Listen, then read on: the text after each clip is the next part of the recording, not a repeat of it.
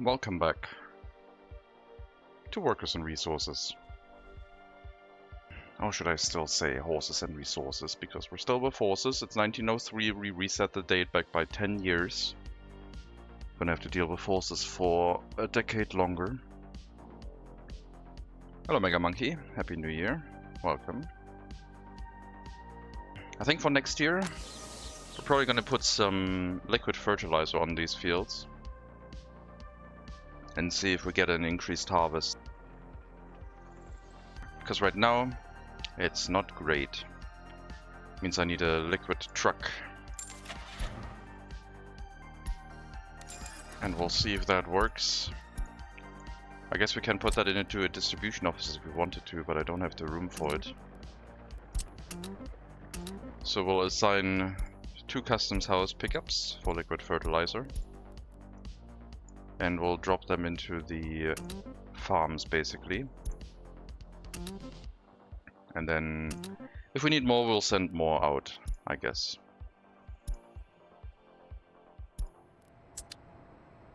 Hopefully next year we're gonna get a better...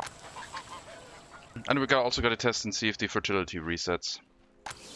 If we don't fully harvest, maybe the fertility is gonna stay very high. And we only need to have the liquid fertilizer import once to get 200%. Also 250% fertility harvests. That would be great. Definitely need more population. We need the secret police because currently our loyalty system is getting messed up. Because the secret police can go all the way to the settlement and that is not great. So we need some highly educated workers working in the secret police on that side. And hopefully that'll work out.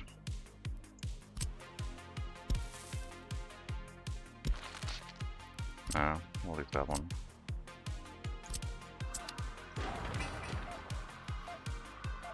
Shouldn't take too long to build.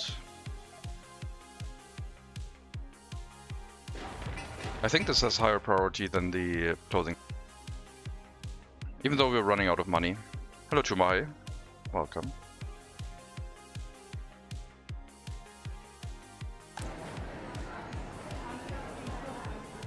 But yeah. This year's harvest is probably going to be quite terrible because of the low amount of workers we have right now in the settlement.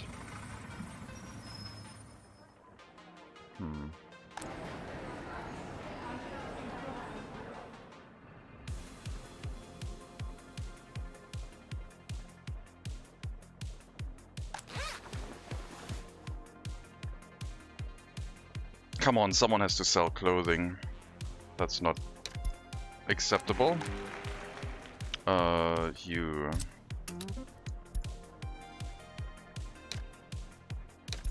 Small store, higher priority.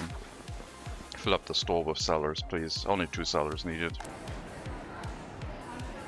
If we assign people to go to it.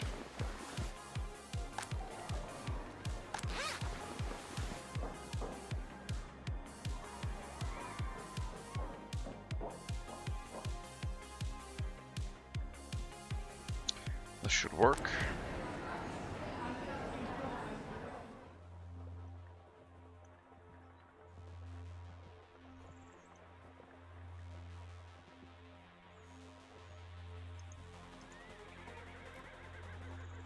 Okay, this is looking not so great. Are you waiting until loaded? No. I guess you waited until loaded for long. Because we currently don't have any food. I might have to start importing it. Or we import crops, I guess. We might switch over to imported crops, I guess. That might be more reliable. Okay, you are going to wait until unloaded, stop using the end station.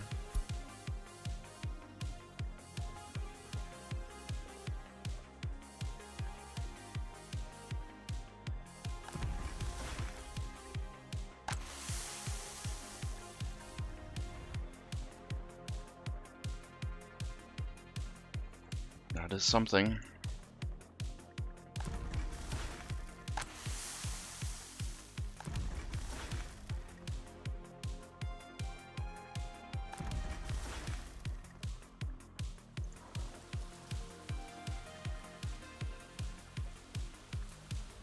Yeah, We'll try 200% fields next year.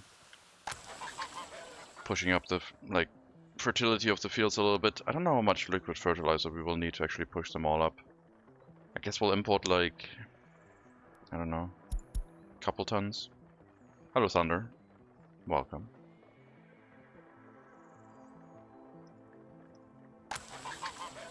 I mean, we got time. Once sowing is done, we can check how much liquid fertilizer we need. I'm gonna call you Das if that's okay. Das is okay. What's the price of electronics? Uh, 435-ish. 430. I was looking at the graph instead of the number and trying to estimate the price.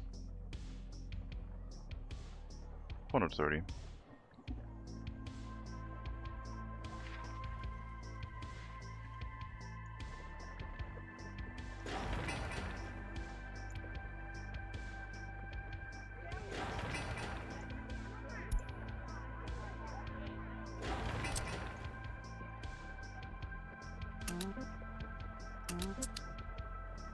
More resources, some workers please.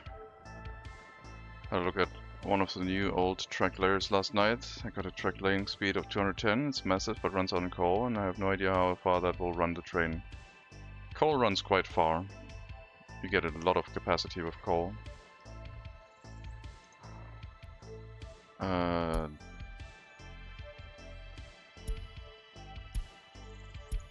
guess I'll set you back to low so you actually maybe keep running.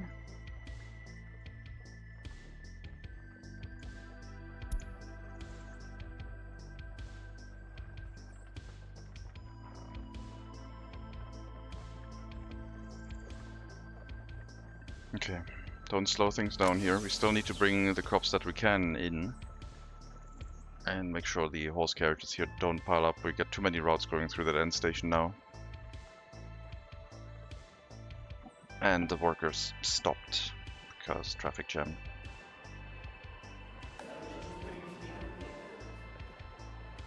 Okay, the amount of highly educated students we got is doable. The fact that their loyalty is sometimes unknown is not great. But in general, we still know most of the people's loyalties, so the orphanage, I guess, is still working. Maybe I don't need the secret police, but I still want it. You see Lucky's game earlier? He's in 1923 and electronics is much cheaper on his map. I wonder if the time script is doing something.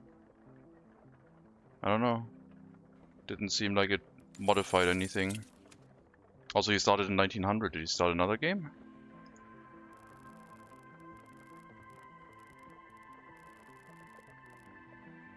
It might be messing things up. Doesn't feel like it. I mean, it looks like it's just a gradual climb for everything.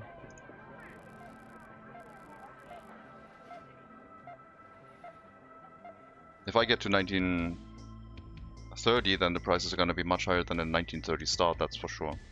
Because it doesn't adjust the inflation again.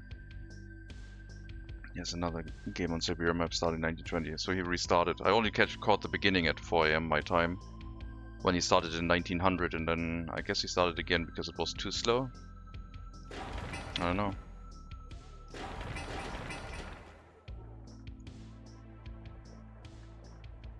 Not sure how long the 1900 start continued until he reset.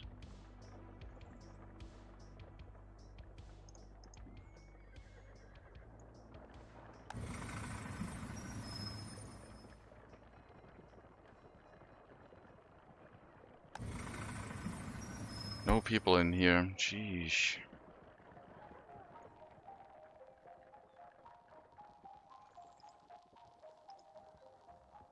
It's brutal. Well, we are building another house too, so that one may have higher loyalty only. It's mainly used for like citizens with basic education to do a harvest, but they can also work in the nearby area.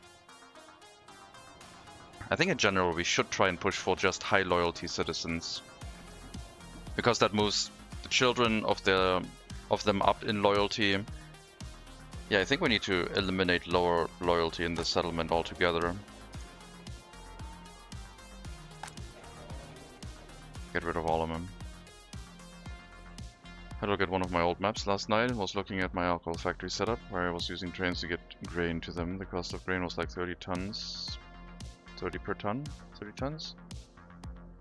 The alcohol was selling at a massive price. It covered the cost very nicely. Yeah. Inflation does play a huge role over time. Hello, Rickety Railway. Welcome. 90,000 rubles. Money is dropping.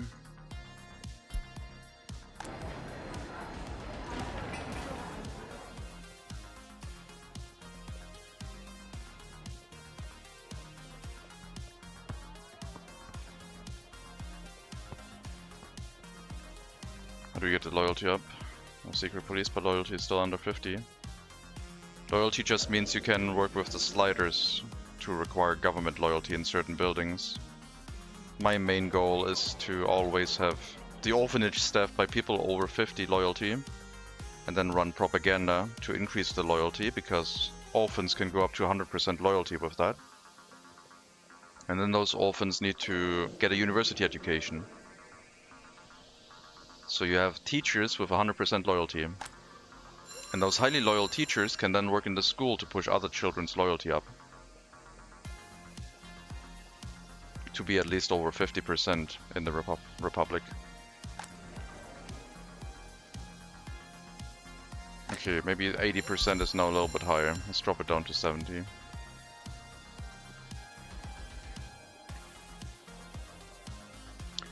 Looking into buying the DLC. Can I enjoy it without using any of the buying the game? Can I enjoy it without using any of the DLCs, or I really need them? No, the game is perfectly fine without DLC, and the DLCs just enhance it in certain directions. They are add-ons, not necessary expansions. And then those kings turn into right-wing supporters. No, left-wing supporters. Get with the game.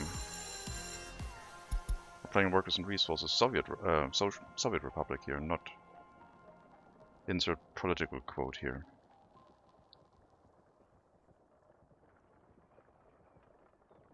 But yeah, it can be slow for these students to get their education. That is absolutely fine. Let's not move the very loyal people in here again. Let's just get a nice split of any other loyalty in that building. Very loyal, highly educated.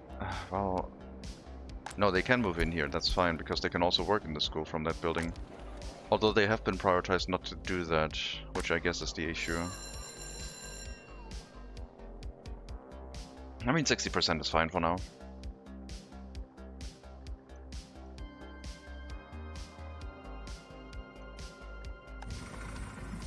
Definitely need more people.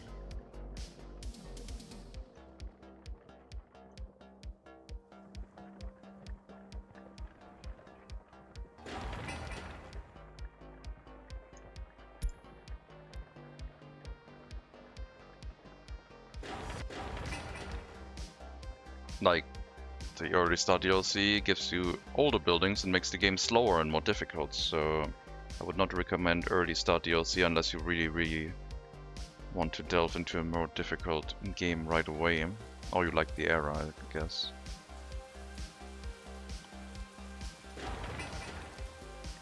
Biomes DLC gives you more challenges in regards to the maps behaving differently, which only makes sense once you already know the game and you like it. And the world map DLC is starting in different, like, custom world maps and some different new buildings with, like, just like as alternatives to existing buildings. Hello Raul, thank you very much for the follow, and welcome to the stream.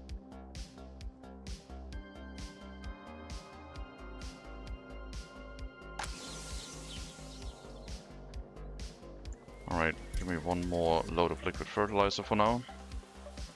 We do have distribution offices. I should probably plan for them, but I'm also like, we're almost out of money. What are we gonna do? Well, right now apparently not produce enough food.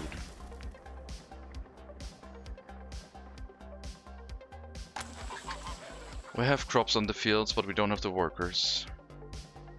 I guess I need to follow and watch more to see more about what the DLCs offer and the way they change the gameplay. You are welcome to do so. Thank you.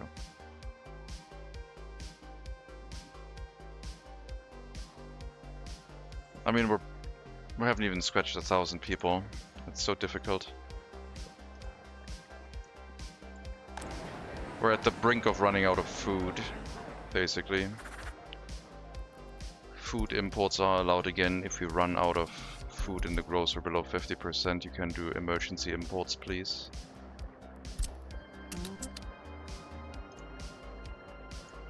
We don't want the settlement to starve.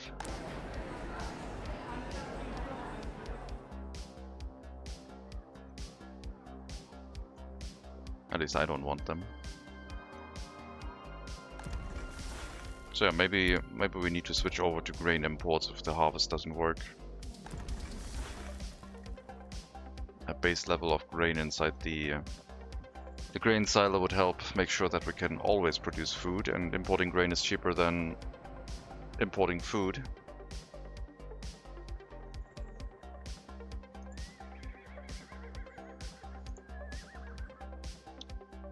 The horse carriages here should also be allowed to do so.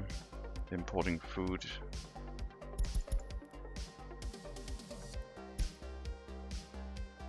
If there's less than 50% in the grocer.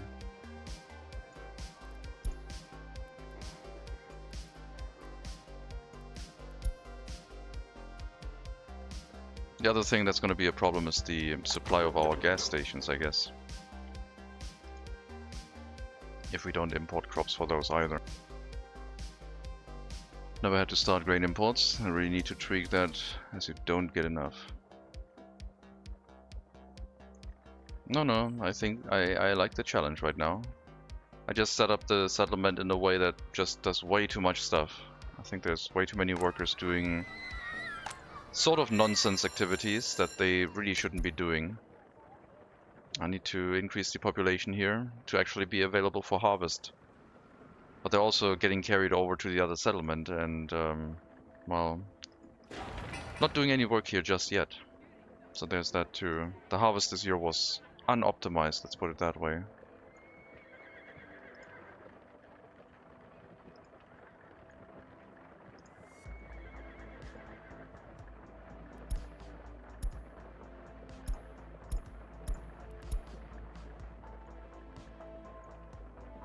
If it was me, I would give, say, 100 tons big field, 60 medium, 40 for small. The medium field, we got 70 tons out of it. But I don't have the workers to harvest it right now. They're like, we only got 15% out of the fields right now. I don't have any harvesting machines. I have to harvest by hand, which means I need more workers to actually do the harvest. But we should be getting 33% more harvest next year. If I can set up the liquid fertilizer and we can push these to 200%. Maybe 250. I think it only goes up to 200. So many grains, so few hands. Yeah, the children yearn for the fields, I guess. I don't know if you up the field level of crops, you get more. Yes, that's what we're trying to do. I wanted to set up a distribution office here to help with the farming. And I have not built a horse distribution office yet. Jesus Christ, okay, that one is not as small as the horse technical service. Also only holds 7 vehicles. That I think is way too large, but I guess they don't want you to build a giant amount of distribution offices with no size involved.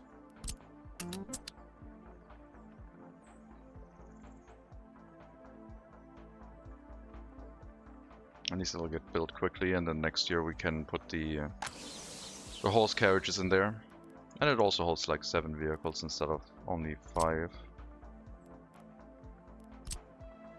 But it's pretty big. A little bit too big, I think. I thought all horse buildings would be small. I was wrong. So this is a 10 size building, this is a 7 size building. And this is a 5 size building. Yeah, they really didn't want you to have that, I guess.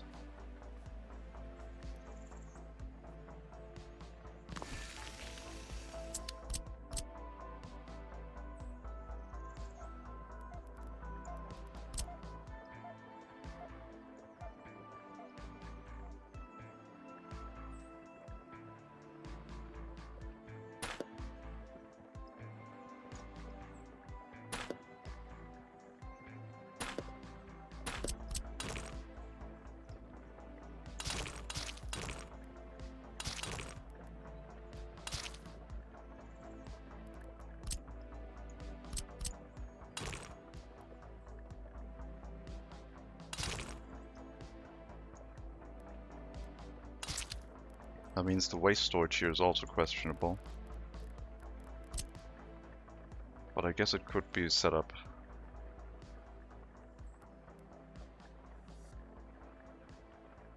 But we don't need fertilizer.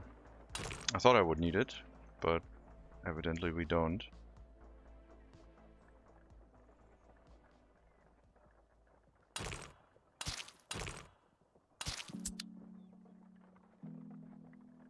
Just build it like that. We'll terraform a little bit. Flatten this out. The train is gonna go through here, but there's room for more buildings. Would be interesting if we got money for passenger transport instead of the free bus rides and other things. Well, that would completely change the game away from everything, because then you could just make money domestically, and that's not how it is set up. You either go full autonomy, or you do a lot of trading, or a mixture of both. But you do not extract wealth from your citizens. It's a socialist republic.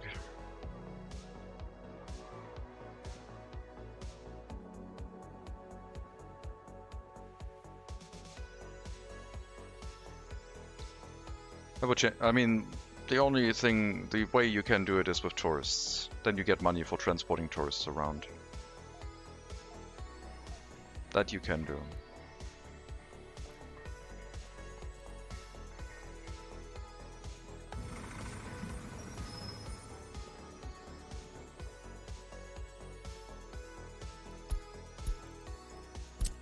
A lot or a little. Depends on inflation. And sometimes the money goes crazy, sometimes the money stays relatively low. But you do get a lot of money from tourists in general, yes.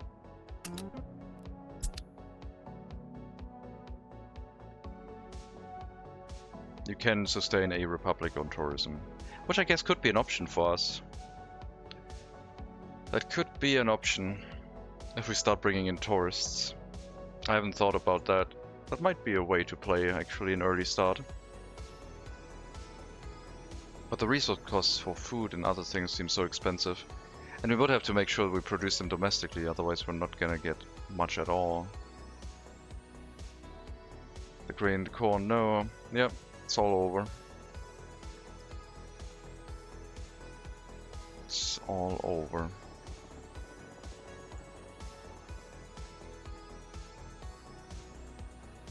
Didn't have the workers.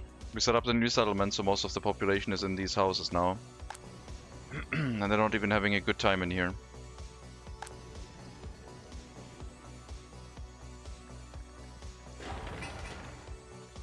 I think I need an end station for that settlement. I also need to make the bus stop proper, but I guess right now it works.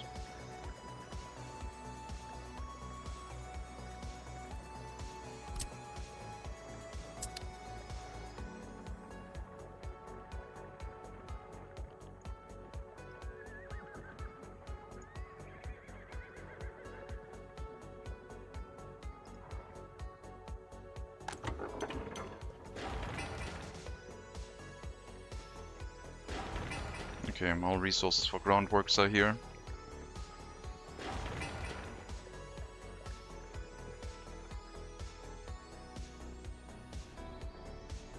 Bad harvest indeed. Let me get those carriages.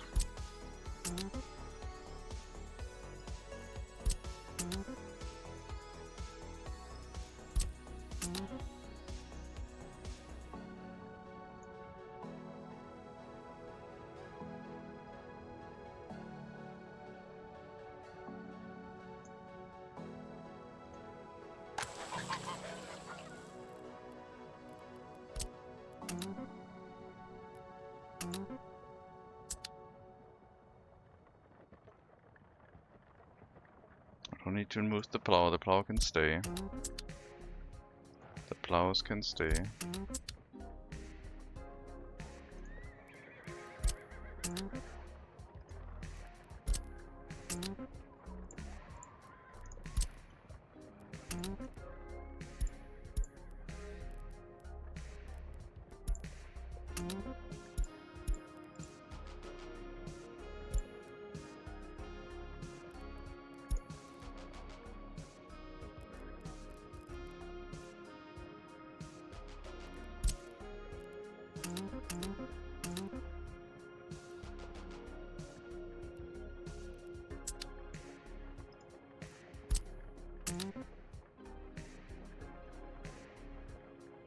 Maybe next year. Maybe we can fix it next year.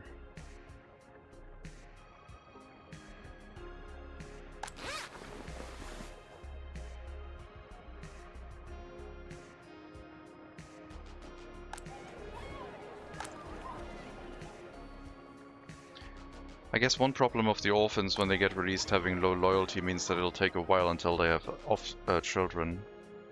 So keeping the happiness neutral is probably okay.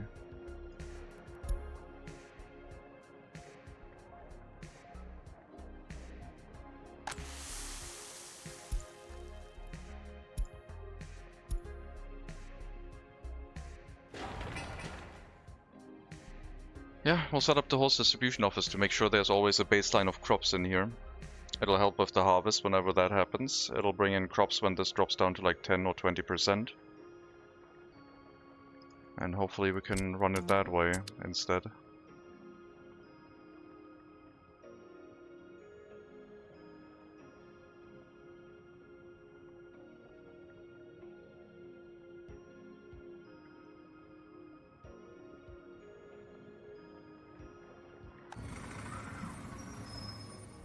Man, do we need more workers.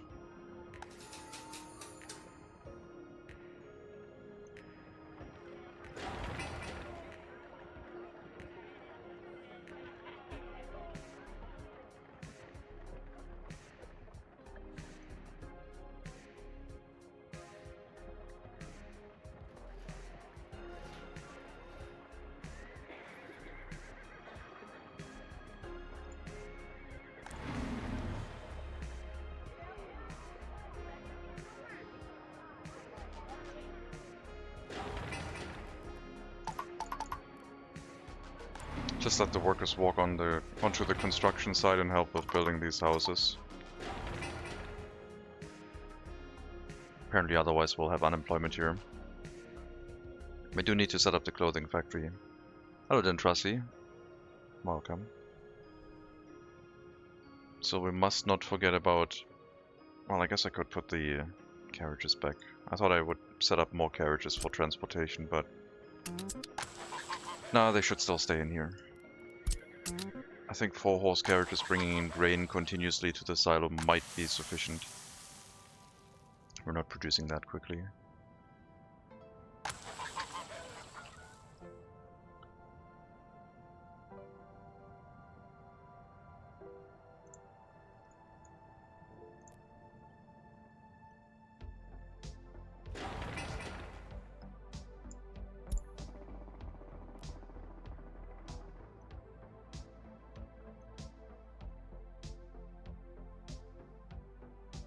So you could optimize this. If it works, we'll have like 100 tons of crops. Over 100 tons of crops, I think. Per field, which would be good.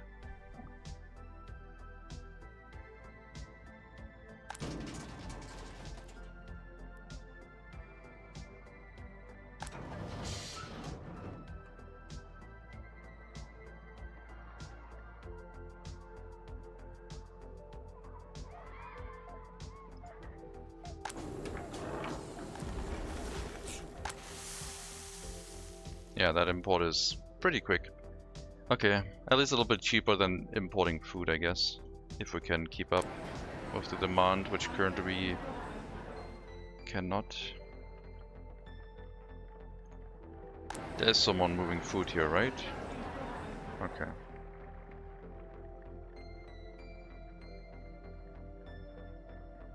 Yeah, maybe farming, maybe you can actually do it with importing crops because we need so little food, but it would still reduce the cost.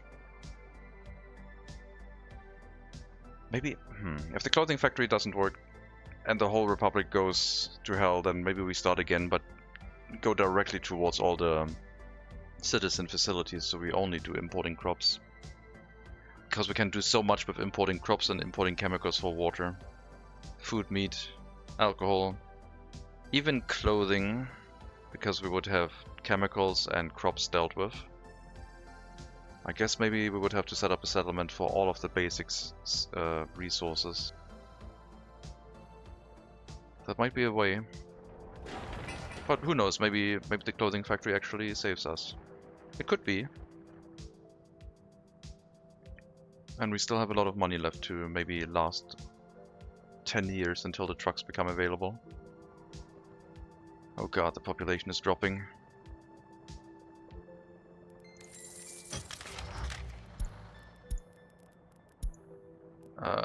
Heating plant? Are you making me regret not having the horse carriage bringing workers to the heating plant again? That's not good.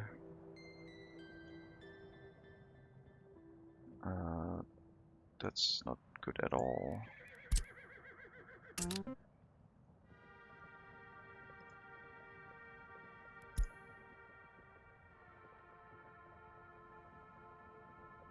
Yeah, that's fine.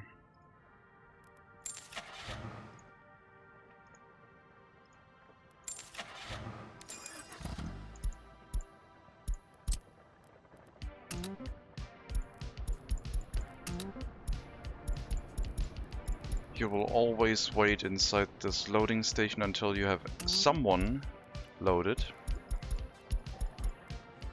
And you'll bring it to the heating plant, please.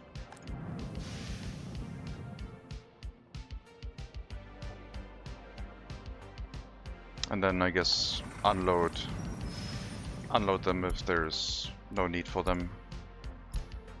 But that's the route you're running. Make sure the heating plant is staffed.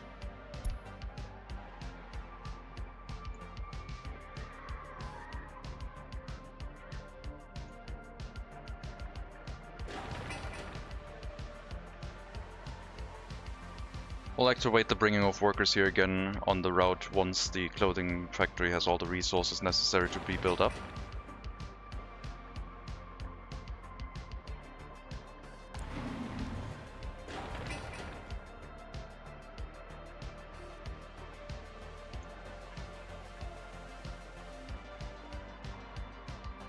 Yeah, maybe only all farms need to be relocated.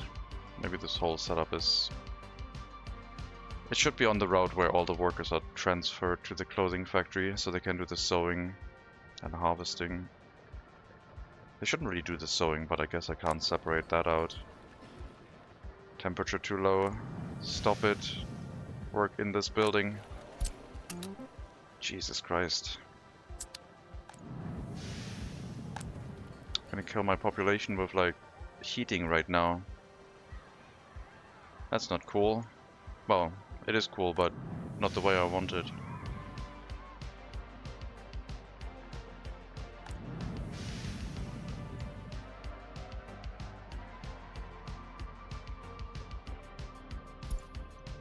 Okay.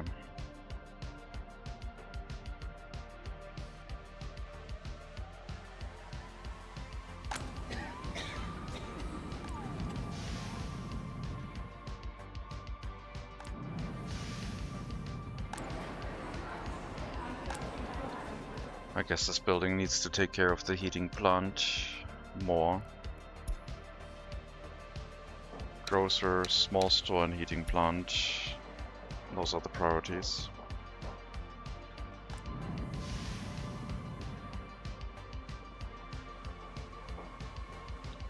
Which means that the horse carriage here is probably not needed anymore.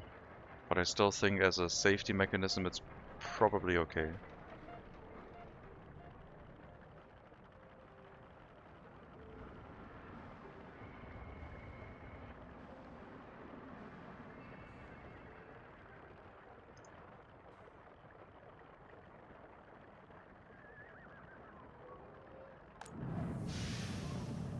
No, I think we're good now.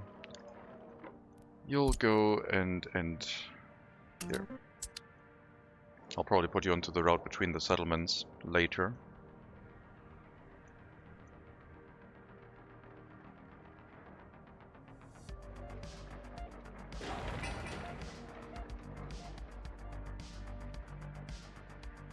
Slowly getting our resources delivered. We have not done any export of boards this year. This is old statistics. It needs to update to last year so it counts correctly. So these are also not... We shouldn't have exported... Wait, did I do something? Did we start exporting wood? Or is this old information? I think this is old information. No, we do have some exports.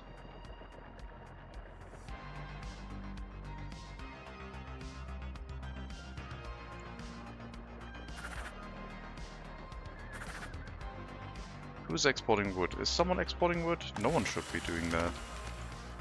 I did that in the beginning. I don't think that information is correct. Yeah, we didn't export anything. That's from like last time, I think.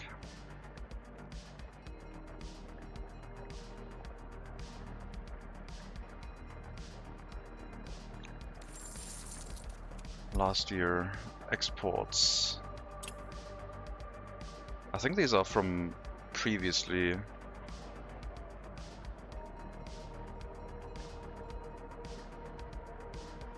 pretty sure I didn't export any wood. I have not set up any line to do so.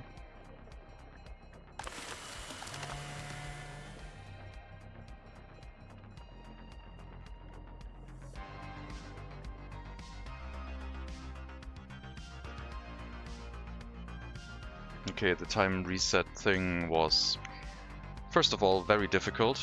Hopefully we'll survive. And second of all, very confusing with the statistics. I'm not sure if I'm going to put that up for a vote again, because it is very confusing.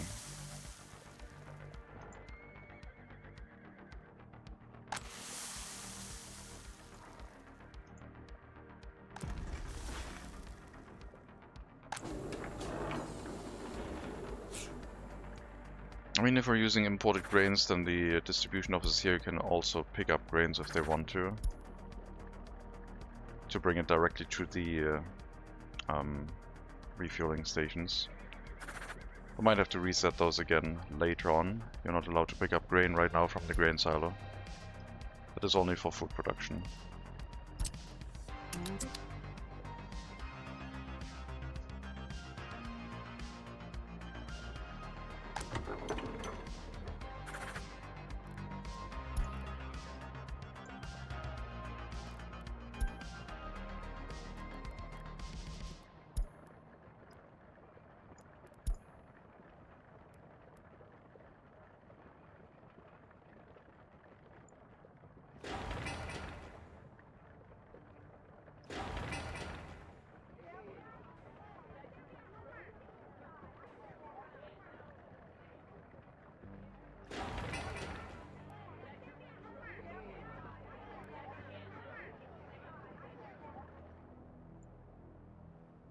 Can wood be a product from recycling? No.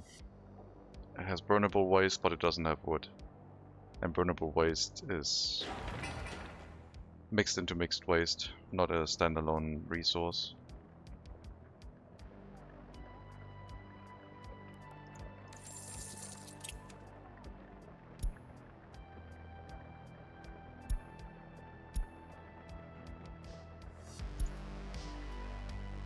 Yeah, it does say we exported wood, but I think that is misinformation.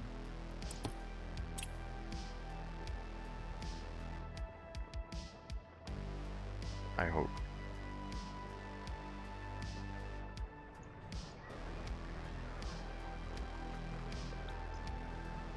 So we do not have any distribution office or route assigned to the board. There's a distribution office assigned here. But you're not exporting any wood. You just have the option of like loading stuff, and the wood cutting post is deactivated anyway. And then you are assigned here so you can load boards from it, but not to export, just to transport it to the repair stations, the carpenter and veterinary. There should be no wood export.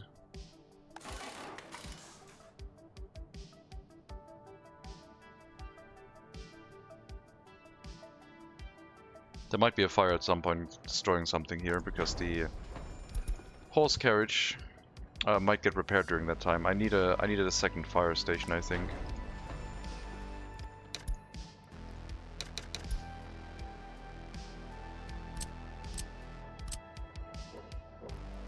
So they can alternate repairs.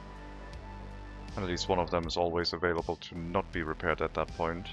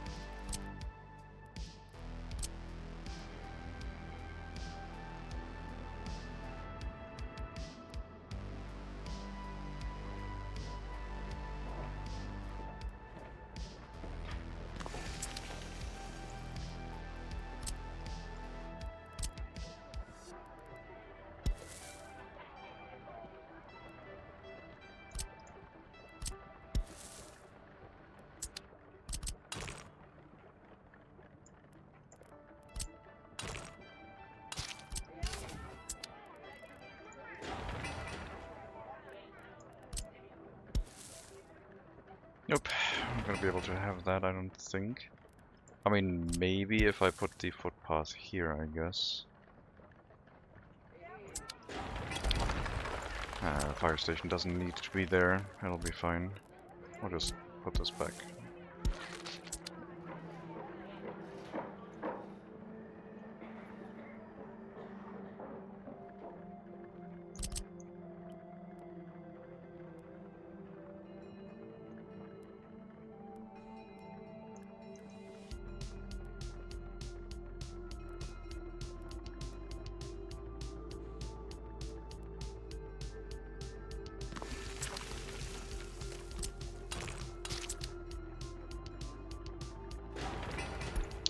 Let me know when that one is done.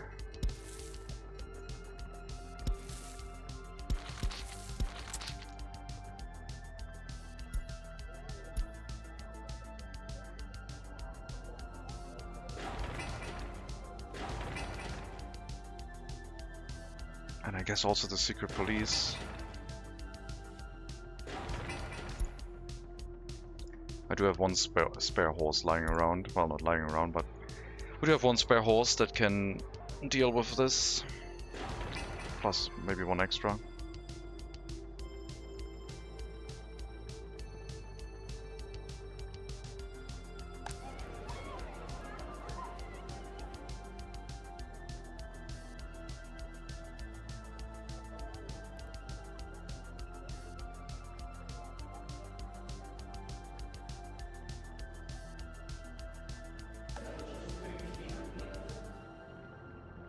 Higher education at 22%. Get your university education, finish it up.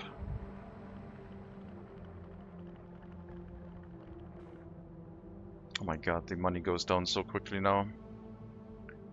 Inflation has struck.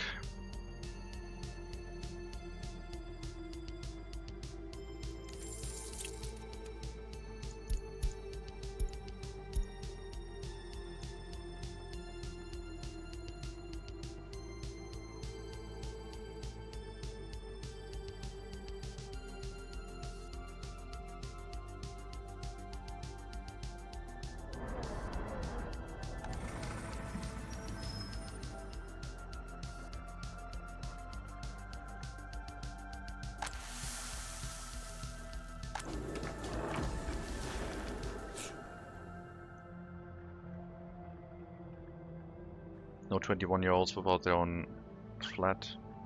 Got plenty of free space. Some unemployment due to small children, which is in a new settlement because I have not built a kindergarten there. I want to waste the heating on a kindergarten. I'd rather have more housing.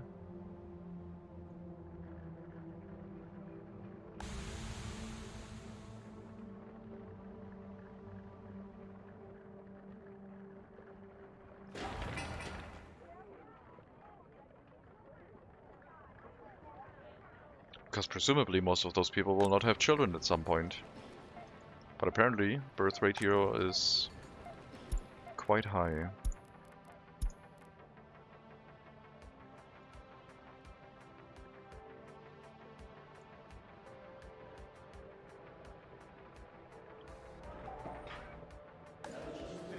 Desperate citizens making children.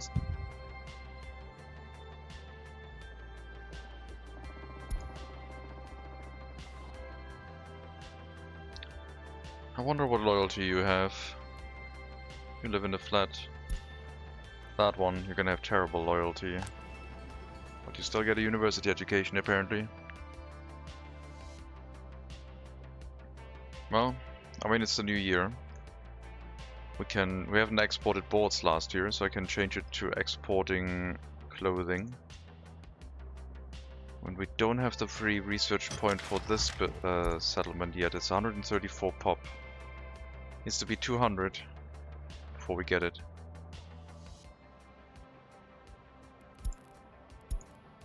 Maybe we will.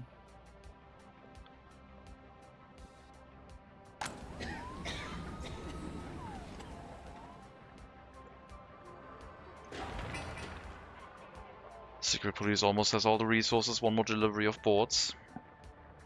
I should bring the horse in here already.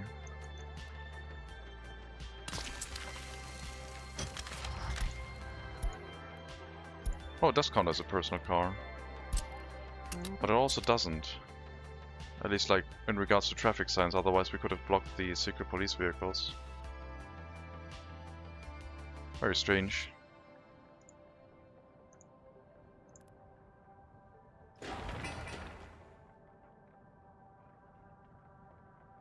Hello, Angry German. Welcome. Yeah. Well, I mean, we'll see. Population is still dropping.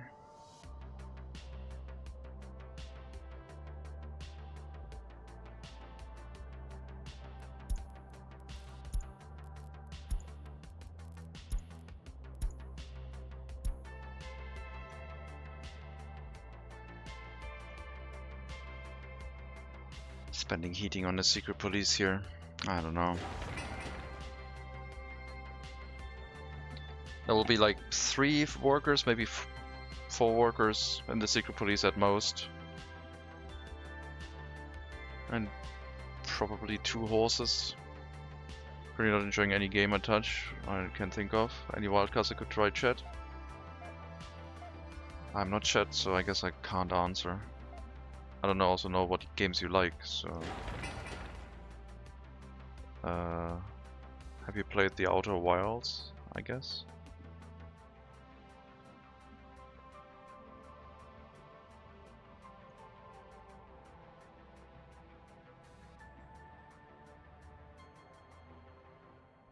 Caught and not sports games. Okay, so no fishing and no sports games, got it. News Tower, yeah. Tower Networking Inc. probably played that. The Outer Wilds for an interesting game experience.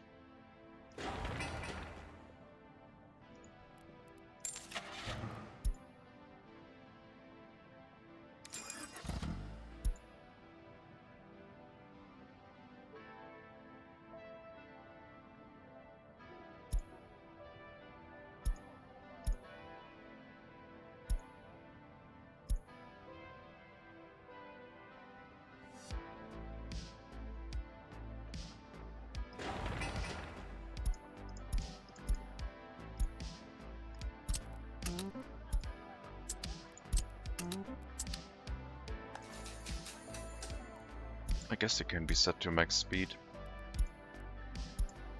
they work in here.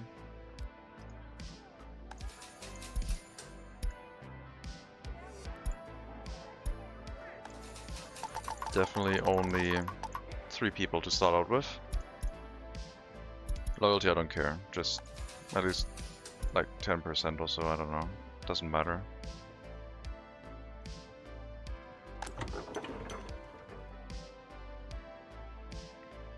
We can try the demos that we've tried on stream. The Path into the Abyss for a survival experience, quite hardcore. Mine Mogul demo for automation game. Cosmotier demo for space exploration, fighting, starship, spaceship building game. They're all quite cool.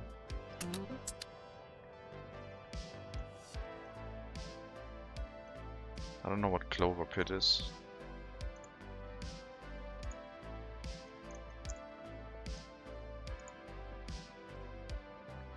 Okay, gambling game, I guess.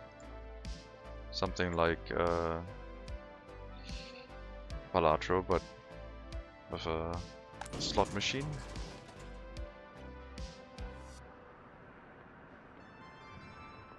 From the looks of it.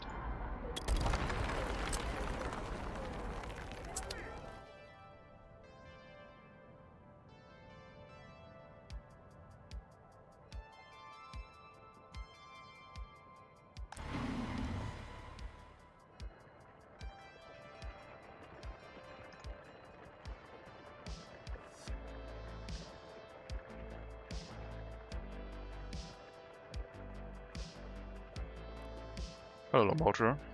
I had to watch Starship building game as well. It's so nice. It's really good, yeah. Got multi-ship going on now. Venting of excess heat is working well. Got a transport ship.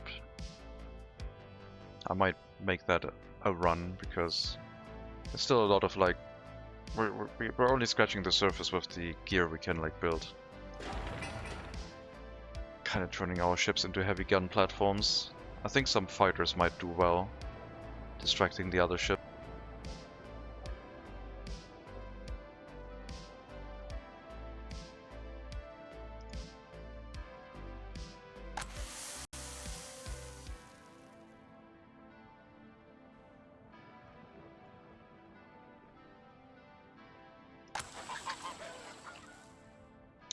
Two cubic meters of liquid, or 2 tons of liquid fertilizer. It's not gonna be enough for the fields, I don't think.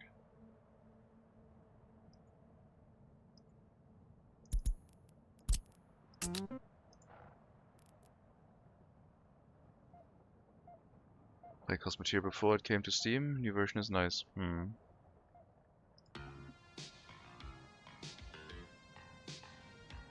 So yeah, today afternoon I'm gonna do a race. I'll probably stream it, and then after that Euro Truck.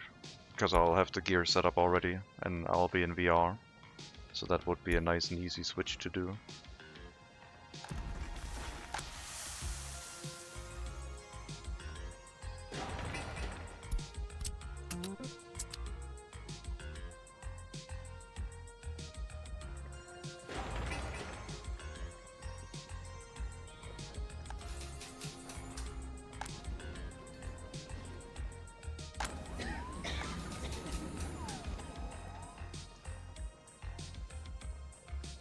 What are the highly educated people doing? Currently idling. I mean, the secret police here is supposed to support the one in the city, because it'll be faster at checking the buildings in the area. If we do have workers in the secret police, I guess.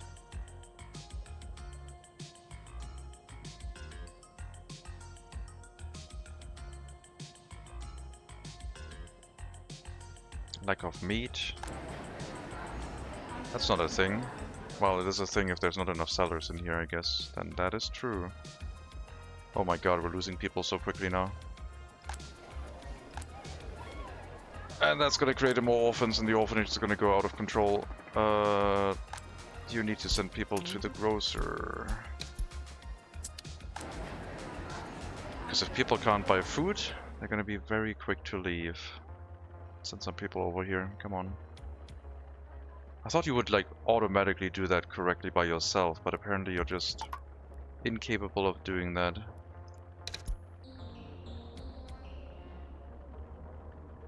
Really doesn't like it when I provide insufficient space for workers. My god, we dropped so much population. Probably escapes.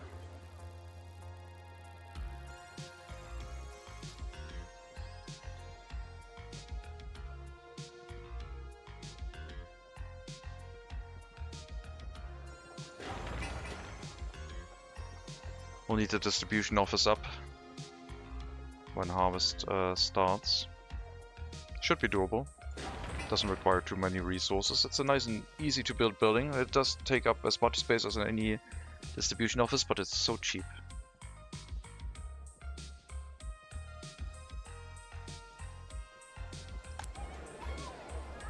Oh boy.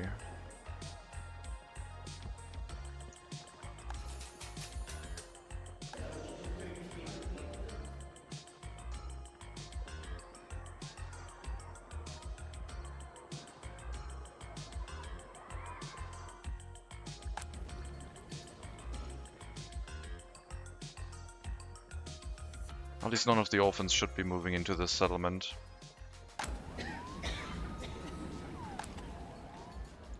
The highly educated people here are leaving quickly. They do not care for this one bit.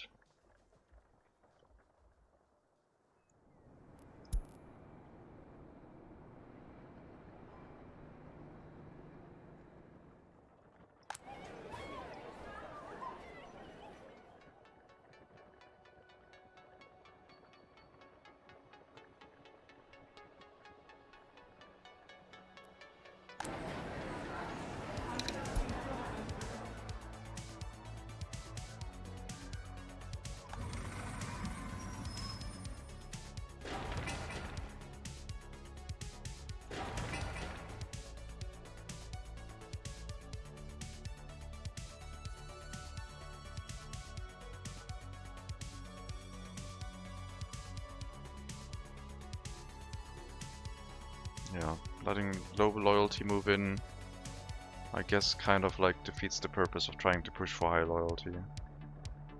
So maybe these houses all need to be set to 50% or higher as well.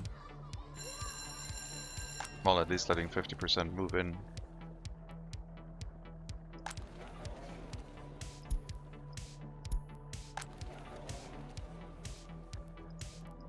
But only once the buildings next to the orphanage are fully staffed.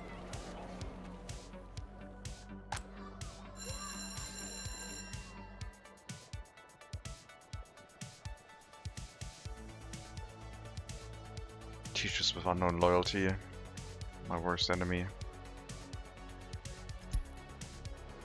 Well, at least it's the house with the high loyal people, so that's probably fine.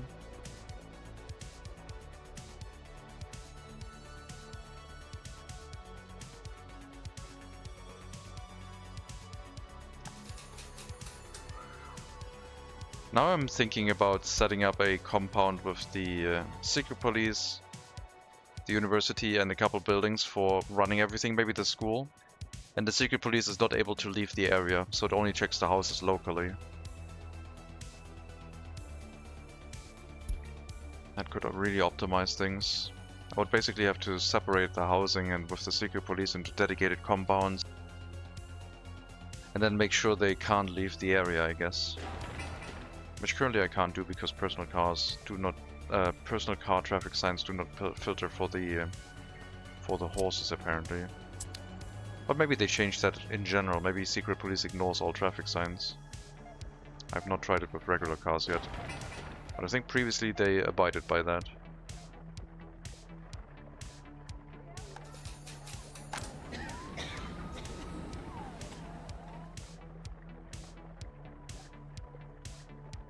Also, the monument here hasn't been built yet, which means that everyone's loyalty is dropping rapidly.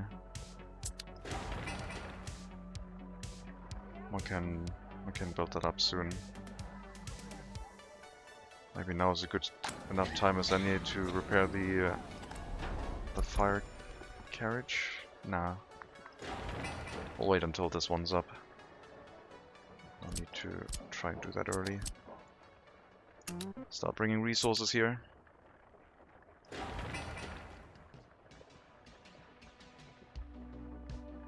I also need a refueling station to speed this nonsense up. But that's only an issue when we have construction vehicles here. Let's see how much liquid fertilizer we need.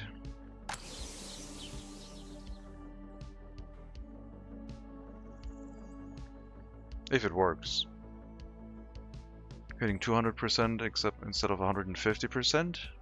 We don't need solid fertilizer because that goes up by itself. And then once it's at 150, we throw liquid fertilizer on top and increase fertility. That's the plan. Let's see if it'll work. I'm doing the last 4 fields really quickly. I'm pretty sure we need more than we have right now, but I don't know how efficient it is. And if we don't fully harvest it, it might not reset the fertility, because it doesn't do it from 150% either. Which is good knowledge for next time, because then we can start with really efficient fields right from the beginning. And we don't have to bring in more fertilizer if it works.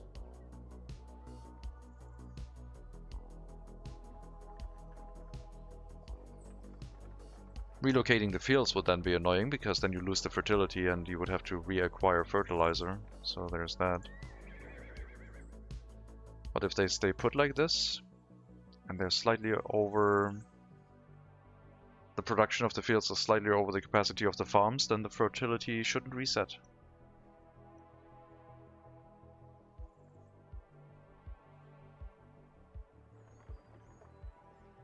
We should set up the distribution office to only bring crops from the warehouse to the grain silo when there's more than 10% in here. Because that would leave crops in the farms for feeding the horses, I think. So they don't have to leave for the feeder.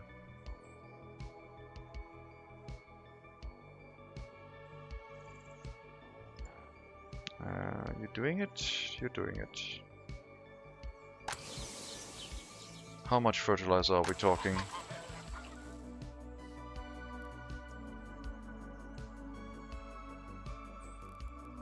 Got 1.9 tons.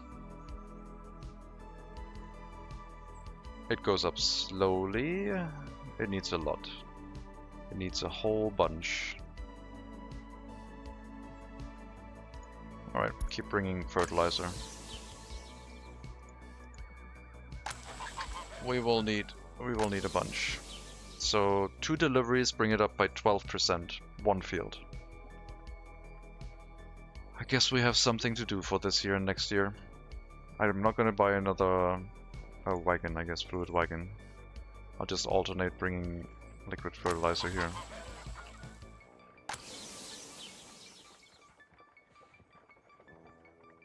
That's, yeah, we could calculate that. That means it's 6% per delivery per fluid wagon.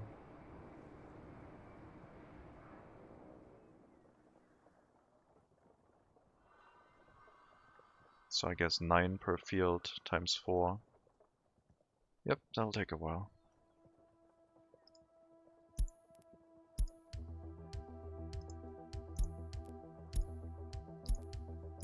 Keep the road depot out of this, I guess. Should also be in the distribution office. But we can do that once it's built up.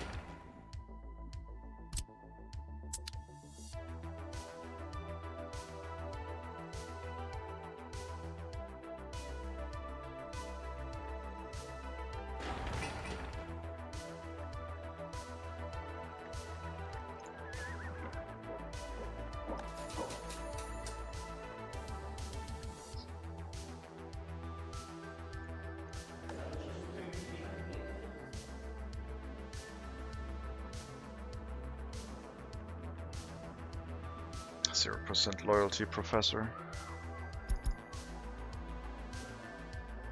Move in as teacher, please. Hello Jitsi. Thank you. Love the title. Horses and resources, it makes sense.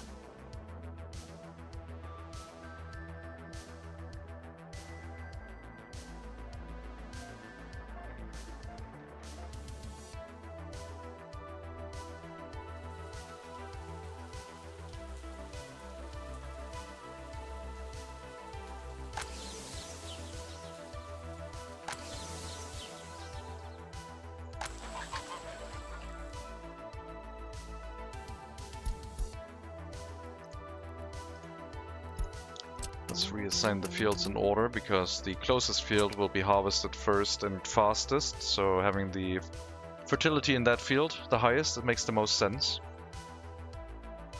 Because we'll get more out of it. It's easier to transport the crops in, I mean.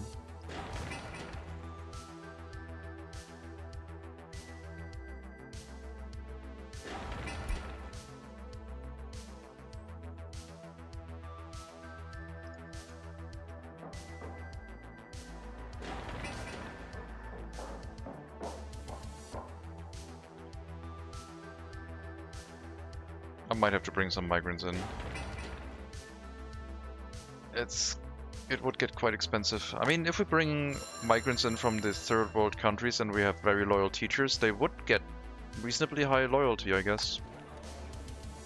Currently I do not have very high loyalty teachers though. You need to all work in the school first and foremost.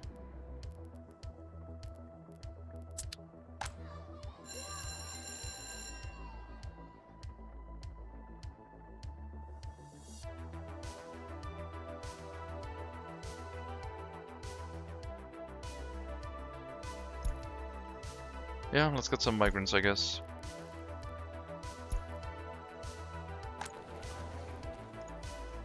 From third world countries.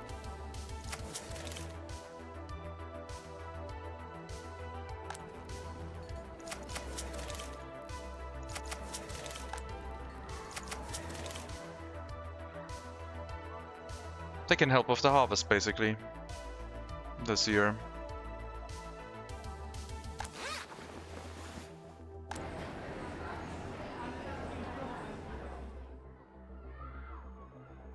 I also need to go to school and get an education, but that's fine. Some of them are almost fully educated, they'll be prioritized, and then they can go work.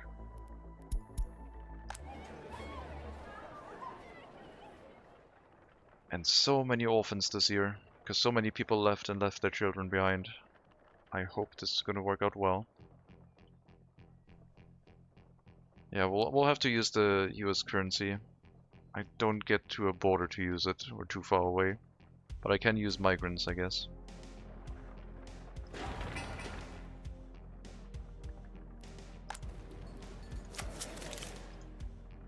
Here's a bad idea. No. Because I'll have to be carried over to the school. No, just keep it to this area, I guess.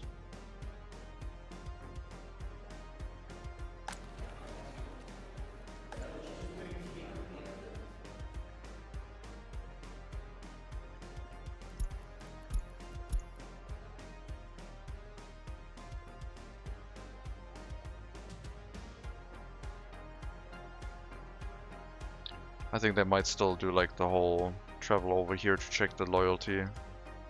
Oh my god. I hope they fix this. I don't want no personal cars traveling between settlements. Secret police should stay where it is, but it doesn't care.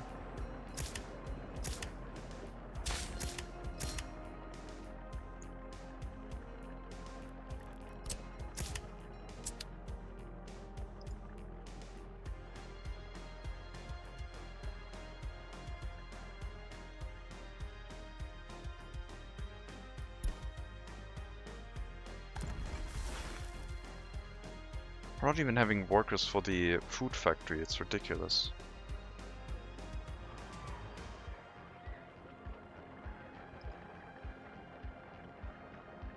I think secret police doesn't count as private cars. I think they did before, but... because they use private cars in there, but...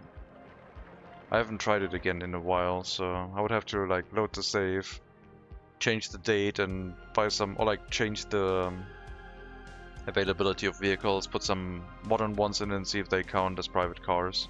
Because I think we were able to like prevent them from going somewhere you didn't want to.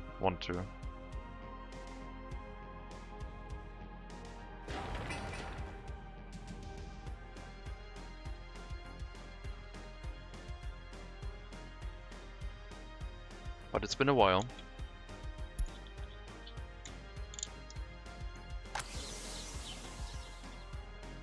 Yep, 6%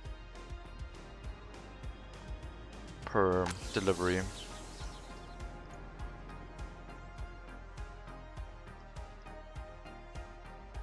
So that's going to slowly increase our productivity on the field.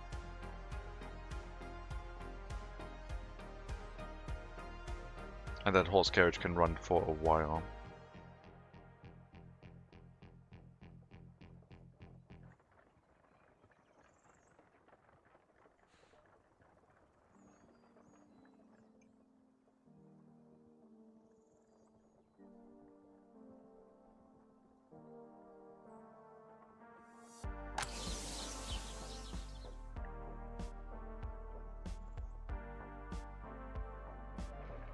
Liquid fertilizer is expensive, but I think in this case it'll be worth it because we wouldn't have to do the import again until we change fields, I guess. That way you save quite a bit and you can make your workers more productive. That might make the... I mean, if you harvest at 100% and now you can just put it to 200%, that might make the work with like laborers equivalent to machines, because machines would always get the harvest done and then reset the field and you would have to bring fertilizer back in. I think we might have to do a farming, low-tech farming run after this, where machines cost us upgrade points, but we would start in 1900 again, so it wouldn't happen for a while anyway.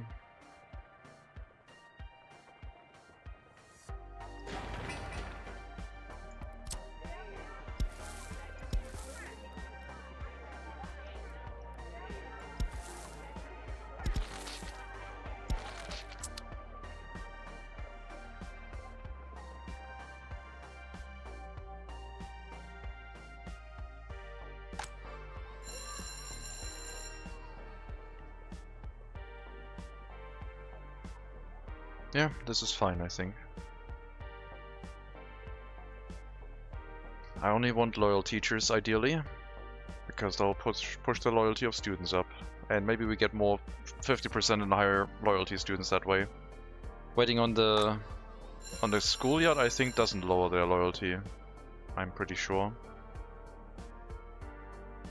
It might, but then they get like, once they start receiving education, they go all the way through without being left at the schoolyard for a long duration.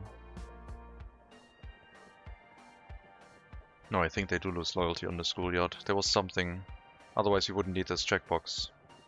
But I figured it was better from some earlier testing. Because once you start pushing the students' education through, you go all the way. And don't stop and push them back to the schoolyard where their loyalty may drop. I mean, as long as you have enough teachers, I guess. You want a positive loyalty tick. A teacher needs to take care of them, and not a negative one.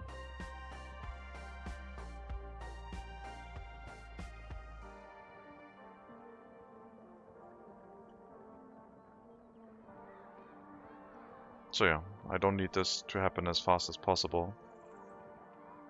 Because the people in here should not get a university education, they have time. We are down to 17% highly educated and it's continuously shrinking.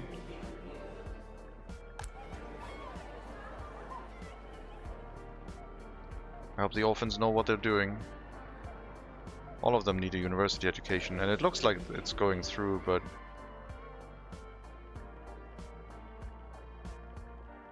maybe not well enough. No, it looks like it'll finish. Maybe we just had a lot of people leave. Are there still highly educated people here? 7. So 1 person left again.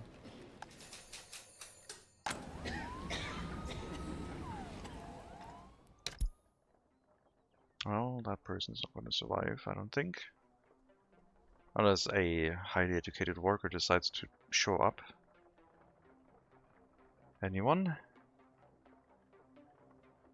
Someone dying in the clinic.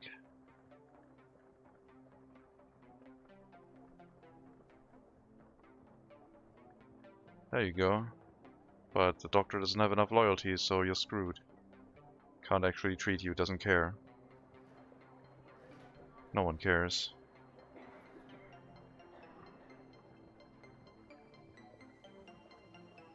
Goodbye.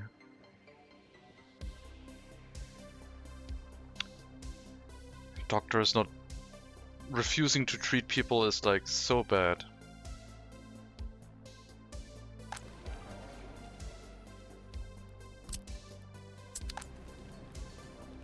Alright, we'll get one set of migrants with higher education.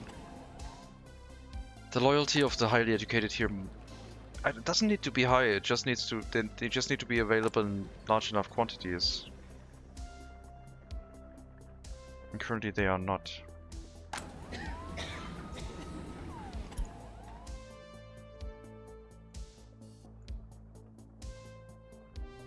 That migration was expensive. Ugh. 2,300 rubles. Goodbye, yeah. Hello, think like.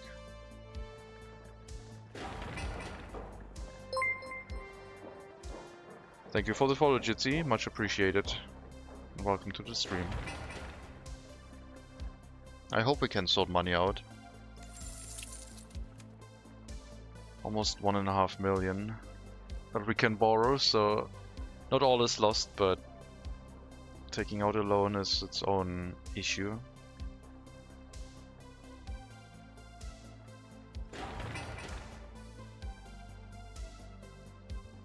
We need the distribution office to finish to be ready for harvest season. So I don't have to micromanage the horse carriages anymore. And hello Burns. Welcome. Okay, I think we got enough crops here for now. We're not even producing anything. Like, it's pain. Go into storage. Okay, we're producing, but directly into the vehicles. Construction needs to be done as much as possible until harvest season, so everyone can focus on the harvest. We need to get the new migrants educated so they can, well, do the harvest for us. I need to have people inside here working in the orphanage.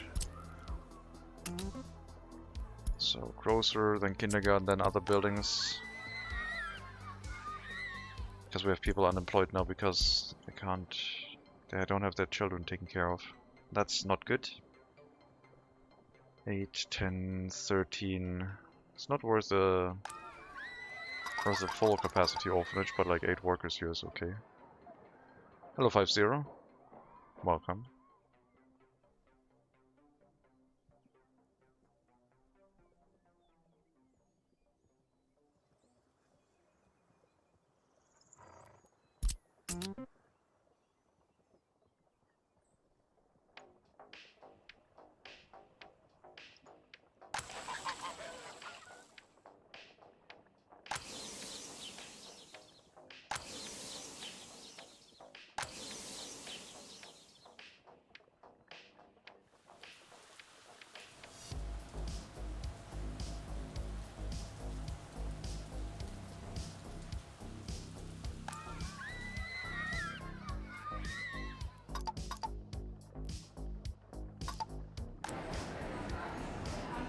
For the early start, they just added global crisis like the Great Depression. No, they don't have real-world equivalents. They just have generic events. They don't want to be associated with real-world events, I guess. Market crashes would... There are generic like price fluctuations. But there's no like every market price goes down or every market price goes up. That is not part of the game.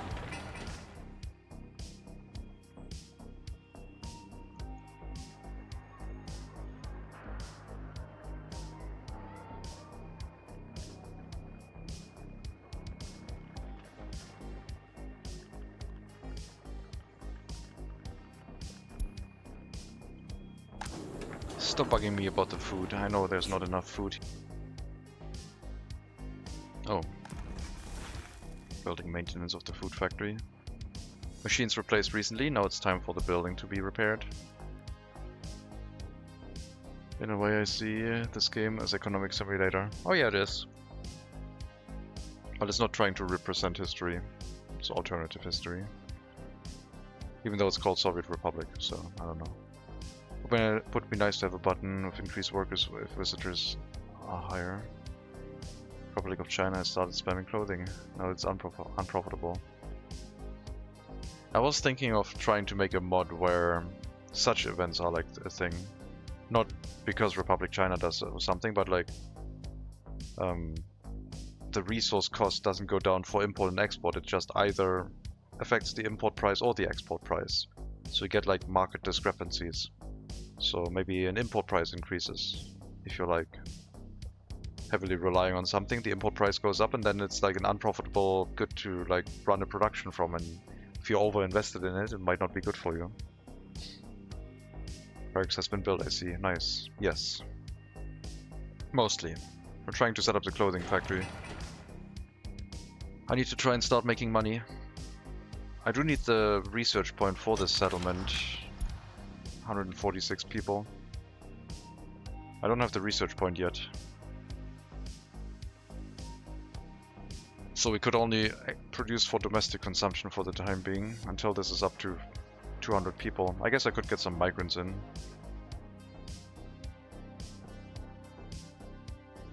Bit more realistic. Yeah.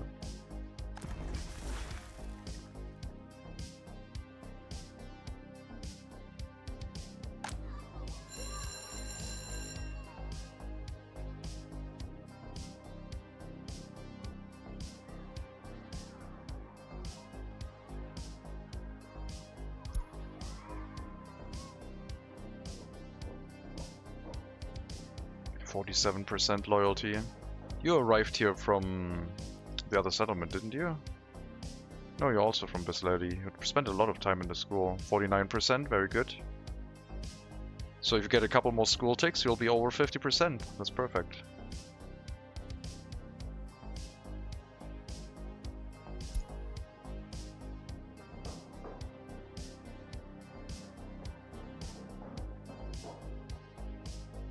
What am I exporting right now? Nothing. In a moment, hopefully clothing.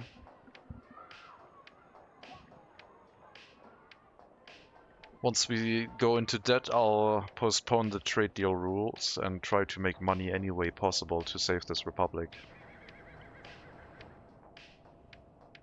Once produced so much alcohol and exported in that single player, flooded the market with it and crashed the alcohol price. Yeah, if you overproduce, you can crash the market price. But I think it would be nice to have those things be part of like the dynamic market system as a increased difficulty variety. I don't know if the modders have already tried that. I tried to take a look at it, but I didn't really spend much time on it, and I couldn't find the event files or like modifiers. I assume it might be just scripts that are running, like these ones, that modify the game.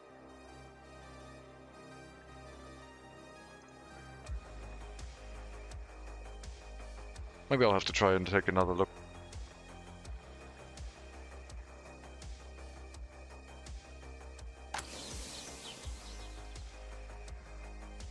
It's nice to be self-sufficient, so you can zero the imports. Yep, for sure. Hello, Eskrimo. Welcome.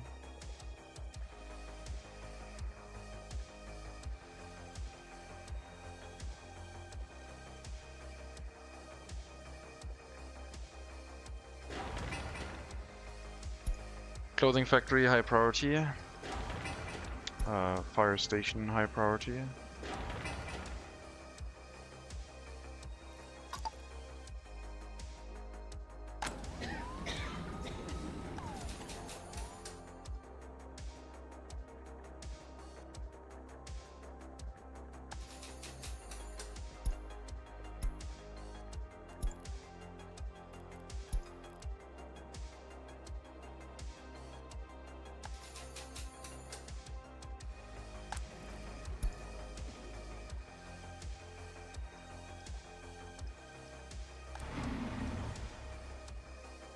So many passengers.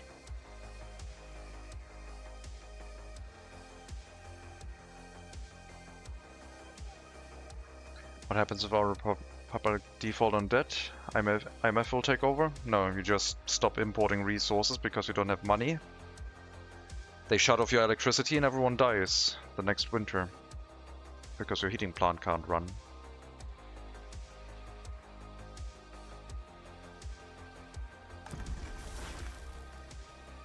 Or you quit the Republic before that happens, so you feel guilt-free, I guess. That's harsh, yeah? It's natural selection.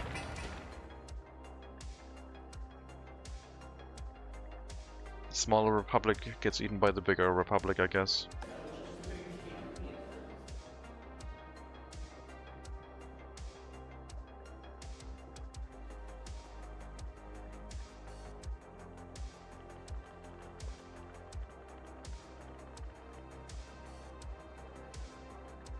Okay, maybe we'll allow 50% loyalty, highly educated people, and higher, to move into one of the buildings, just so this has like a trickle of some higher educated citizens every now and then.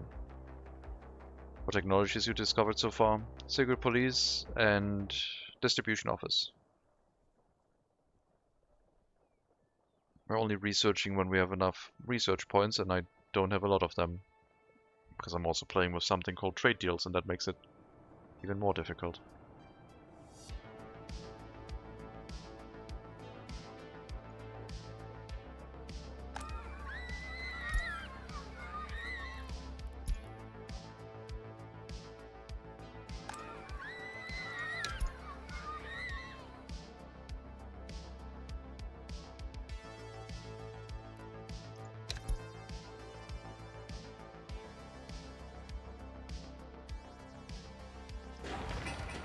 Okay, looks like our distribution office will be done in time.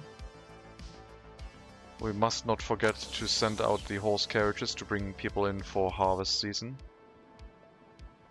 Educated most of them. I kind of wish we would get this building done too, but don't think factory has higher priority.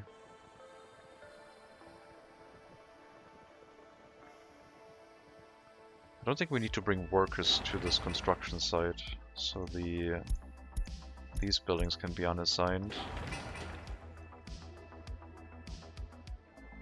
Just the resources, please.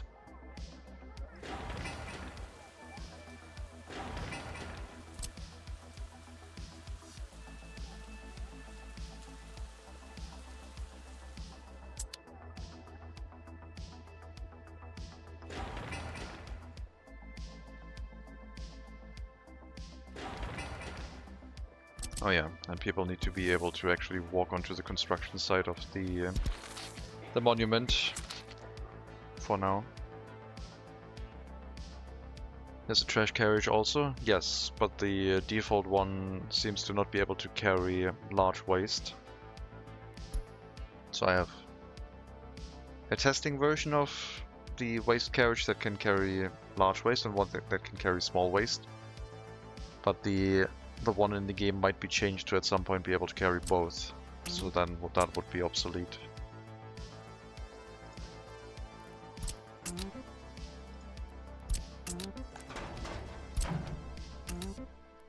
Okay, here.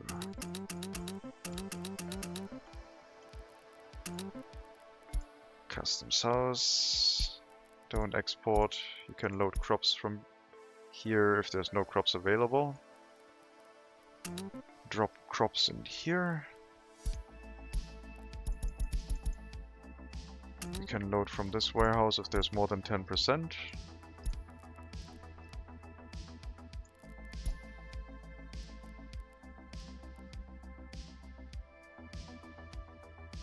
Well, okay, I guess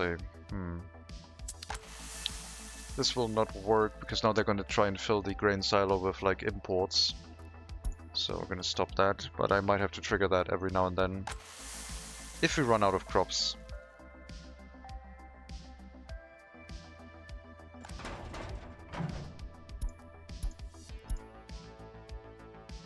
Where's the liquid fertilizer?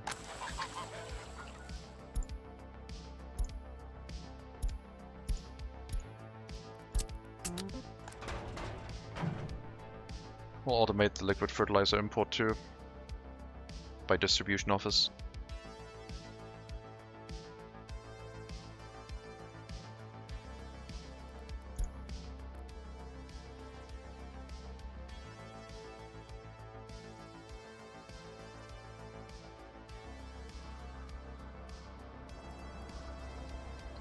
Hated when passengers waited in the bus terminals instead of workers.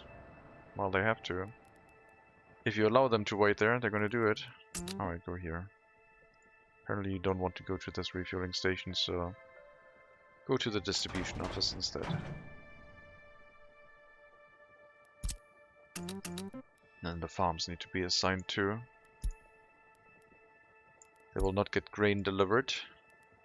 They will get liquid fertilizer delivered. Once the horse carriage is here, we can set up the resource type. And yeah, we'll slowly improve the quality of the fields. Very, very slowly. Only liquid fertilizer is allowed to be imported. And only liquid fertilizer is allowed to go to the farm buildings. Can we do 5%? No, 10% is minimum.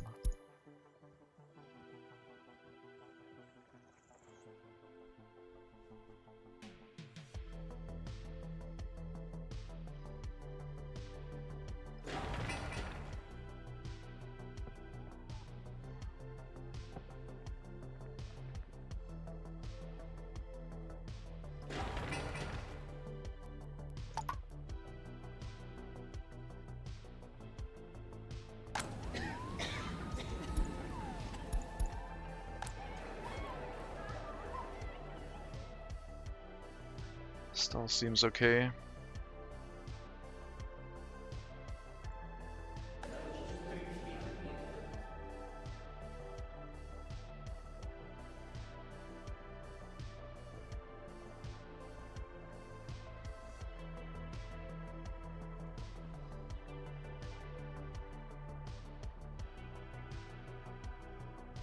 Yeah, we need to let the amount of higher educated citizens recover.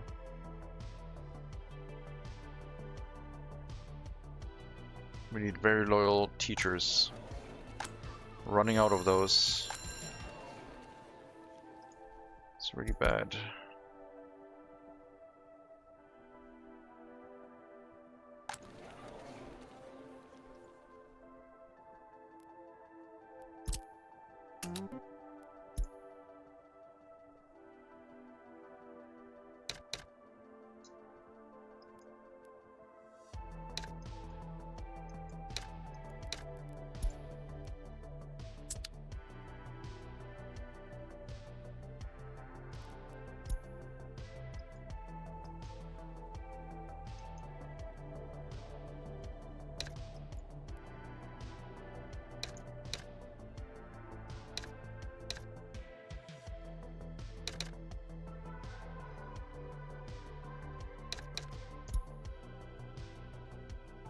Still way you have enough of both unskilled and skilled workers. I always find it difficult to keep good balance for both workers.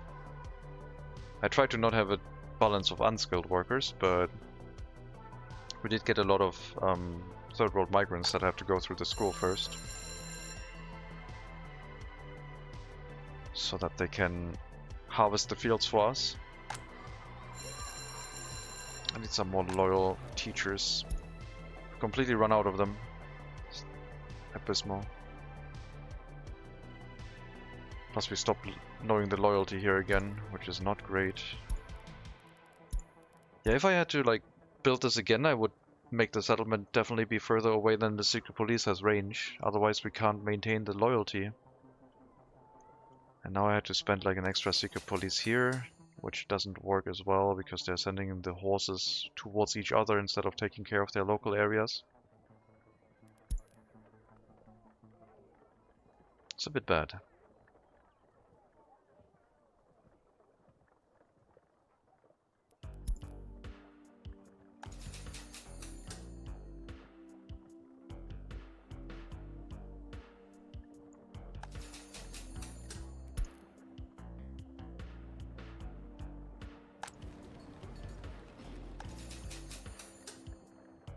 Hello, Hank.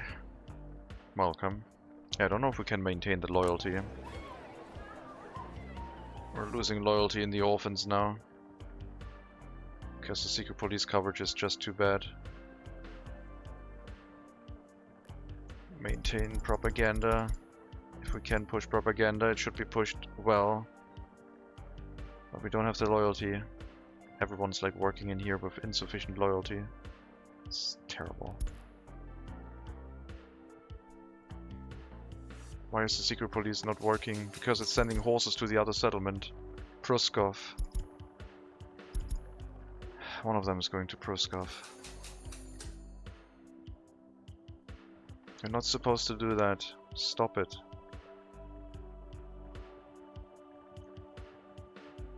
My whole loyalty system is out of whack.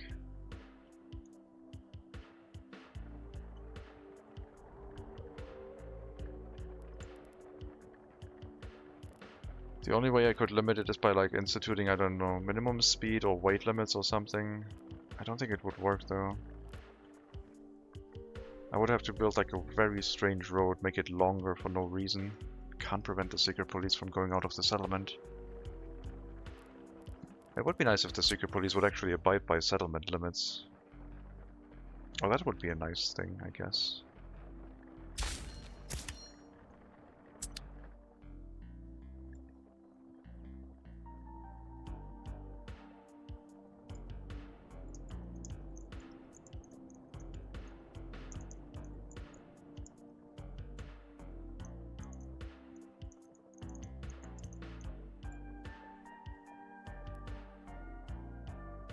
Regular police can't handle uncooperative orphans. It's not the orphans, it's the people providing the orphanage childcare. We're letting anyone with any loyalty work in here apparently, so it's dropping the loyalty of the orphans. It's terrible. Okay, I can't deal with the alcohol addiction. We have to do loyalty. Maximize loyalty.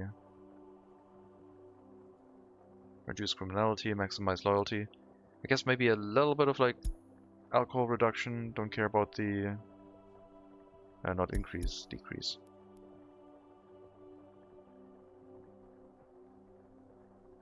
Nah, just time, just loyalty.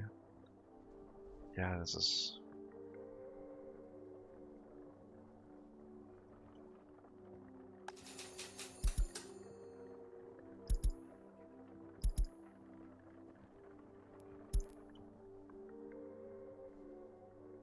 I mean, once the higher education population stabilizes again and we have enough people living here, taking care of the secret police, it might be fine.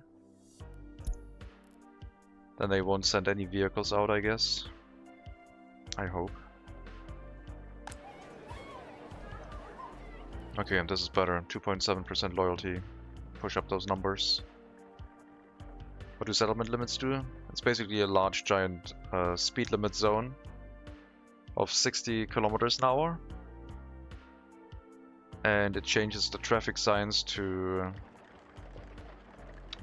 Okay, I don't have a settlement here, apparently. Because I built a road that went through here. What's wrong? Oh, this one. Yes.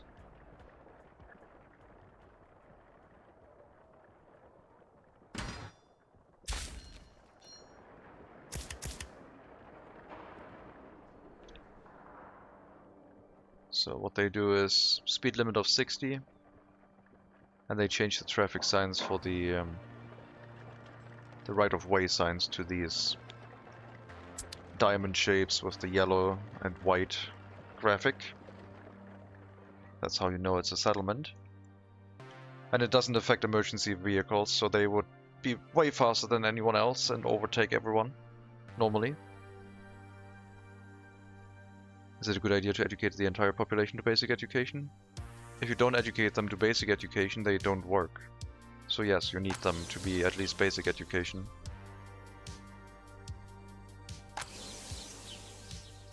They can't even work in the fields with no education, as far as I know. I haven't tried it, but I assume because of the graphic here.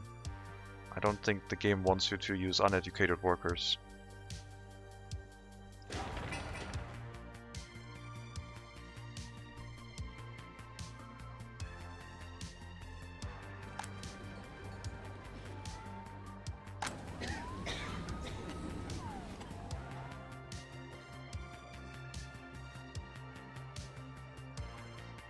I mean, it's certainly going to be an experience. The current run, that is. The question is, could we make it profitable? Project 7 has started like a run and already used mods, so... For us, I guess I would maybe try it again without the trade deals rules, so we could look for any source of profit without having to worry about like taking 2 years to switch a trade route. I would probably still use low tech because that just slows things down, but maybe even that.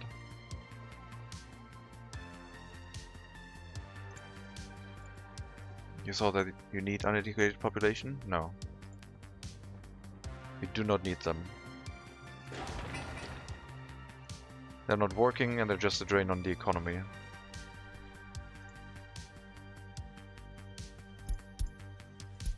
We'll unassign the worker construction officers from the worker pickup area because we'll send out our buses soon.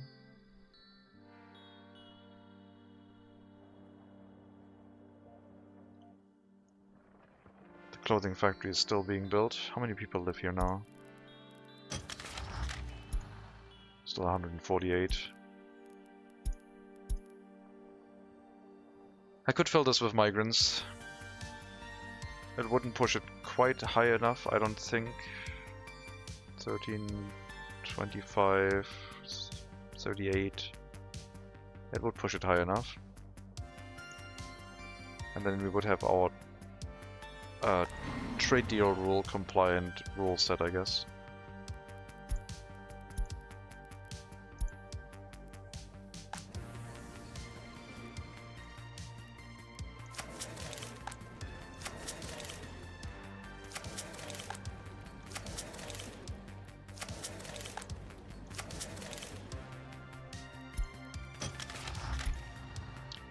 Four more people.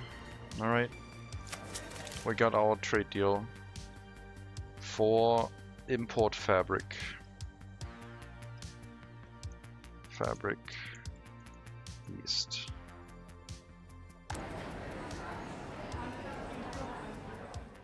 Using US dollar and ruble reserves.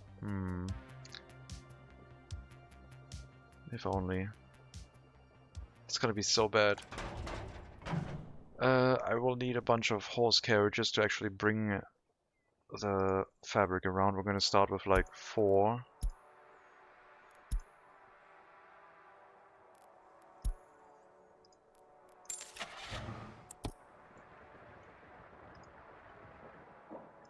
Oh, I have another dumper cart. Guess we can go into a construction office. They're all full. Go here.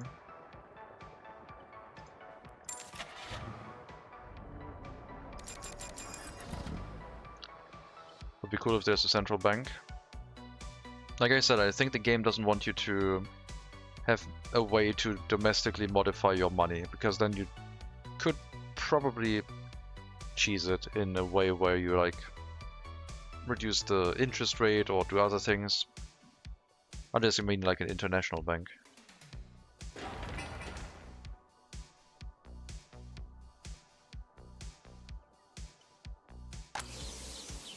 I'll start the horse carriages now, lest I forget.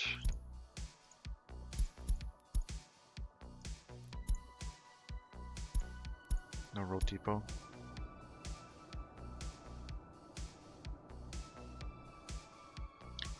Well, you don't want to print a hyperinflation? I wouldn't mind it. I think it would just potentially change the game to where the resources and workers are not as important. Hello, Sadler. Let's see if we can make the clothing factory work. And also get the people here educated. There's a lot of people who need an education now. I'll have to be carried to the school. So many people.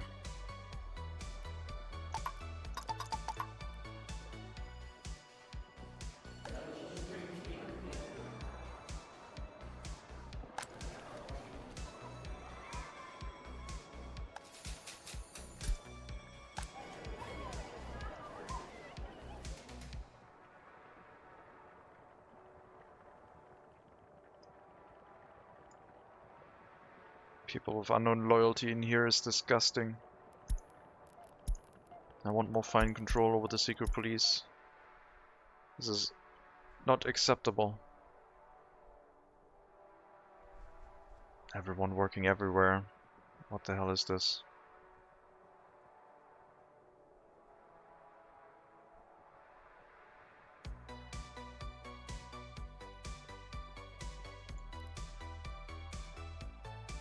Always struggle with teachers not attending schools, only staff and students. Yeah.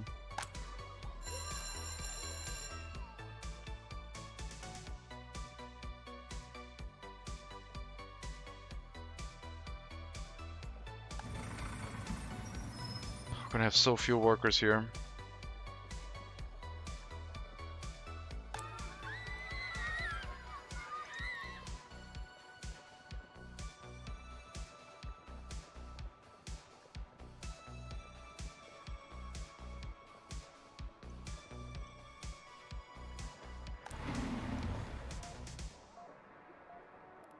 So many passengers wanting stuff. Clothing being the most painful one to their loyalty and happiness.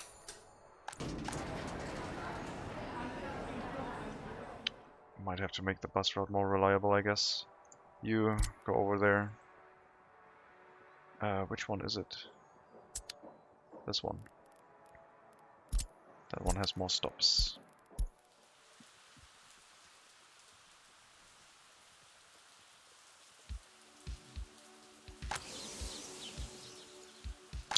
Oh, it reset it to 150. Okay, it does reset it at the start of harvest. Interesting. That's unfortunate, I guess. Then I might not want the liquid fertilizer, because I don't want to constantly drop... Well, is it that expensive?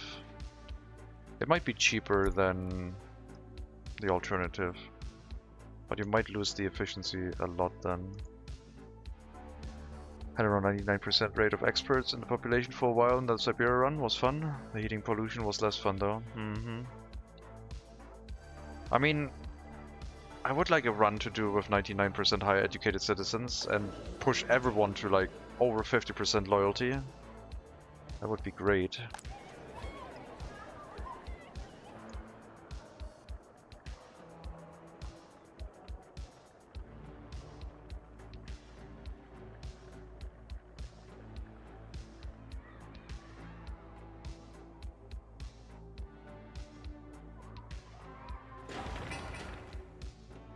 Wouldn't mind that. Clothing factory is almost done. Something for the workers here to do.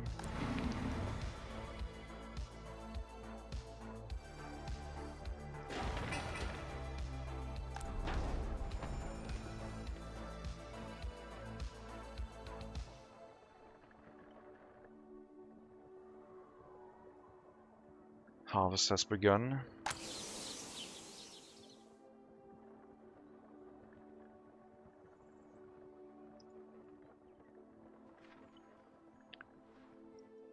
Heating in Siberia map is a pain in the ass. Where do you get the fertilizer from? I don't have any fertilizer. They just naturally increase to 150% and then stay there. For the liquid fertilizer I was importing from the map border to try and push it over 150. Seems like that resets every harvest though. But yeah, if we get more crops out of it, I guess we'll try it.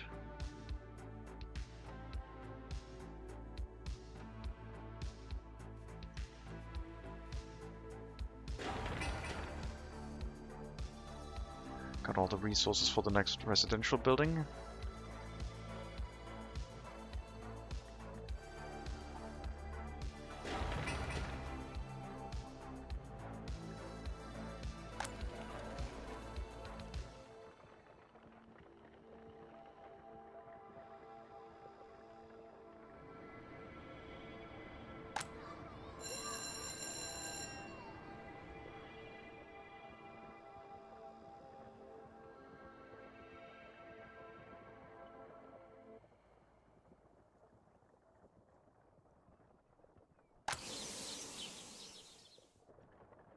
I'm so tempted to bring in foreign workers to help with this. You know what? What if we do that? Load people from the pickup hall and then pick people up from the border and try and help with the harvest.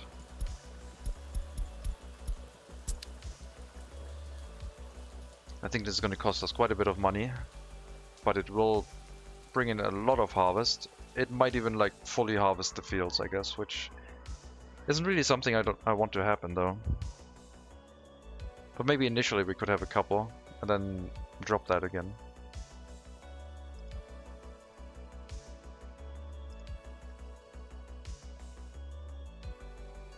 It's my first Siberia run, so I had my heating plant too close to the town and heat exchange was too far spread out. So it was quite rough at times. Now I know how to do it better and probably wouldn't be as bad. They reduced the pollution for the heating plants. When I played Siberia, I had a settlement with the small heating plant right in the middle. Now they have the really tiny heating plant, but I think that one's probably too small for Siberia. Don't think you can maybe have like 2 residential buildings with this and that's it. Medium density. So this one inside the settlement would work. At most 3 workers, 4 workers. You shouldn't overdo it. Just to get through those really cold winters. But yeah, it'll be brutal.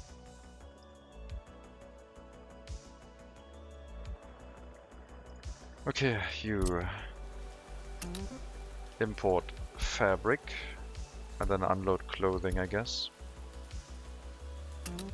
Go here, unload fabric, wait until unloaded, load whatever clothing is there afterwards. And then go by the clothing store and drop in clothing here before you go to the border and export it. And that's our route.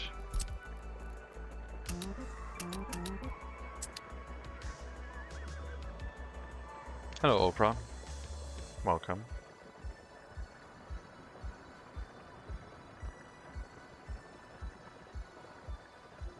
The flipped customs house has such little throughput compared to the normal one now.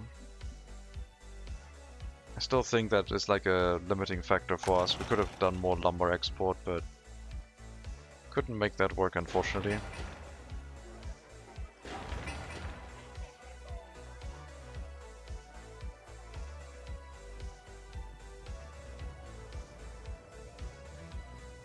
Fire.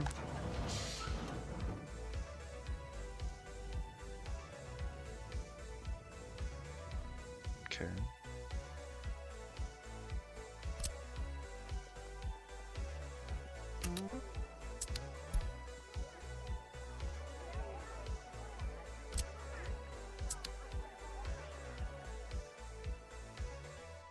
So we'll see how much money we can make with clothing now. Maybe the whole like crop harvesting is gonna be a thing of the past and we'll focus on clothing production. Might be more efficient per worker anyway.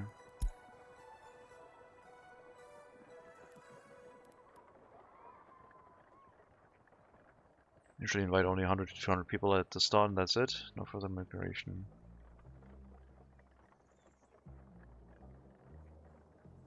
Yeah, that's its own challenge.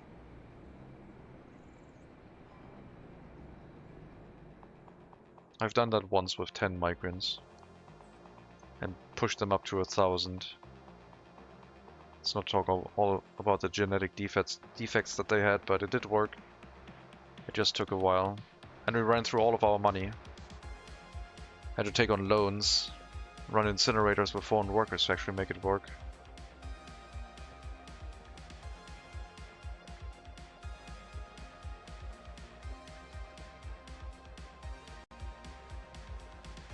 Maybe should have retry that with early start. 1900. 10 migrants. Keep them alive, get them up to like 1,000 population, or maybe 10,000. Soviet Republic, Alabama edition. Exactly.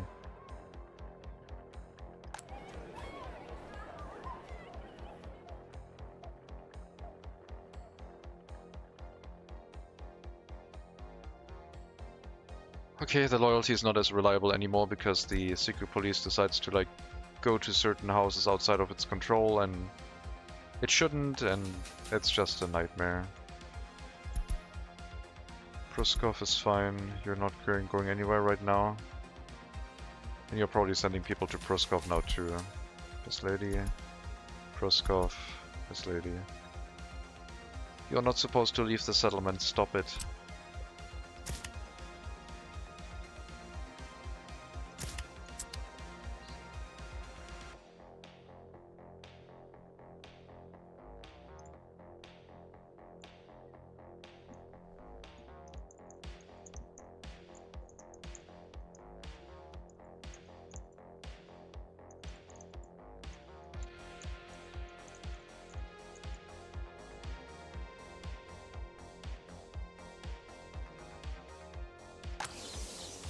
Yeah, I think foreign workers are probably not worth it.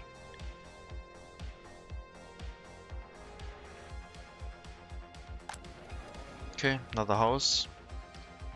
Could fill that up with migrants. Right now we still have some uneducated people running through the education. I think that is all in the other settlement though. Or like most of it. And we still got over 10 people here. Could get a couple more.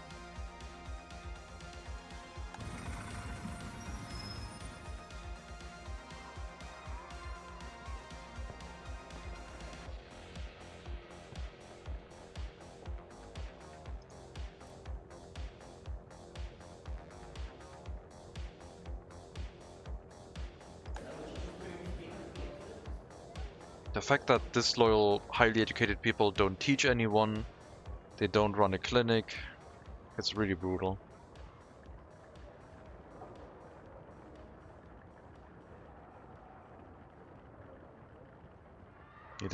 Need at least like 2 highly educated disloyal people to run a clinic. Oh my god. A fire. The fire wagon has arrived. Very good.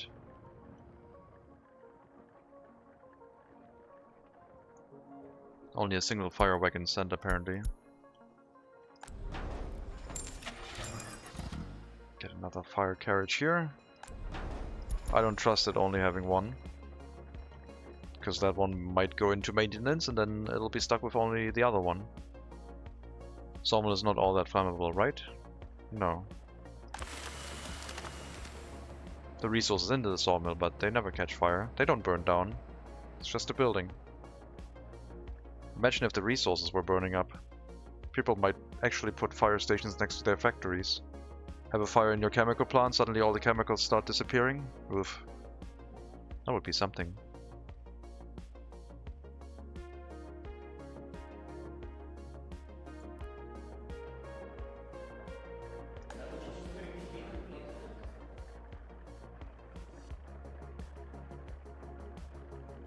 Yeah, I don't care about the loyalty of workers in the party HQ, I guess, until we stabilize our higher education again.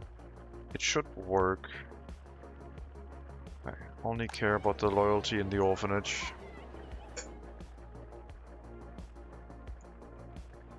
Yeah, I might have to make specialized settlements again.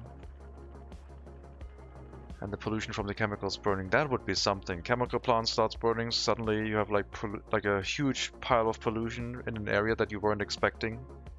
And the nearby settlement starts taking attrition. That would be cool. But it would also like probably mean that they would have to tear like tone down the default pollution effects a bit. So those catastrophes are more what's causing really high pollution. I mean, chemical plants are like super polluting anyway. Maybe they can implement like a wind effect. So there's like wind shifting, and that would encourage people to put settlements even further apart. Imagine your food factory is always burning down due to the flour exploding. They could make the food factories and the grain silos like instantly explode. No fire trucks needed for bad wear and tear. People would be so happy with that.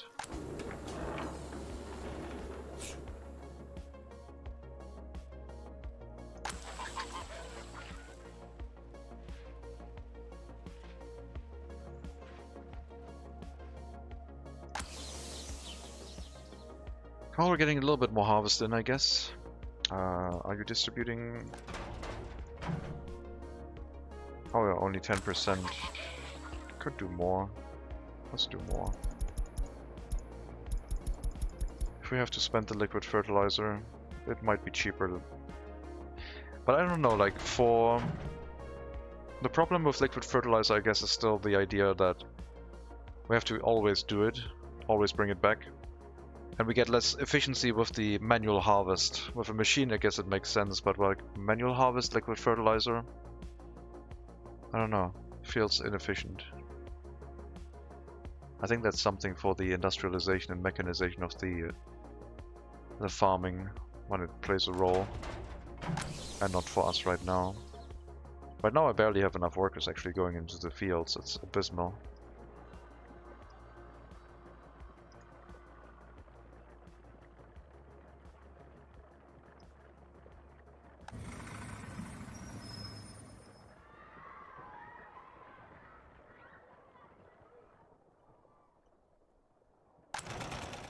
Okay, clothing factory is working. The horse carriages are still running around because there's enough fabric storage capacity in here for them to run a couple laps before they will actually wait until unloaded. That's 3 parking spaces too.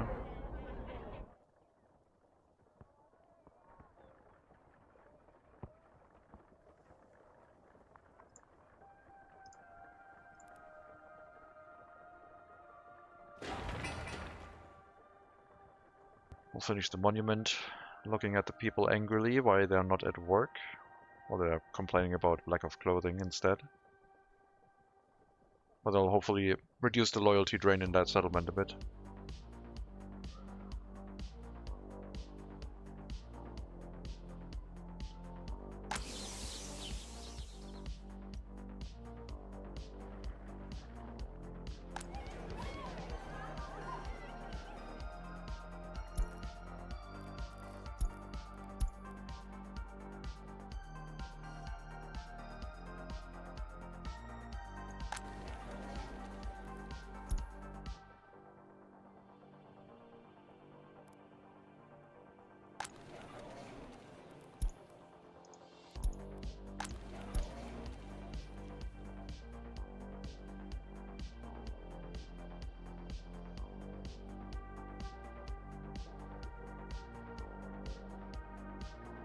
You can totally play this without caring about loyalty.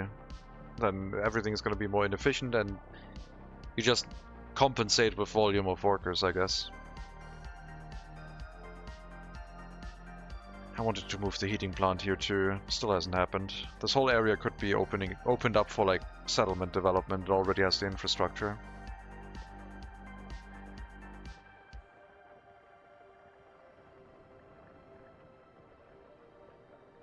But a heating plant right now would be a bit expensive. Let's see what the clothing factory / exports will do for us. We definitely seem to be hauling enough fabric for the time being with 4 carriages, so that's okay. I don't think we'll be producing enough per month to make up our deficit though, but we'll see.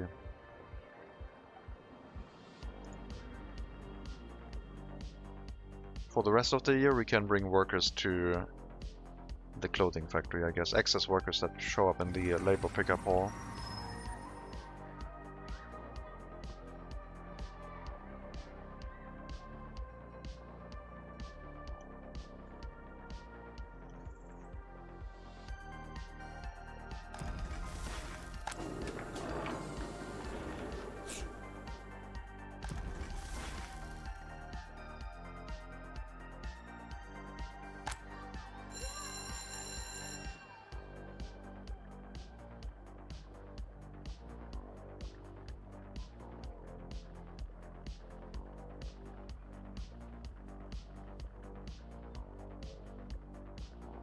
Yeah, if I only care about the loyalty of the orphans, I wouldn't have to worry about the loyalty inside the school for the professors, the teachers.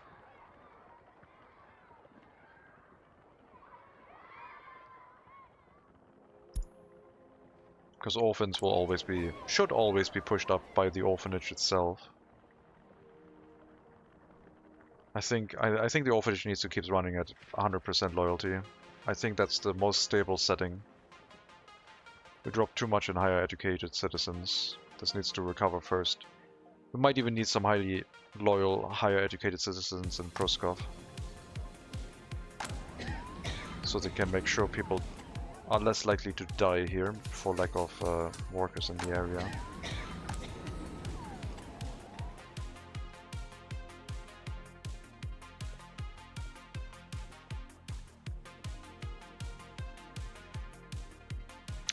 Go back to the secret police, you bastard, and work in this settlement you're assigned to. I don't want to build settlements further than 2 kilometers away from each other. That's ridiculous with early start. Explosive flower, yeah. Well, the dust, I guess, not the flower itself. Having a lot of flower particles in the air mixed with the oxygen, it's very dangerous.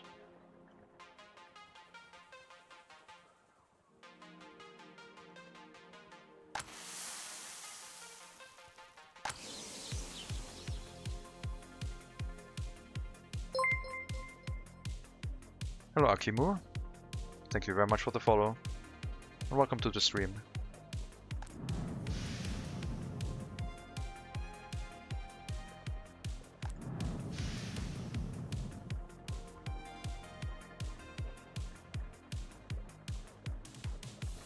Hello Schnabelfachkraft, welcome.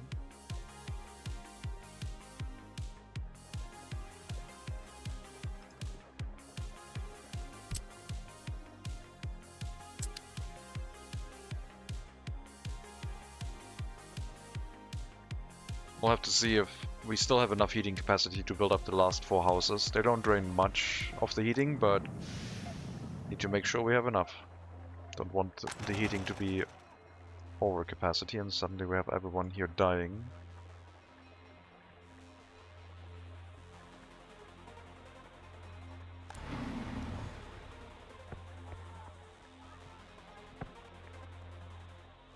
Where's the buses? Why are you so slow? Where's the bus route?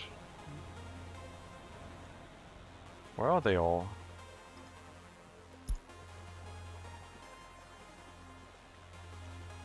I guess I'm just missing them.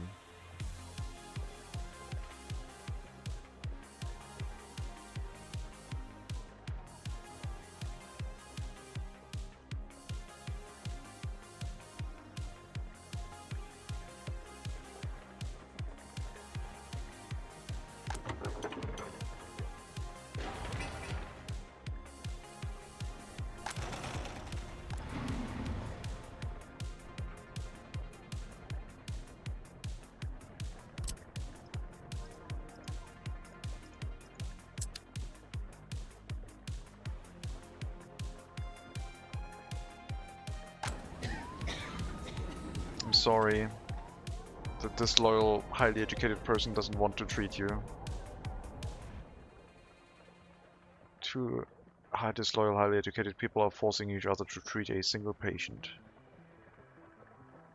Progress.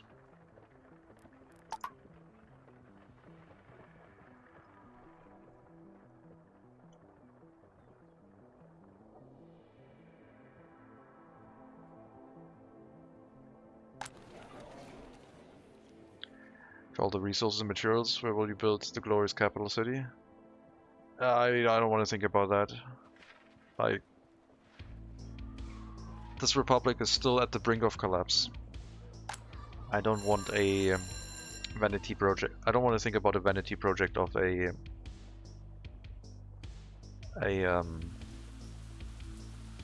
capital city right now. That would be ill-advised.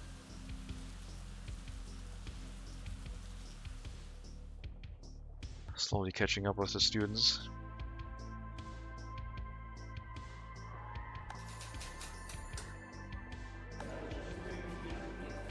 A failed state, yeah. We had a good experience with that in North Korea. And it might happen here again. I have learned a bunch though. I wonder I wonder if I could do another start that would actually work.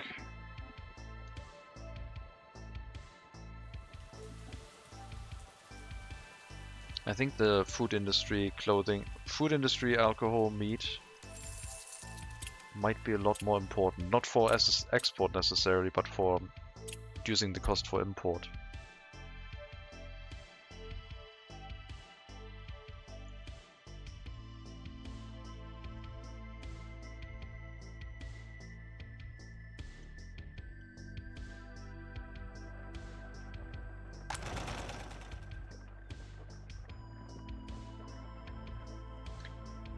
But we should be exporting clothing soon.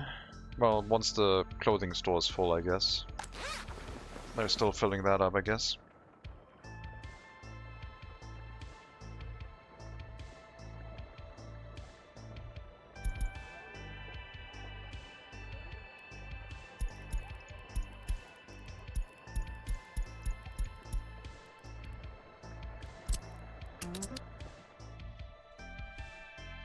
Started once with Ireland map, it was fun. Ireland is, I guess, workshop then. What do you mean the British map? And it has Ireland on it. I don't think it is that large, but maybe it does. 40,000 rubles. Still importing a ton of fabric.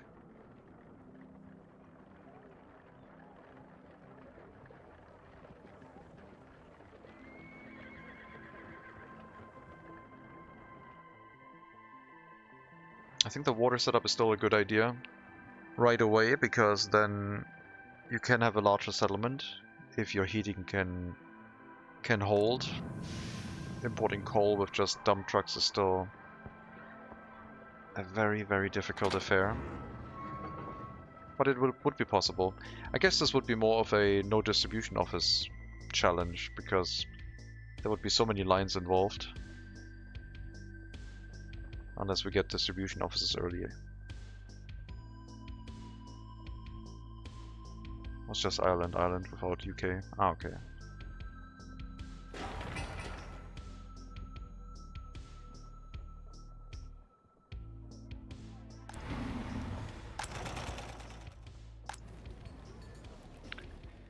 Life expectancy of 68. Can we have people working in the clinic again, please? Because people here are just dying to get some healthcare.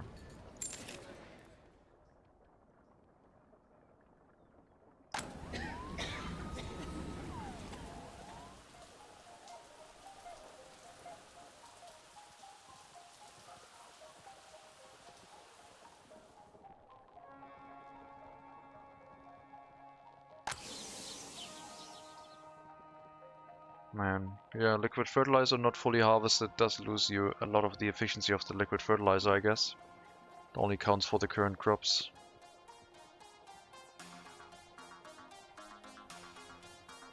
So if we wanted to get the most out of liquid fertilizer, we would have to actually fully harvest, I guess. Then push up the fertility with basic fertilizer, solid fertilizer, and then push it up with liquid after.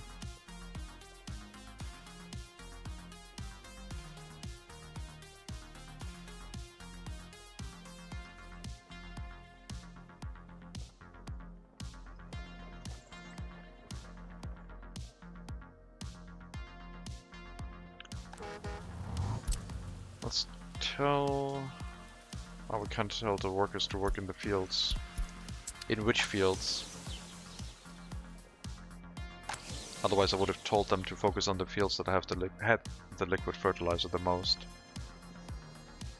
We can't do that.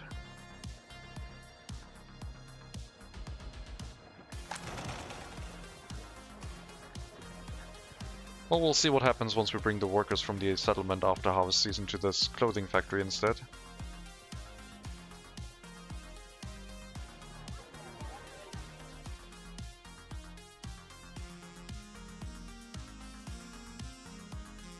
Would I start with a clothing factory right away? I don't know. It's a pretty big building.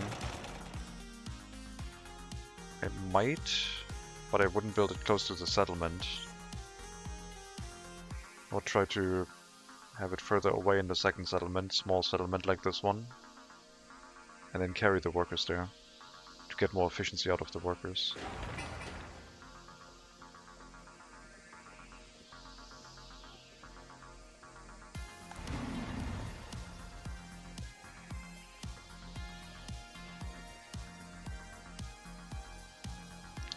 Could you use organic waste and turn it into fertilizer? Yes, we could. We could run our biological waste into the fields. That is a possibility. Currently it's being exported, which it shouldn't be, because that technically makes us money.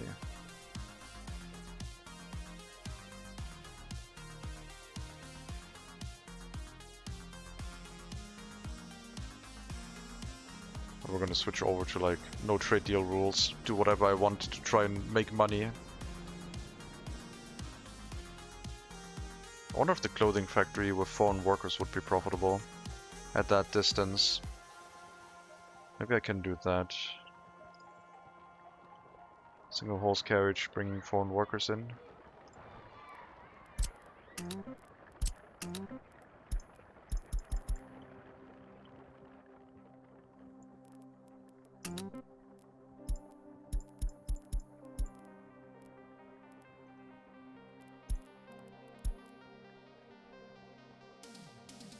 I think the demolition is done, is it? Yeah, looks clean.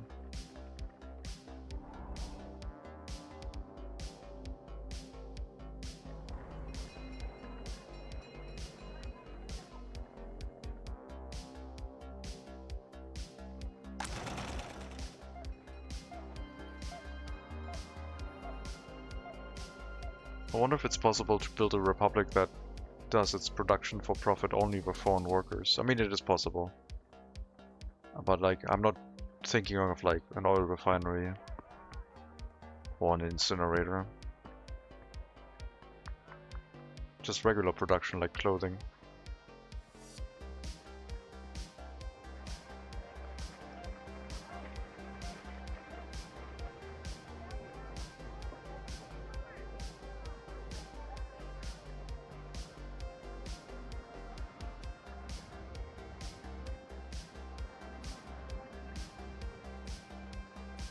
I'm gonna see how long they actually work in the clothing factory, and then we can make a decision if we want to keep bringing in foreign workers or if we think it is not going to be profitable.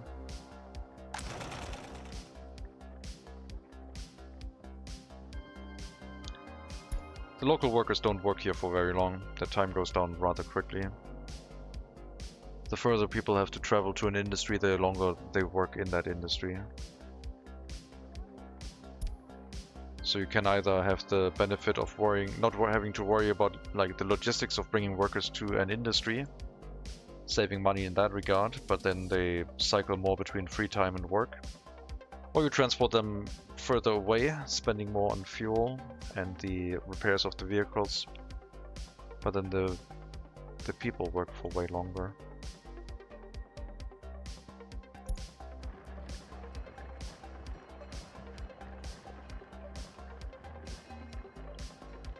What are you doing? Refueling, I assume. Oh, you're heading to the repair station. Great. Cool. That's what I wanted. You know what? Screw that. Get out of there. We're gonna repair later.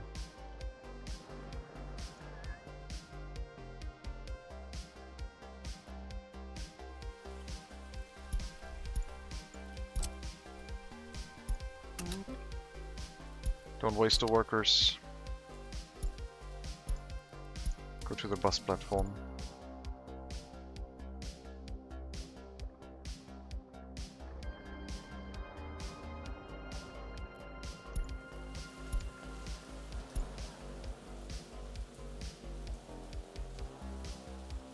We've got 3 hours left. No, yes. I don't think you're gonna make it. You wasted those foreign workers because you decided you wanted to have a repair.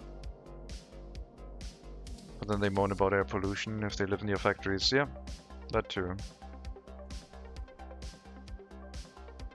Trading us more orphans. What a shame.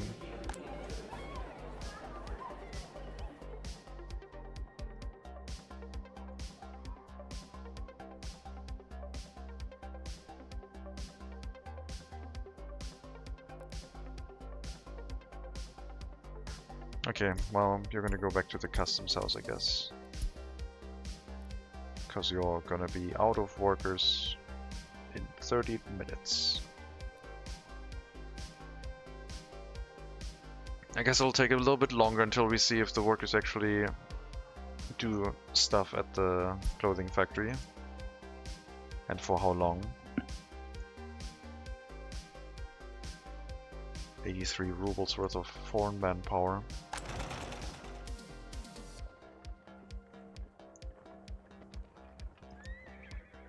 .004 tons of clothing. 4 rubles? Half is okay, you have 43. Yeah, it's better than logging.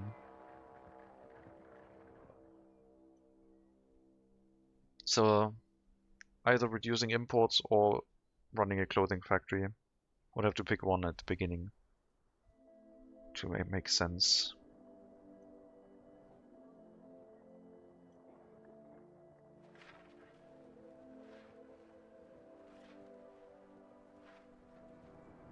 I would like to relocate the fields.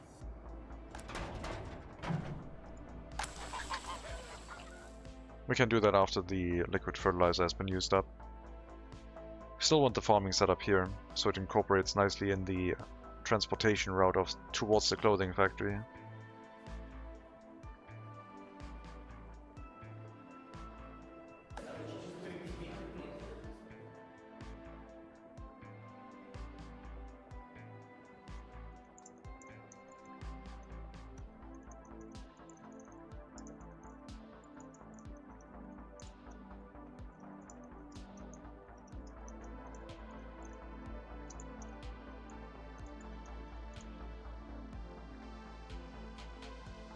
I guess another thing they could do is maybe add a range setting like they have in the technical service for the service buildings, so you manually adjust the range, so you have more fine control.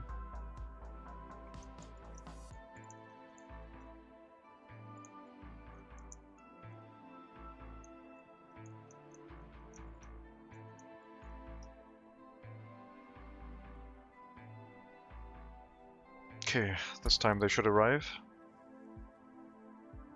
5 hours on the road.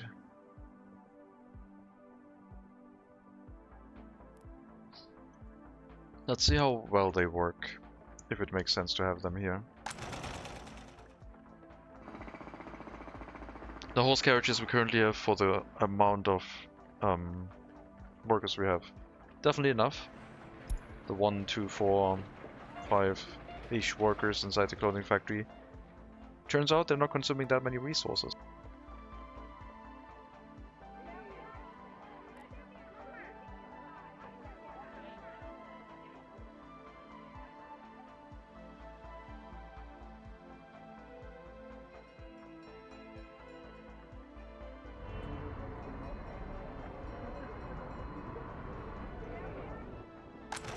So we can compare the time of the regular workers with one of the foreign workers. The foreign workers should be significantly slower, but maybe not slow enough. Maybe there's no point in them being here. Maybe it's going to be really good. Maybe we can just fill the clothing factory with just foreign workers and pollute everyone. It's not that bad.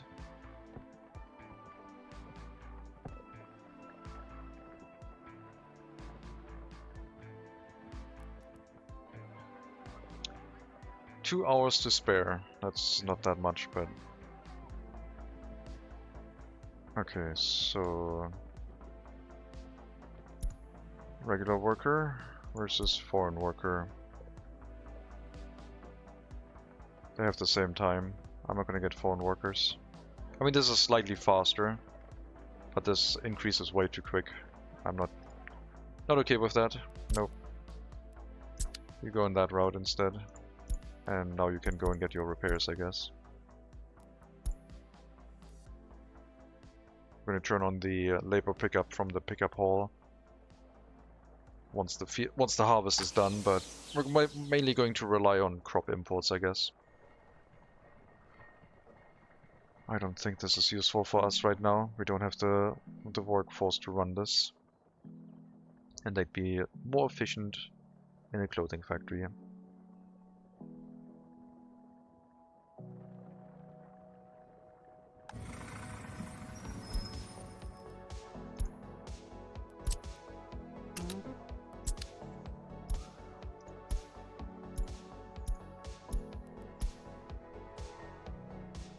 Whatever it takes to make profit for the greater good. Yeah, for the run to continue. Let's go.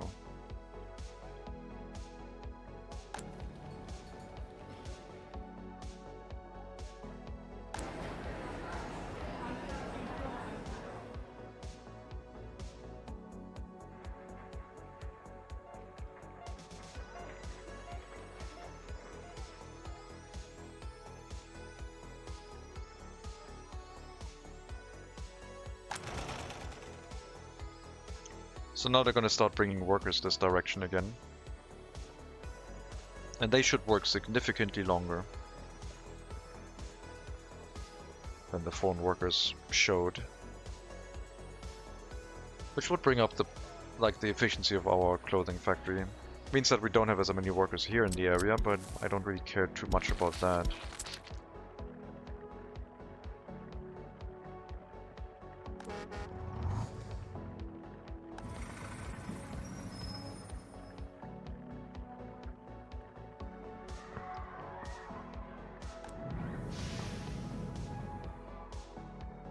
And we also have to make sure that the heating is still sufficient, and we might expand the housing in the area.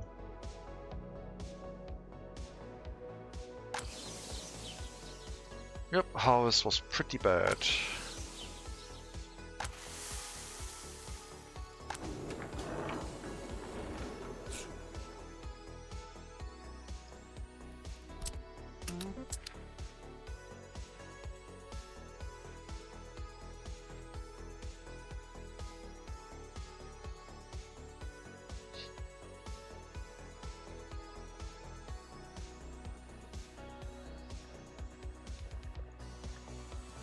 Okay, our first batch of domestic workers making their way to the clothing factory. They're not told to go to the clothing factory completely, but they should, I think. Any worker that arrives here should be told to go to the clothing factory. I mean, they could also work inside a grocer for like a very long time. Which would also help a lot, but I don't know. Maybe we'll set it up in a way where they work in the clinic first, and if the clinic is fully staffed, they work at the clothing factory. So they try and run this area for healthcare. At the very least.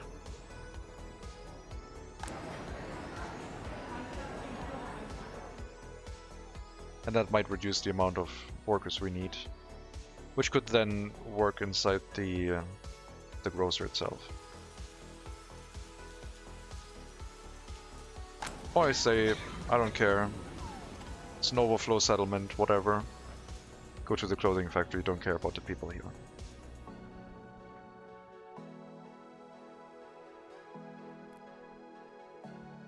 %, highly educated is going up. At some point we'll have enough highly educated here slowly trickling in. That they just staff the clinic on their own, then we don't have to worry about it. Yeah, you know what, just clothing factory, it's fine. Clothing factory, and if something is like wrong with the clothing factory, you can work anywhere else. But there should be 12 really long duration workers here for the clothing factory, hopefully. I mean, it should work pretty well. So we have one regular worker with the speed. Oh, we transfer unload them, yeah. I'm gonna take a while to like walk into the building first. And then you, I think. So this is the normal speed. And this is the got transported here speed. Very, very long. Very efficient.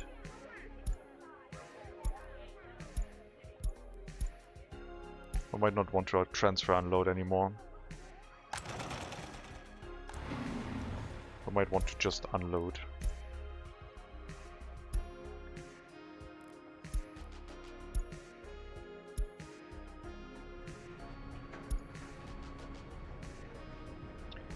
Oh wait, Pruskov platform, that is the intermediate stop, is it not? 3 and 5, yeah. That one, no transfer unload here. That's the one where they should directly unload and send them to the building. What do passengers do at the station besides the workers that go to the work and students that go study? They wait for a pickup to go to a building that satisfies their needs. So food, clothing, sport, culture, spirituality. They have a demand that isn't fully met. So they go to a platform and hope that the government has set up a bus route that brings them to an area that fulfills their demand.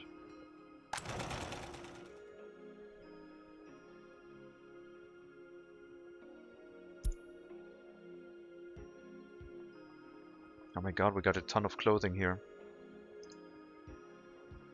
You can carry 600 kilograms of clothing. We got way too much clothing here now. I mean, the carriages are gonna deal with it, no problem, but still cool.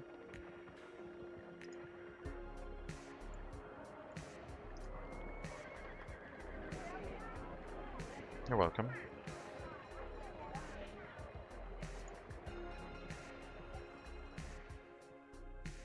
So we learned that the effect is that a ton of fabric gets turned into half a ton of clothing, or each ton of clothing needs 2 tons of fabric.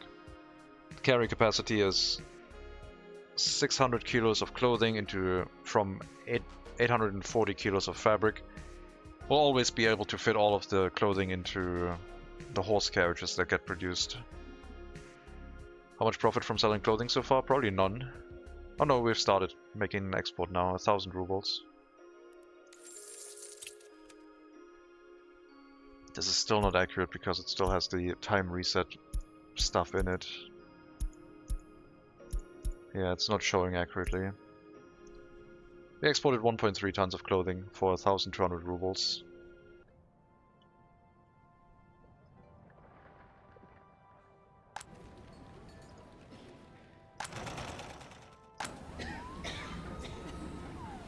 If they don't have to go to the clothing factory, then yes, maybe I'll fill all of the buildings out first. Providing more food and shopping and other things. You work here, please, before you work anywhere else.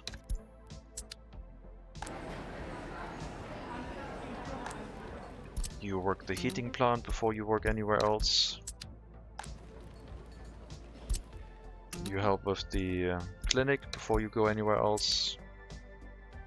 And then the fire stations are not looking great, but they'll figure it out.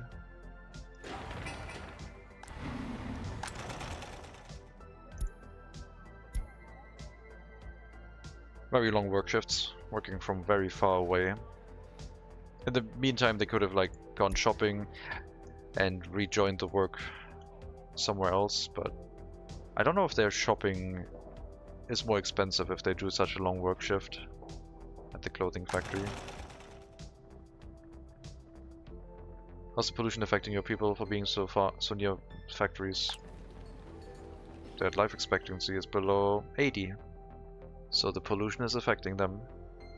But we're not running the clothing factory full tilt, and the clothing factory is only an industry that makes 4 tons of pollution a year, so it's not too bad. But it does affect us.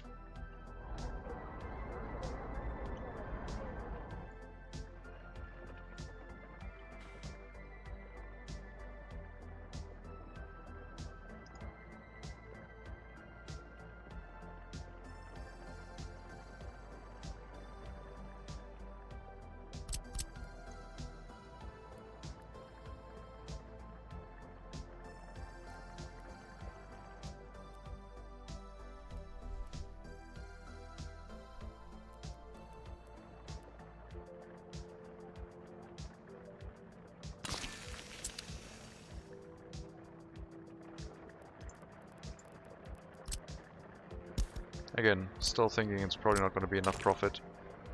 A waste incinerator might be necessary.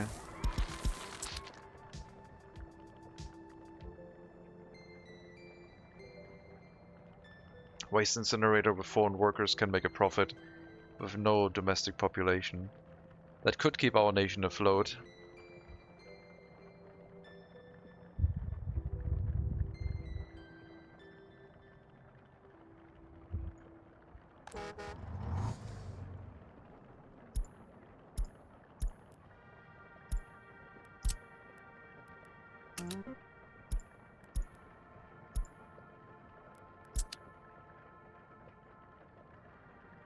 I want to build up the proper bus stop here, I think.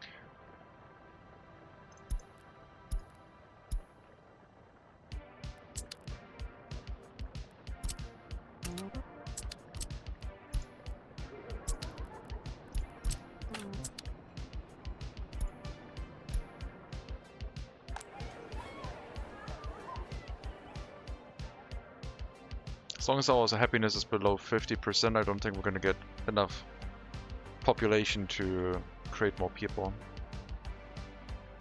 But I think this settlement is okay. I think it's the other settlement that doesn't have the happiness. This one's over 50% for most houses. This one, not so much.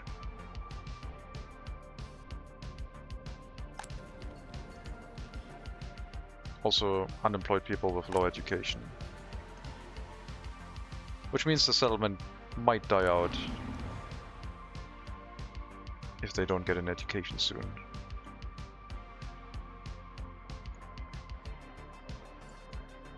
Coal transportation. Cinema or theater reflects it. Yeah, culture in the area. A house of culture might be enough. If the heating is sufficient. But I think it should be. Yeah, it's fine. Yeah, let's build a house of culture. So the only reason they would have to leave would be clothing, I guess.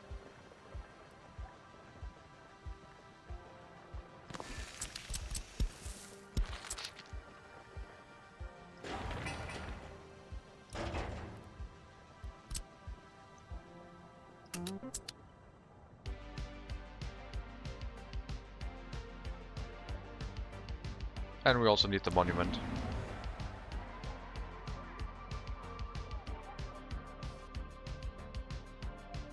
So the rural houses have internal heating? No, only pre-built houses on the map have that.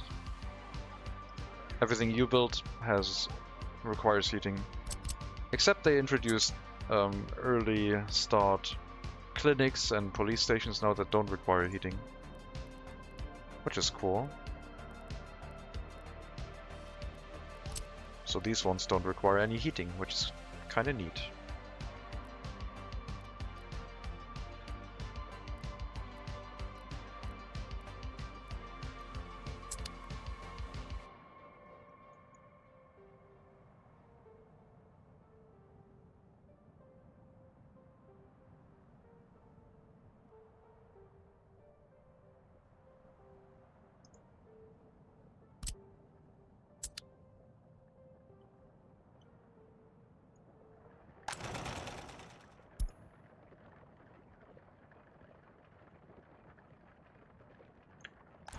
I'm gonna set it where it sends people to the clinic first.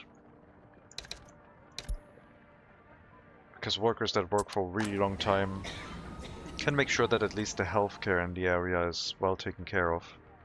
And then we can have fewer workers inside the clinic itself, if the supply of workers is more reliable.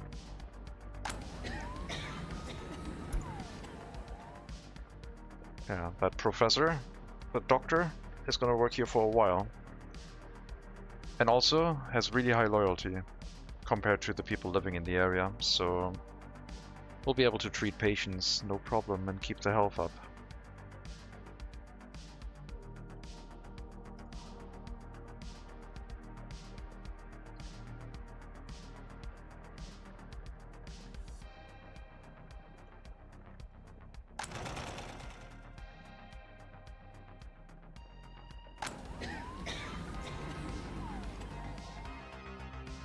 Yeah, disloyal workers here don't really do much for us. Are they limited by the disloyal staff too, huh? Wow.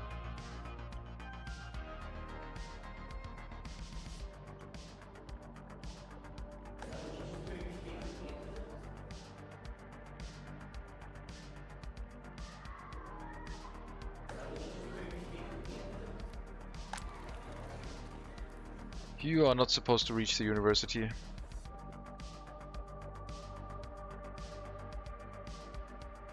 There should be no footpath access into the university, but currently there is. I messed up. There's too many people walking in here right now.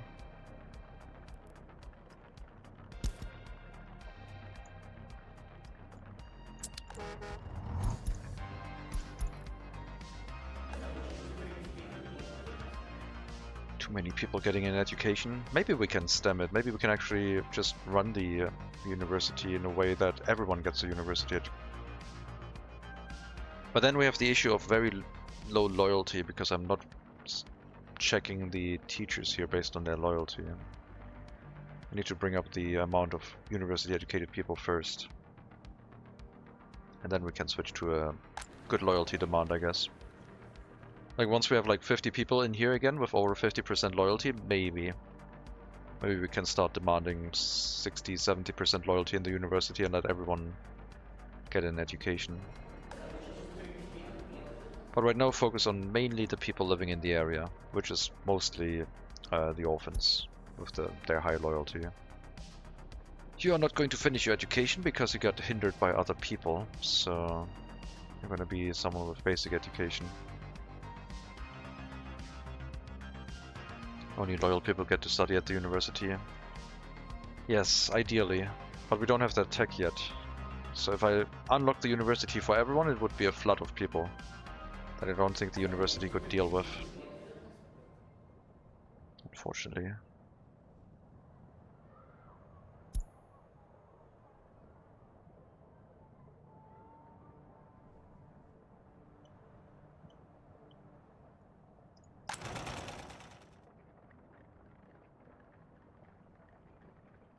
What is going on with the horse carriages?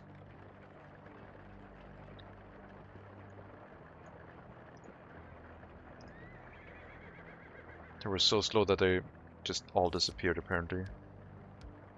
5.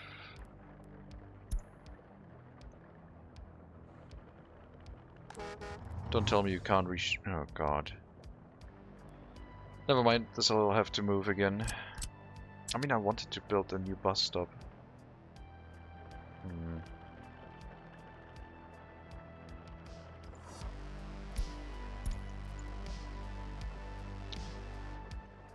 But this will destroy the settlement too quickly. We need to change this route again. I can't do that right now.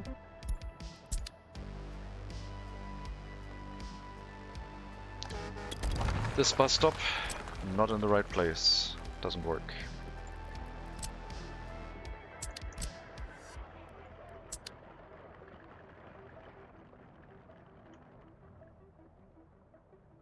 I might need a temporary bus stop elsewhere. So no one currently can get a school education in the settlement because they weren't in walking distance. Hopefully you have the required education.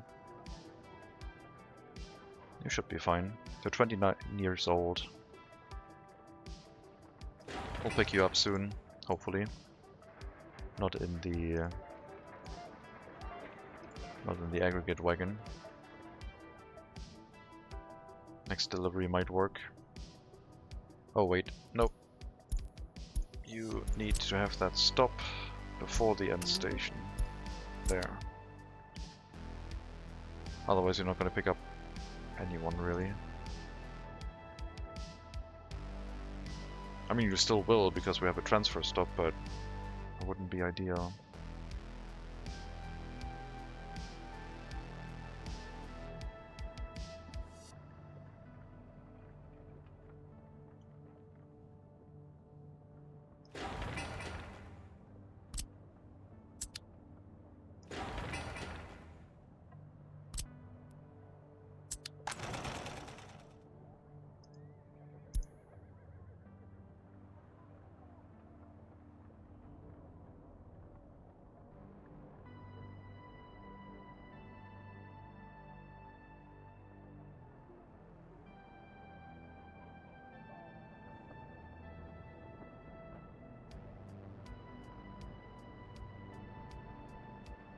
We're also picking up people who want to do sport, but there's no sports facility.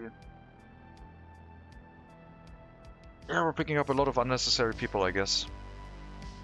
Because we do have to have the intermediate transfer stop, otherwise we can't actually transport them far enough. And because this is a transfer unload, they think, oh yeah, we can all get on the bus. They have a stop for us. And it's in the middle of nowhere, where no one can get anything.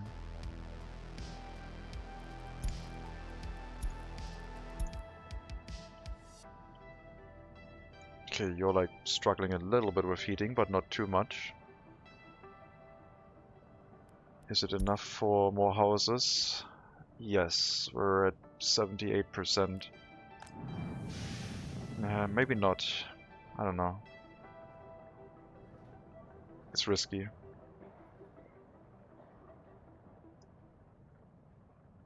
No, I don't think we can have more houses here.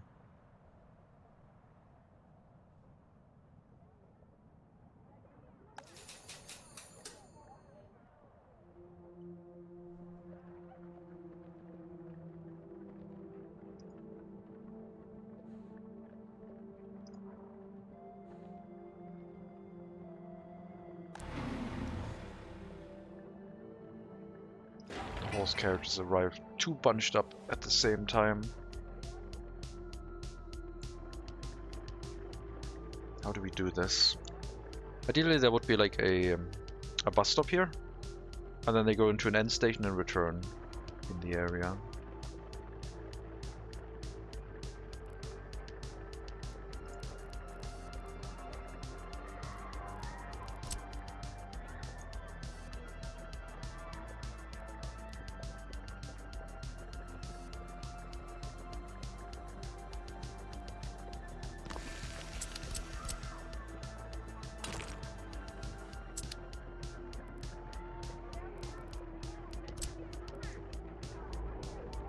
Something like this.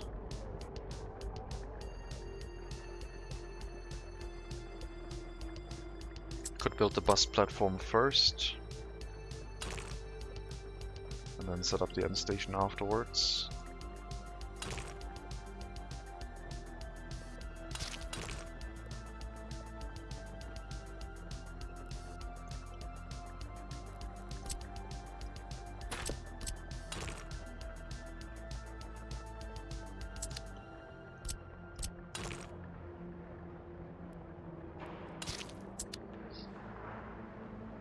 And then this also wouldn't act as a pass-through where they can drive through the whole area. It would only... Oh wait, I wanted this to not be accessible. Right. It could be a pass-through bus stop.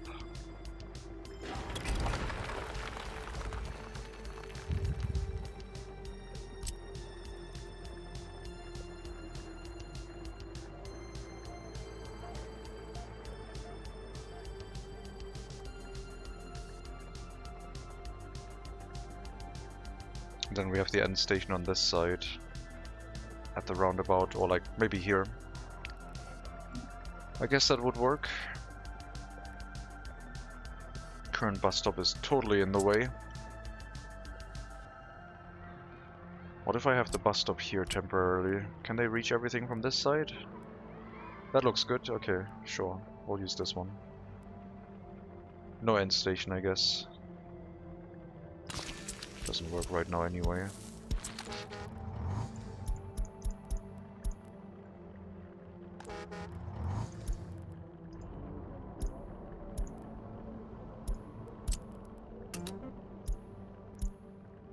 Do this. Remove the end station. Line spacing, even though it doesn't really work. And we'll set up the proper stop here.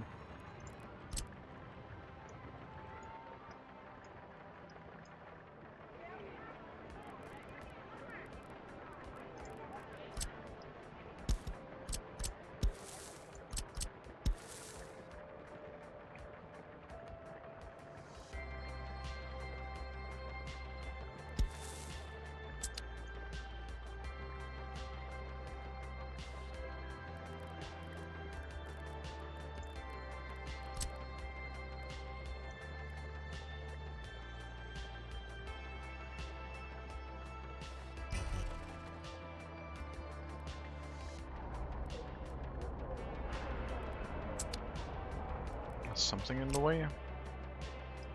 Oh yeah. A piece of road.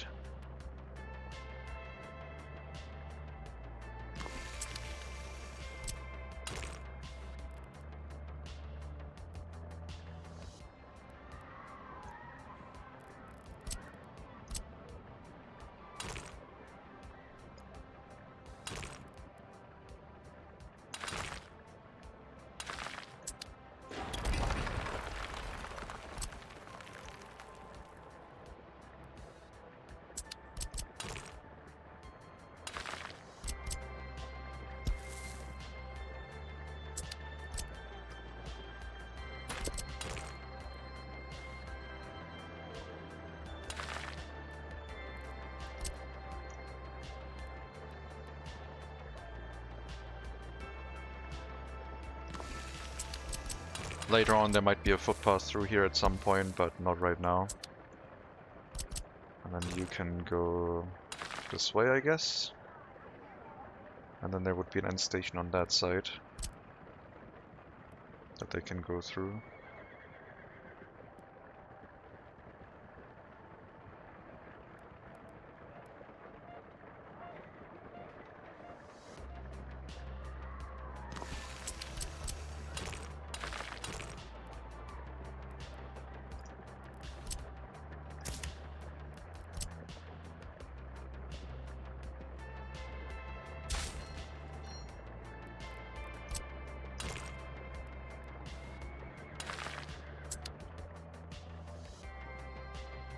Is it easier to use the grid when building roads?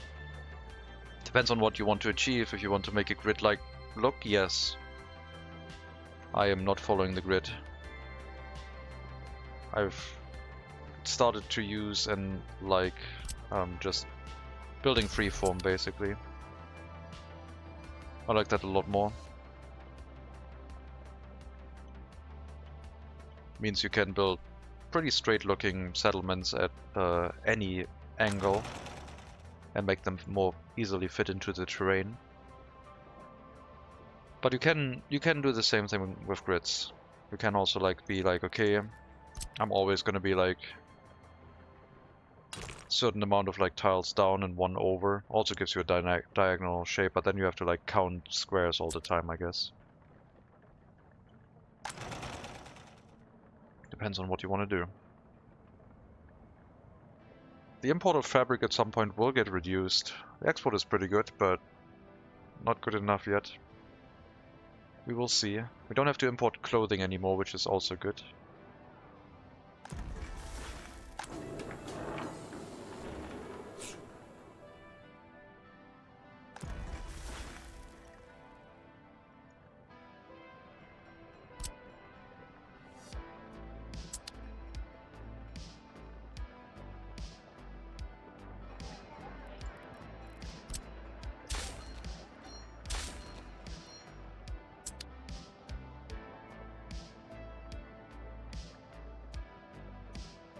Yeah, there's gonna be a new weird bus stop design, I think. But it'll prevent any vehicle from driving through, just buses are allowed. And I guess we could achieve the same thing with an end station by just routing any route through it.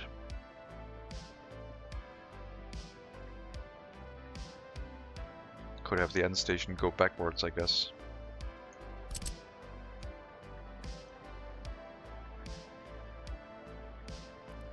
And the buses could drive in here, go through the end station and come back out and drive into this road. But I think they can take the roundabout, it's just a short corner. The alternative direction is a lot longer.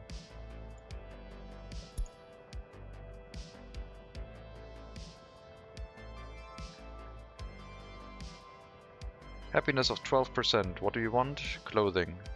Understandable.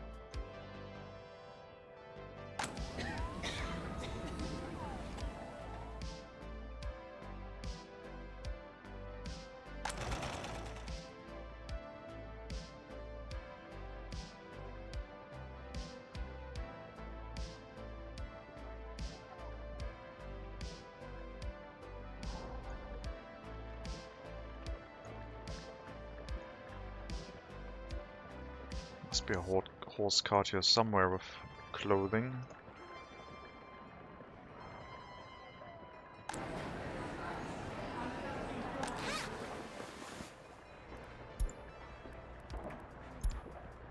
No, they're all at the clothing factory. All heading towards the clothing factory, I guess. They would then also use the end station to line space themselves a little bit. Just a little bit. To not clog up the road too much. But again, it probably makes sense for them to actually be quite close here. If we want to park them behind the building and away from traffic so the fire stations don't get impacted. That would be the safer option.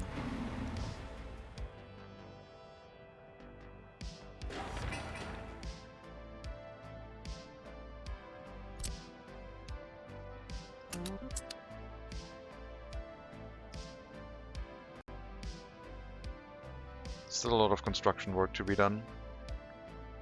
Many workers working in those areas. We're setting up a water pipe to the next settlement because we don't want the horse carriages to do that.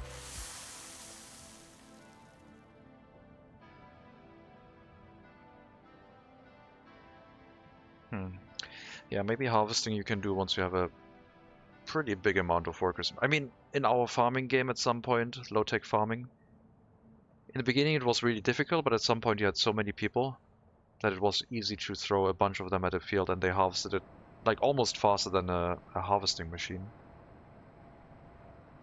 Build a brick factory to save on brick imports. You know how much coal I would have to import for that? My customs house is already overloaded sometimes. I'm glad it isn't overloaded anymore since I stopped with the wood and board export. Bricks I could do when I had a train, I guess. I'd rather make my own meat and alcohol, I think.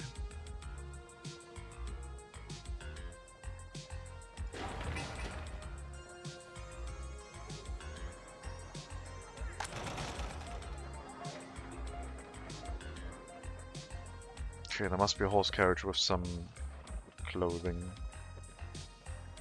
That is not a lot. It's also not a lot. One of you has all of it. Nope. You have a full cargo load. Almost 600 rubles for 600 kilograms of clothing. So 1 ruble per kilogram, I guess. 1,000 per ton. A little bit less than 1,000 per ton, but pretty much that is what we're getting for clothing.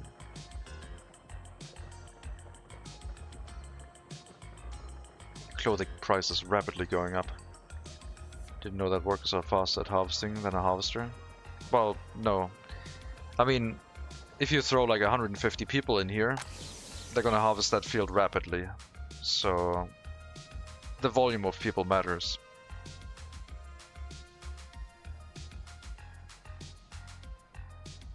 They can be faster than a harvester, if I remember correctly.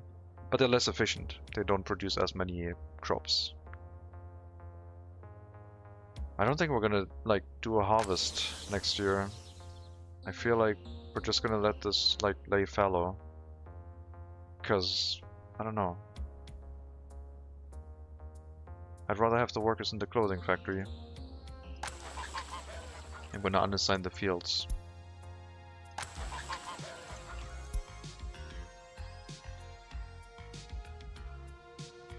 Hello, Frontum. Welcome.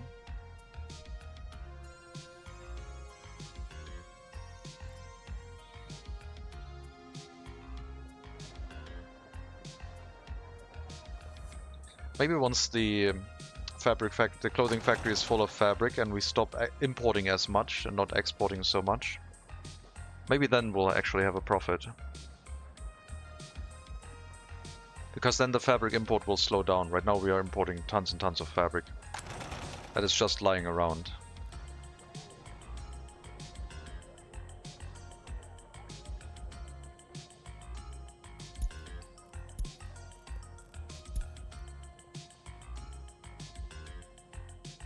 I need more population.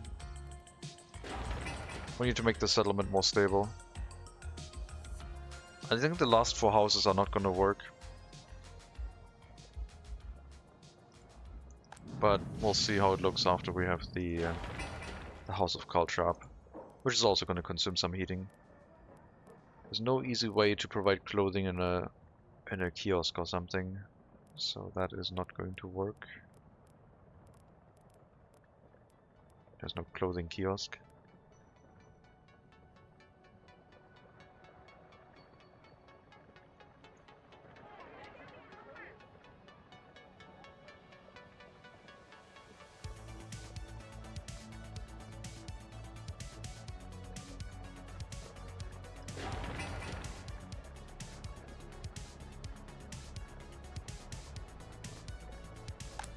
Yeah, I don't want to double up on the heating plant here. They're already going to be struggling with pollution.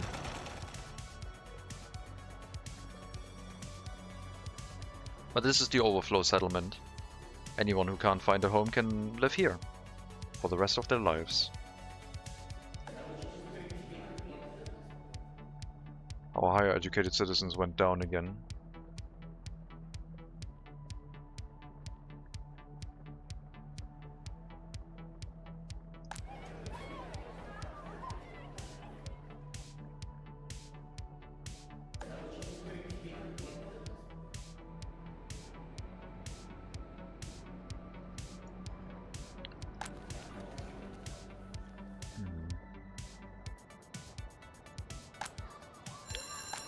Stop sending people to the school and the orphanage. Secret police, party HQ, then other buildings, I guess. I guess I could send you to the worker hall, but that would be ill-advised. We need to make sure we get enough highly educated people right now. The school can be slower, that's fine. If at least one worker is in here, that's enough. Don't need more than that. I would actually prefer it if we had really, really few people getting through their education in time. Because that means we could actually open up the university to anyone and regulate it with the school itself.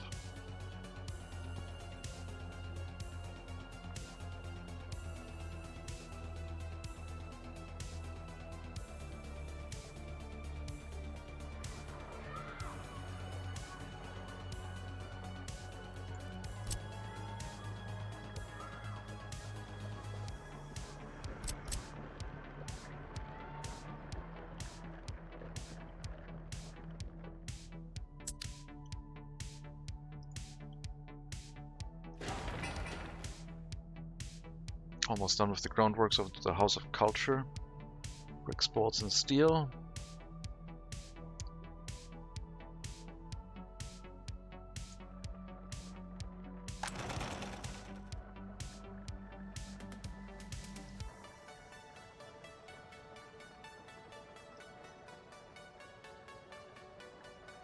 Looks like the price has been good for us. I think this might be the solution for the money issues we have. At least, like, somewhat.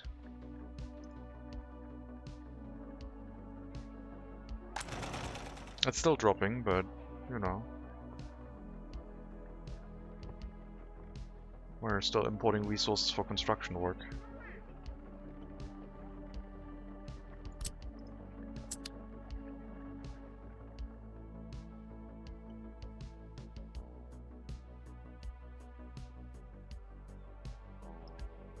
Means all of these harvesting vehicles. I mean, they are allowed to import crops from the border, I guess.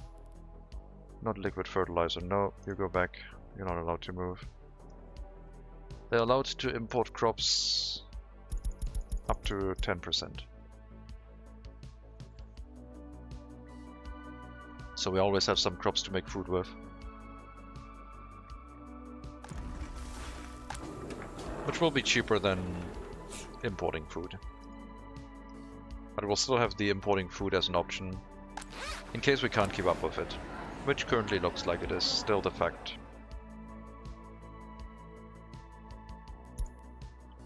I think I could get some migrants.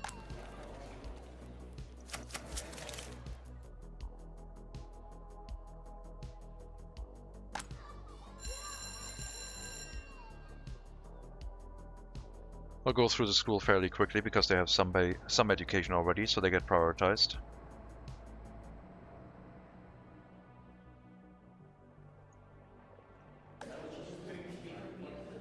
No party officials. Come on. I might have to get some migrants here. This is not looking good.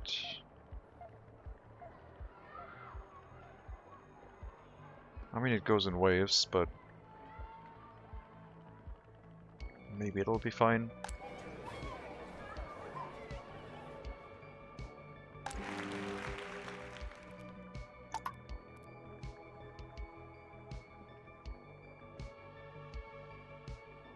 Increase the amount of workers in the theater. Make this a little bit more reliable. They're just not sending enough workers here. Because most of our houses are told to like go to specific places since there were issues with the grocer, there were issues with the university. There's just issues of not enough workers everywhere.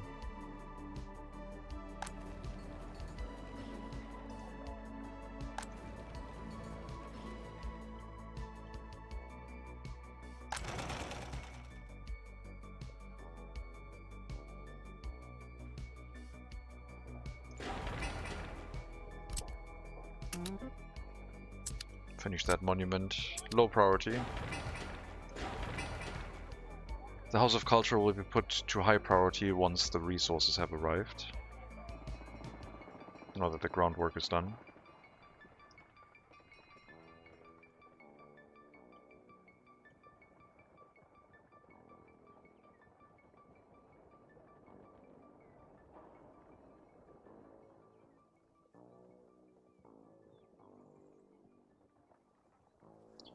Could put these horse carriages all on the other route too, which I think I'll do.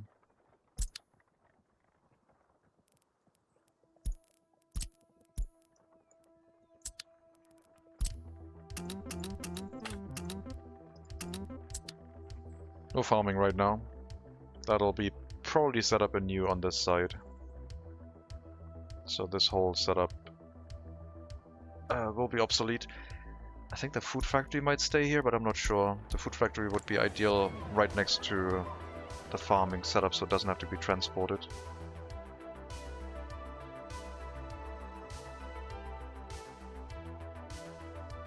The grain silo should be next to the farms, and then we could have a small warehouse here instead. And we transport crops into continuously to run the food factory. But yeah, a factory connection would solve all of that.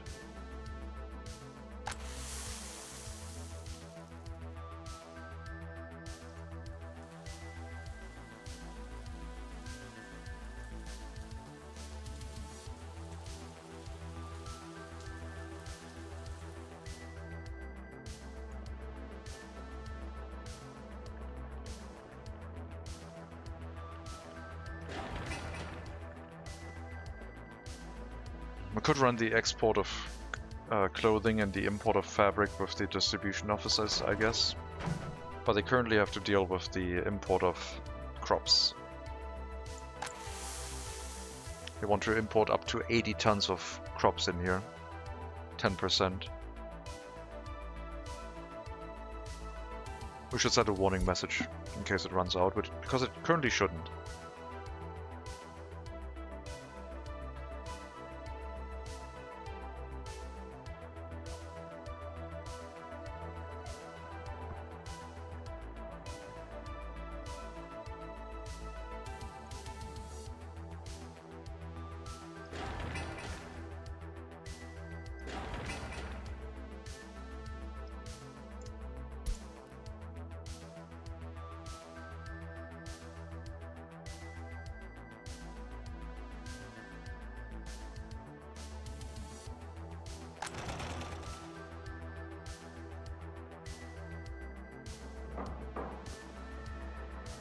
If we were to run import of fabric and export of clothing with distribution offices, we would need more vehicles because they wouldn't balance that efficiently. They wouldn't go export clothing and then immediately switch over to import fabric. They might travel back home first before they get more fabric. So direct line is more efficient in that regard. I don't think I need to bring workers here. I mean, they can just walk onto the construction site and slowly build it up. I'm mainly waiting on the resources. I don't think I'll need to change the priority. They got it.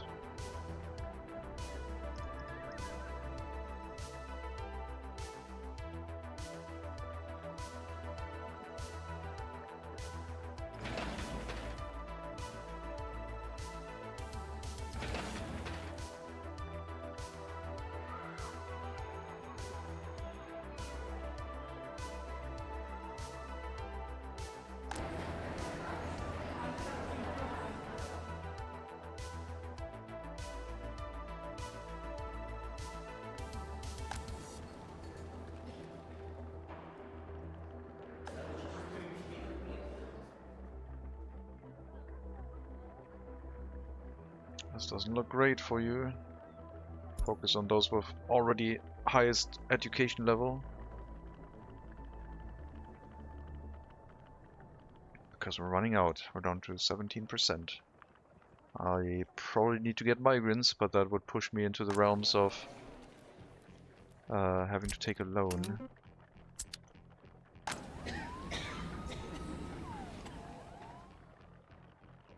Oh my god. No one's here getting... No one here is getting any workers in the clinic either. Come on, you can manage everything.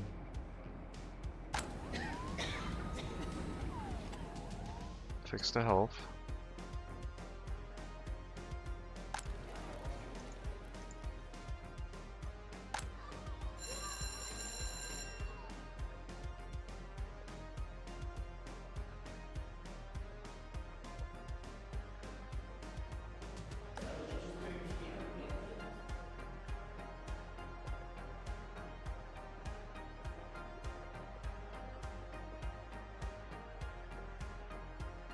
Do I really have to get migrants?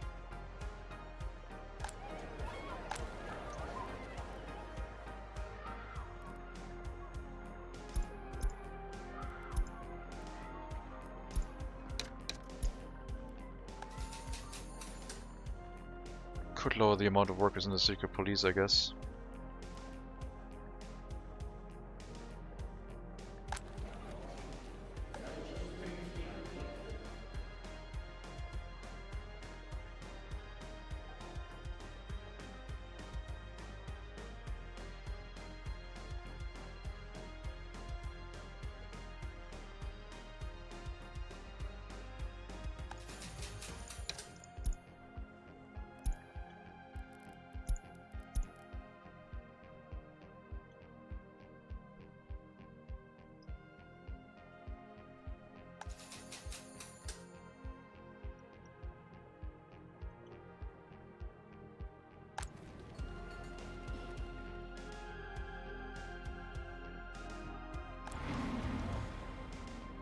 Yeah, maybe I don't actually let highly educated people live here.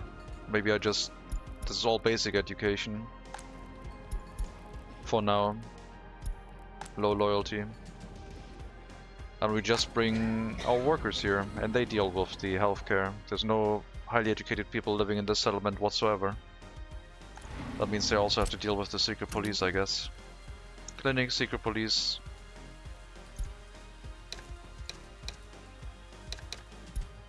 Then clothing factory, then other buildings. Maybe that'll work.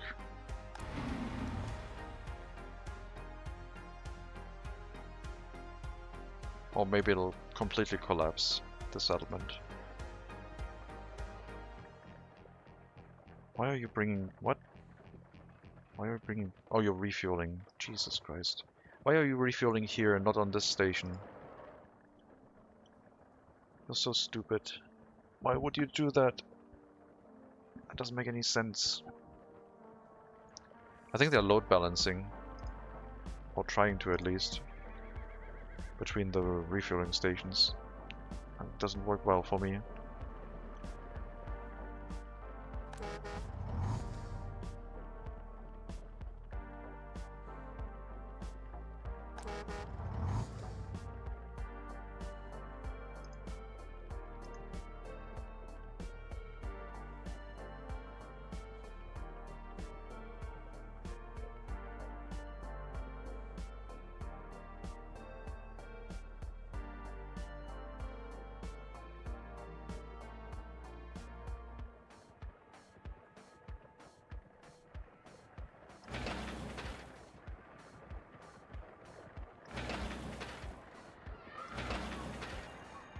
Yeah, no farming this year.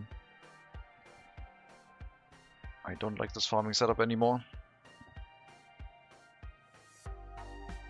We are putting people into more productive buildings. Another thing we could do is hazardous waste, I guess.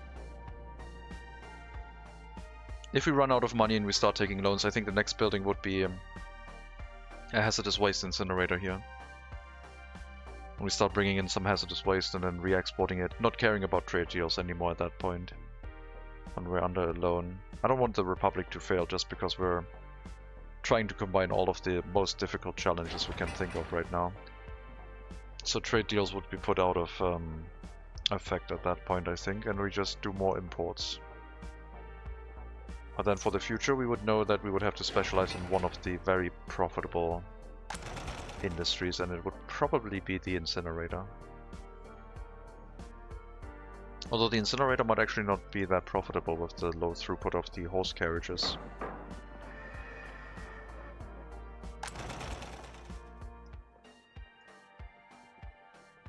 It depends on what waste we have at the customs house. Could be very good, could be quite poor. I don't know. We could take a sneak peek. Guys, I think I'm gonna say we're gonna put trade deals out of effect, and we see if we can keep the Republic afloat with just low-tech rules. That means we would say no more trade deals. That means 2 research points would become available, I think. Fabric and clothing.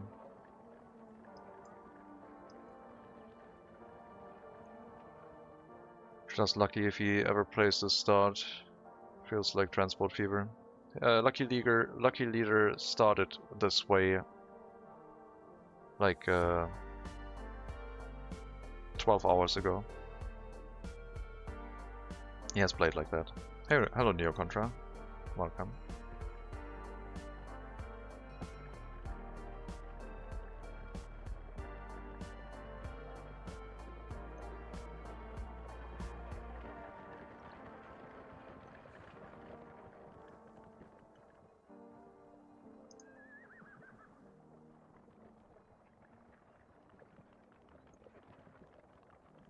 Okay, let me take a look.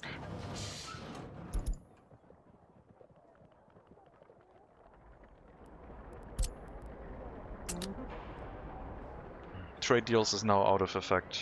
I'm gonna say the clothing and fabric import and export don't cost us a tech point anymore. Which means we have 2 research points left to do something with. And I think what I want is the loyalty for most educated citizens only, so we can restrict the people going into the university and just open it up for everyone. Connecting the university to the citizens.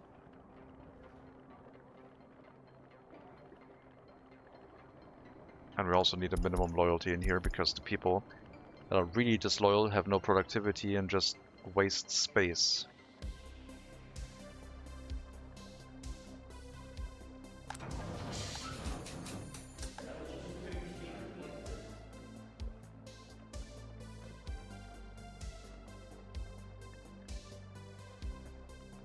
So I guess we'll do that then, which means we're going to focus on the research dramatically.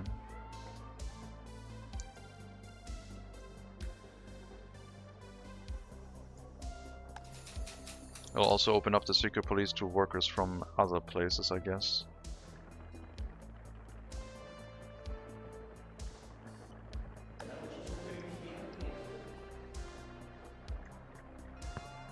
Let's do it.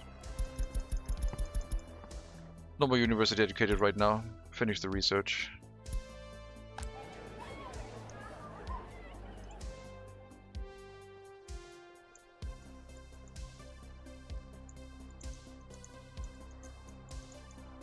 So 3 tech points.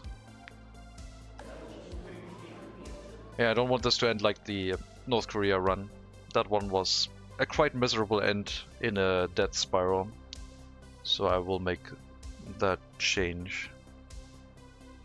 We're still not like safe. but I think, seen the end where we just go into a death spiral and it's just gonna be quite miserable.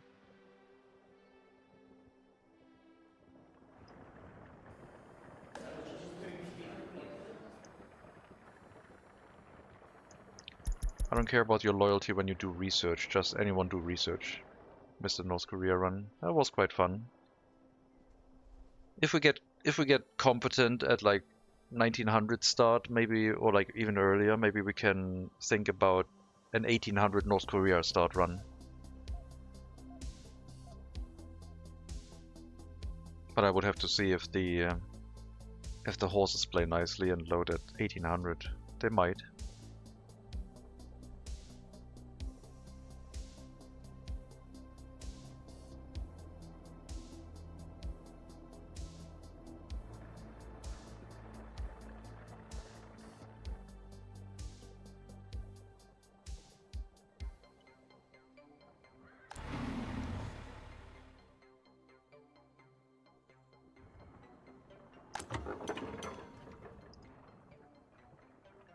Oh, this is terrible that they go back here to refuel. They're not supposed to do that. You know what? We need a refueling station here, I guess.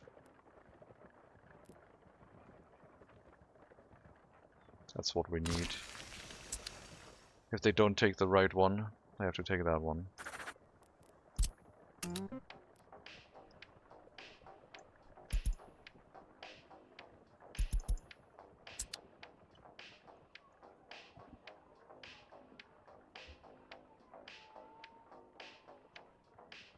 Suddenly no one's working in the orphanage anymore, creating a bunch of unemployment in the area. Because the people are somewhat stupid.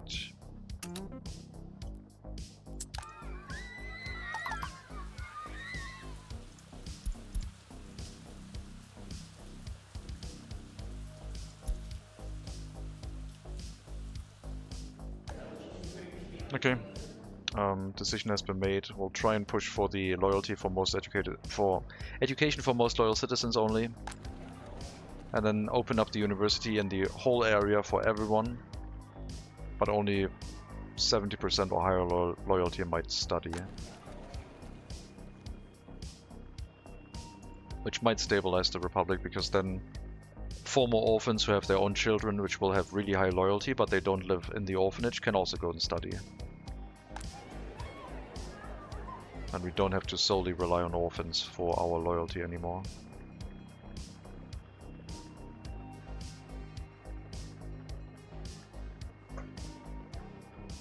And we'll slowly phase out disloyal people in the settlement. Hint hint.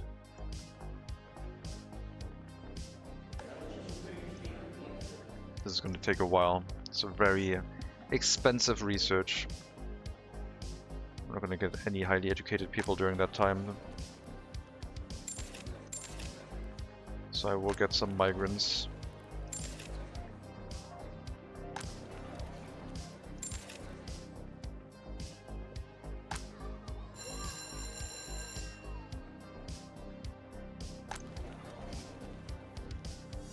%36% loyalty. What?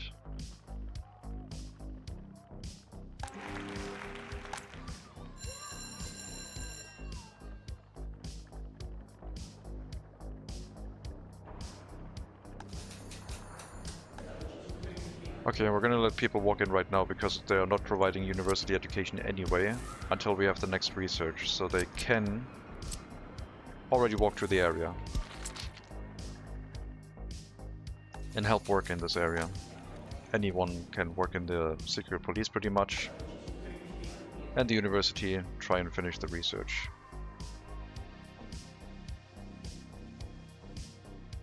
But yeah, this will be a lot of students showing up here, thinking that they can get an education when they can't. We'll go into debt.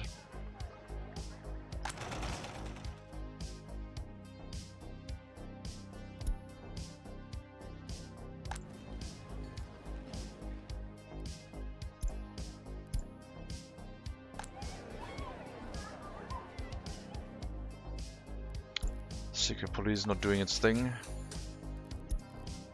people with unknown loyalty working in the orphanage.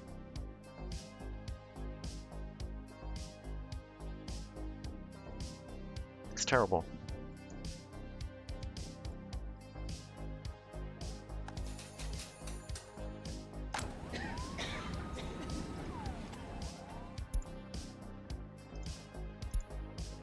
Also, there's no highly educated people on the buses right now, which is not great for them.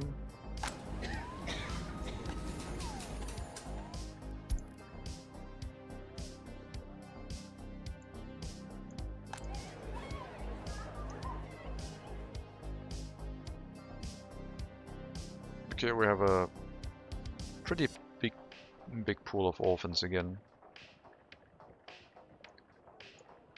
Maybe I need to shut the orphanage down for now. Making a lot of disloyal, potentially criminal children. I mean, they probably can't move anywhere anyway. I don't know. The system is currently broken.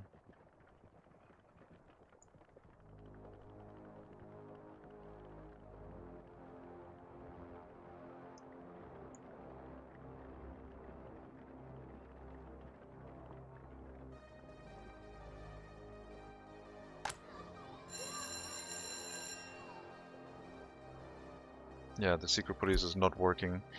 This whole run is scuffed. Only because we set up the other settlement, and it's slightly in range of our existing one.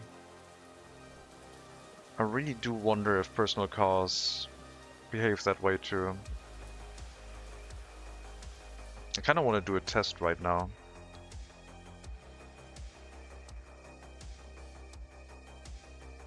Because I'm pretty sure personal cars from secret police cared about these signs.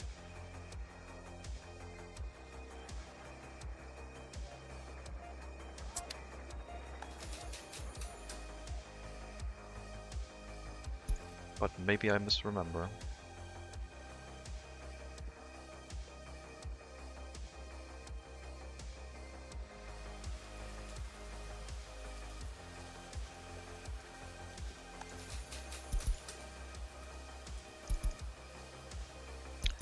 Proskov and two in Beslazy.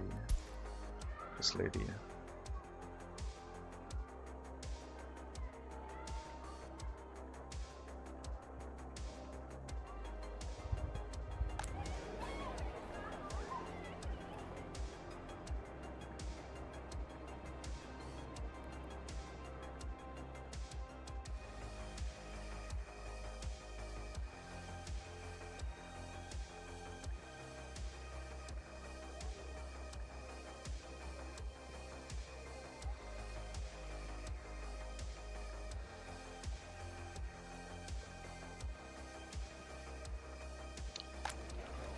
Keep the orphanage staffed, come on. The loyalty is down to 48%. Yeah, we're slowly running out of loyalty again.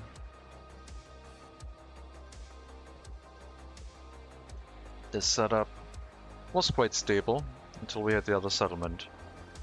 And then people with unknown loyalty started doing things that they shouldn't have. So many people want alcohol.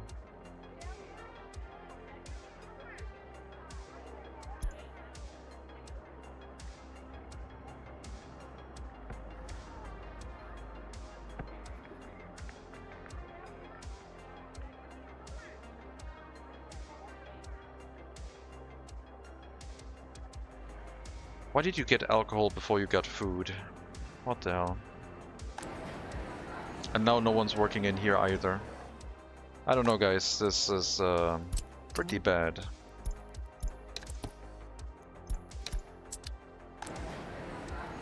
The people balancing themselves on their workplaces are atrocious at their jobs. I am not seeing smart citizens anywhere.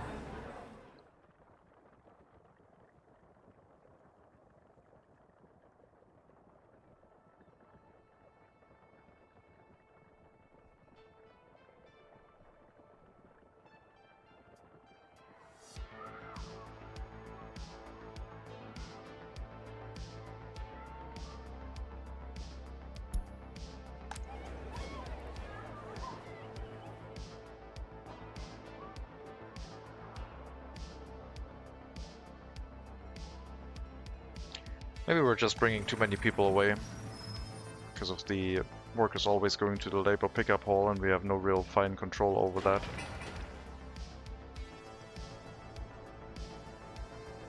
And they spend a lot more time working in the clothing factory, but... or like at least the area here. Productivity 30% doesn't treat anyone. It's so bad.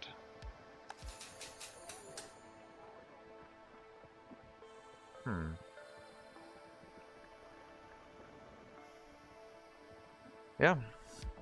The fact that the secret police goes too far kind of like ruined this whole settlement, I would say.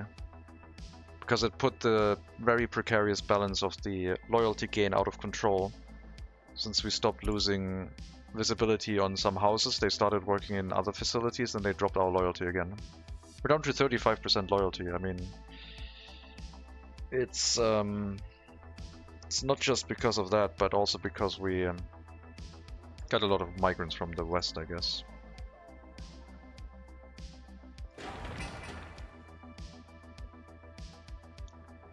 This turns out to be another North Korea run, I would say.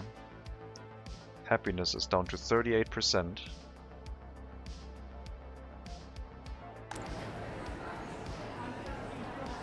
Probably because there was a bunch of time where there was no one working in the grocer. Because apparently they somehow deprioritized that. They don't want to work in the grocer.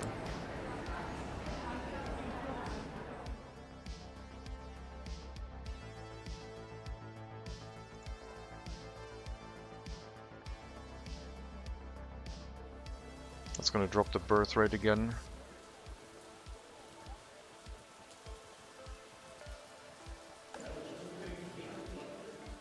I don't know. This irks me. The fact that I can't micromanage the secret police, especially the secret police. It's really frustrating.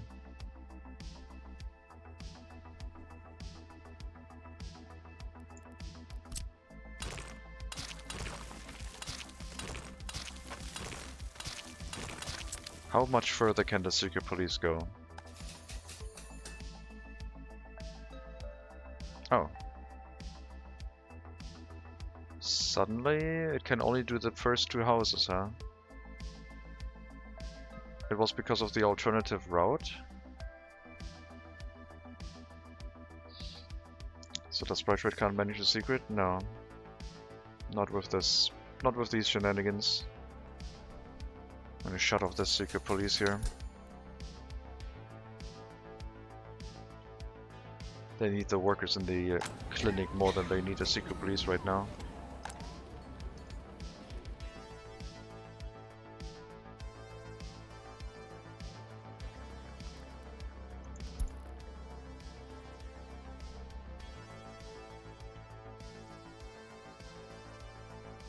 The loyalty in our really high loyalty house has dropped down to 34 and 63 over here.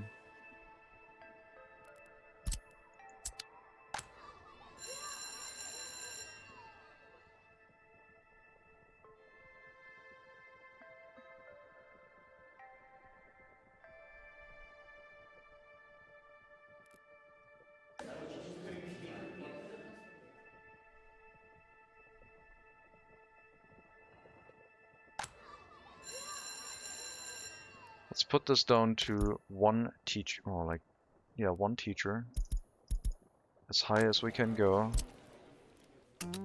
School has priority. 90.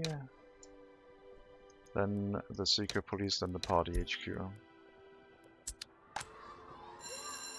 Send me a highly loyal teacher here.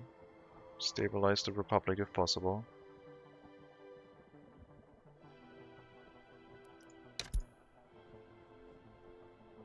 If we have someone who's like 70% loyalty still.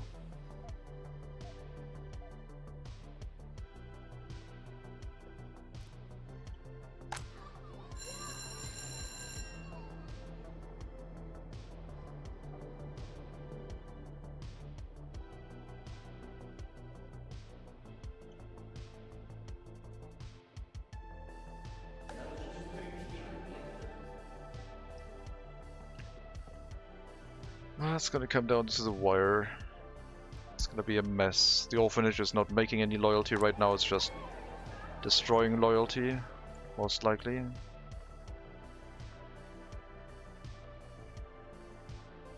But it will be very important to recover things once things have actually stabilized.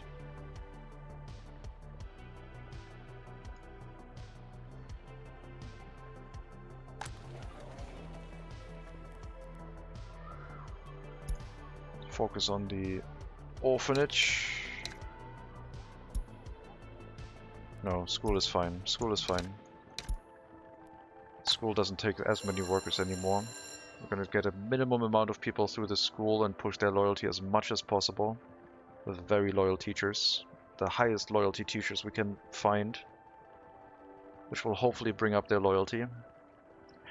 That means we're gonna run some unemployment a little bit, but for the loyalty. Unemployed people are not allowed, or not unemployed, uneducated people are not allowed to move in anywhere. They must stay until they've gotten their education. No more of the lowest loyalty either. Go to the other settlement if you're disloyal.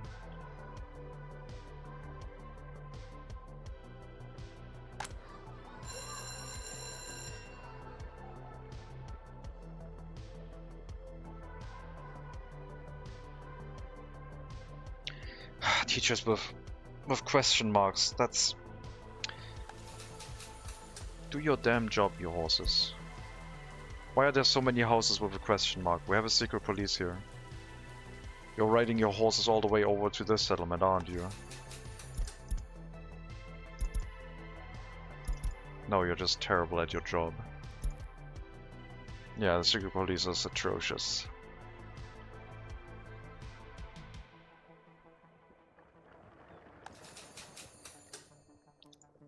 Put it back at like, I don't know, 9 workers. Maybe it'll keep the secrets for longer.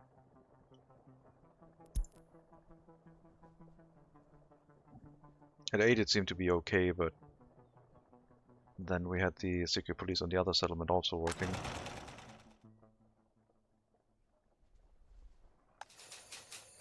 I wouldn't mind tearing down the secret police again. But we will see.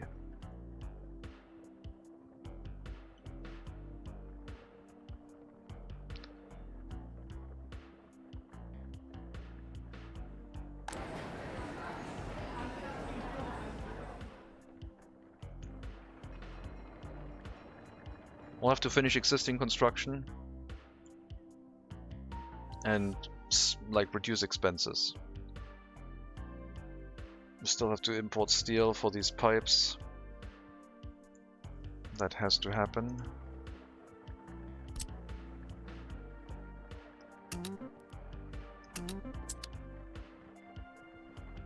That way we can bring water here without requiring horse carriages to go all the way to the water treatment plant, reducing crop imports a little bit.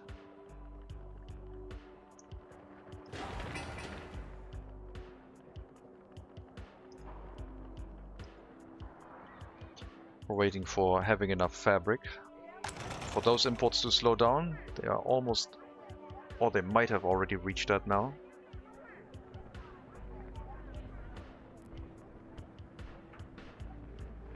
Oh my god, import and export almost in balance, but last month looks pretty bad, so that is only temporary.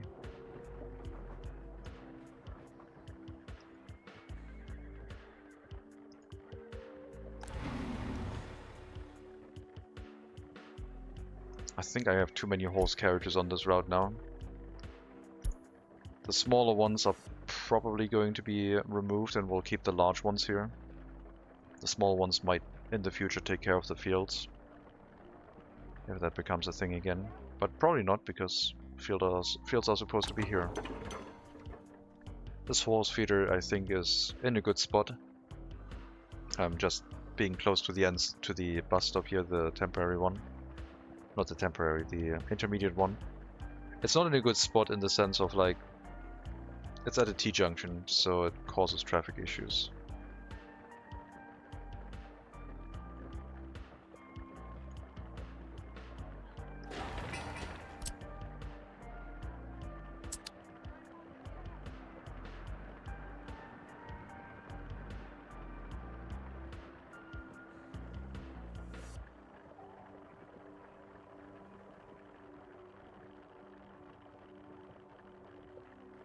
Resource transportation to construction sites here is bearable.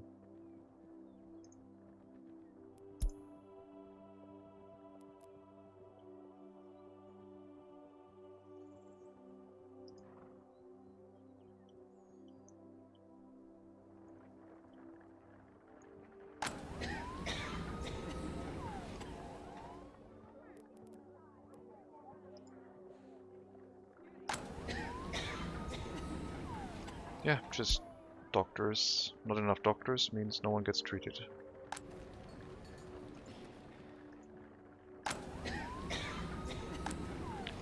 And I think the doctors here are not working that much because they're spending most of their time traveling to the other settlement to find alcohol.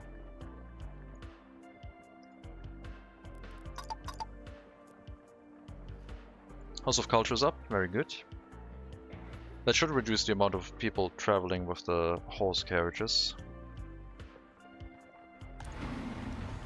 Maybe I don't want to pick up passengers. Maybe I just want to leave passengers here.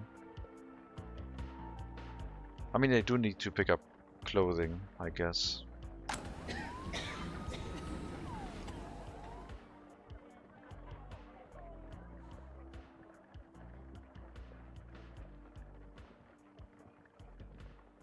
Okay. Yeah, we won't have any higher educated citizens moving in there anymore. It's all going to be by bus route. It should work better. They work a lot longer. Could maybe even have personal cars, horses basically, and boost their loyalty for having them, but I don't want to think about that right now. Down to 6,500 rubles. Let's bring the loyalty of the orphans up. Even if they don't get a university education, they're still going to join the workforce as very loyal, regular educated citizens, which is fine for now. We can work the university again afterwards, once we have the loyalty setting unlocked.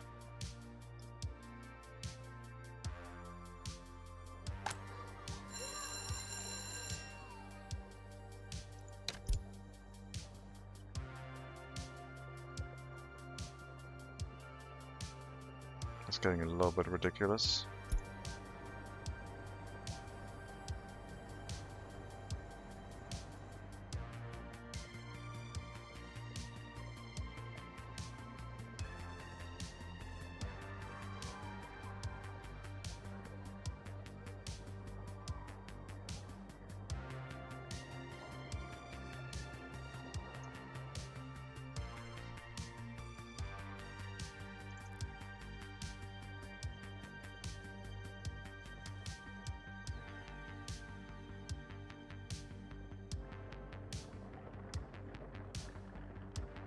I'll probably load the save off stream, kick out the horses and load in some vehicles and see if they abide by the personal car settings. Because I'm pretty sure they used to do that.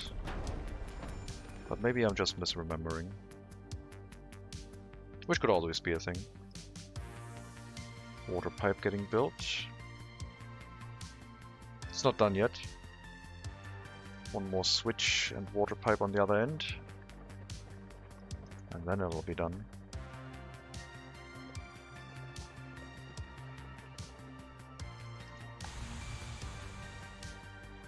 And then the water tower will fill with water without requiring our horse carriages to travel all the way to the water treatment plant. But they seem to be keeping up well enough. Oh, maybe not. No, they keep up. There's still a sliver of water here, so they're fine.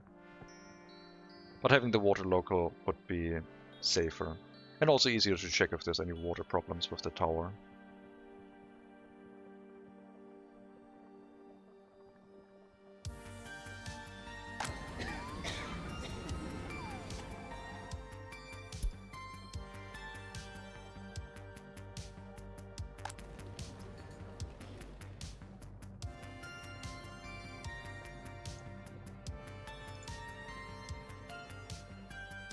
I'm not bringing any workers at all.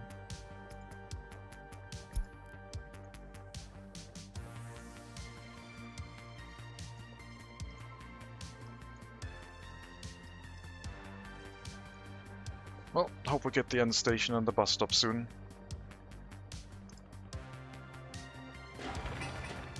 Fewer vehicles running, more efficient. Less waste on the crops.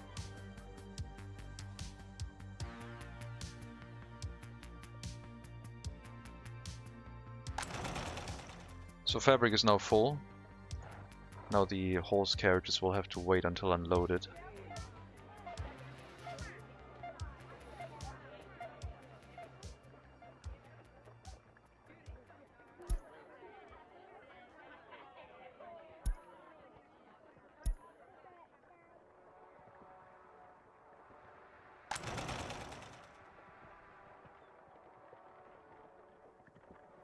I'll also act a little bit as a dampener for how much we're importing, because, yeah, don't need as much anymore.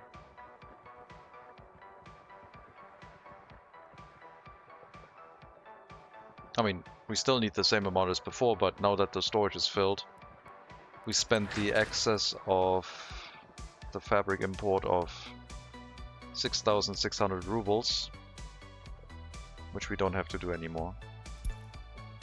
Makes it a lot more important to keep the clothing factory from burning down, having that much money in there.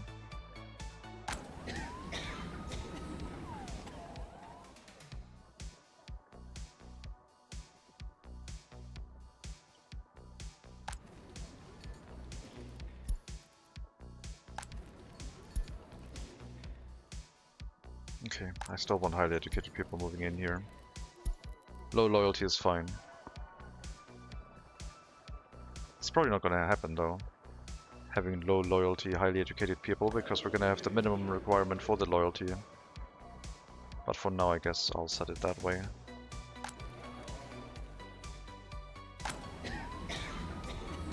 Oh boy. Let's take our loan. I need to save our people. We could take one chunky loan with the least interest rate. That's going to be our timer. Or I could mess around with like low amounts of loans.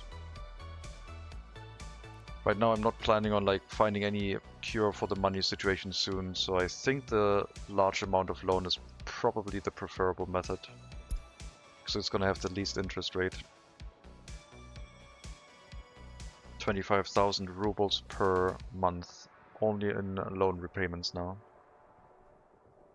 There's going to be a lot more than we have, like, monetary transfer. This is probably a terrible idea. Did they add the loan?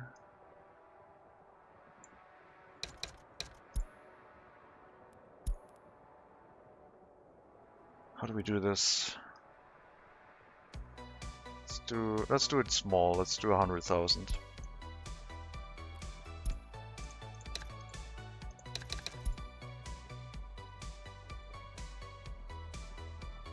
$1,600 on top. Okay, that is probably more sensible. As long as we play only with horses, I don't think you will ever make profit. Yep, probably. I'm gonna start a waste incinerator.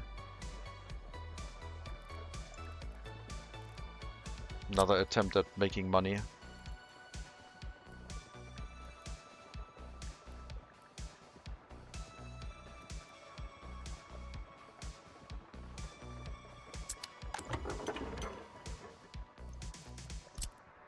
Well, that's like the challenge in it of itself, like trying to actually run a republic with just horses profitably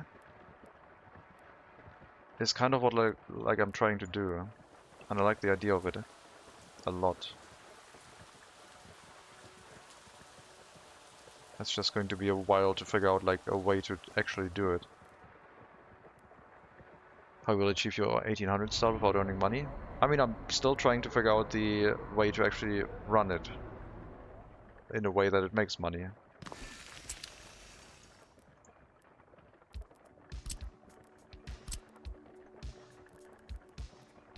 Waste dump is fine. Don't need anything special here.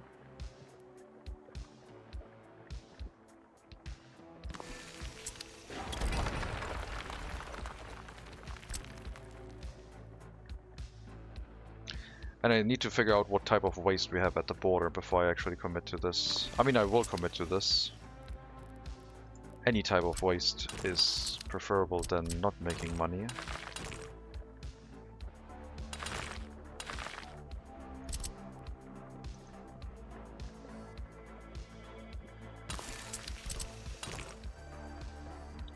Means we also need water and sewage here, but I think we can live with just like a technical service bringing that.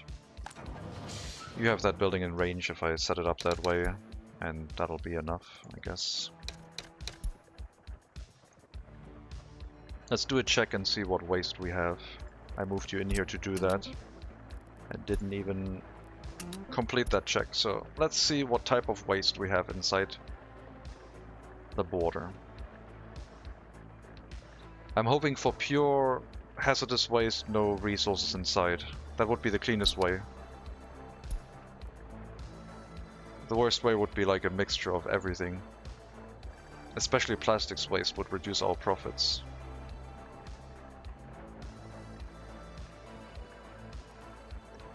Metal, plastic, biological, burnable, hazardous, other waste.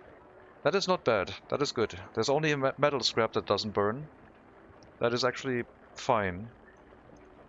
Okay. That means we can set up... We can set up in a way where we let the waste rot away until it becomes metal scrap. I guess. So this would store mixed waste, but there would be a wagon waiting until it has rotted into metal scrap, I guess. That might be doable.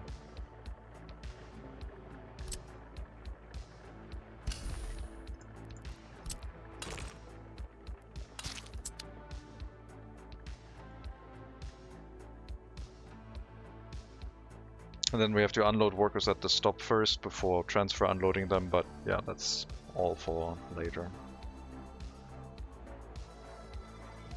Okay. No construction waste. We do have a lot of plastics waste in here. Hazardous waste is over 20%, which is really good. The hazardous waste would be dropped off in a regular dump, so it would start rotting away here too, creating massive amounts of pollution before it goes into the incinerator, if it doesn't keep up with it, which it probably should, because we, like, I think a single worker might be able to easily keep up with the horse carriages. But yeah, 187 rubles per horse carriage in reverse, and then exporting metal scrap, I think that could work. Might need a distribution office here to deal with the resource export, but I think a dedicated route of some vehicles will also do. Fire station is over on that side. That'll keep the area protected. I'm confident with this, I think. Yeah, maybe the hazardous import should be done by distribution office. I didn't really put a large waiting area down here. Could cause a traffic jam.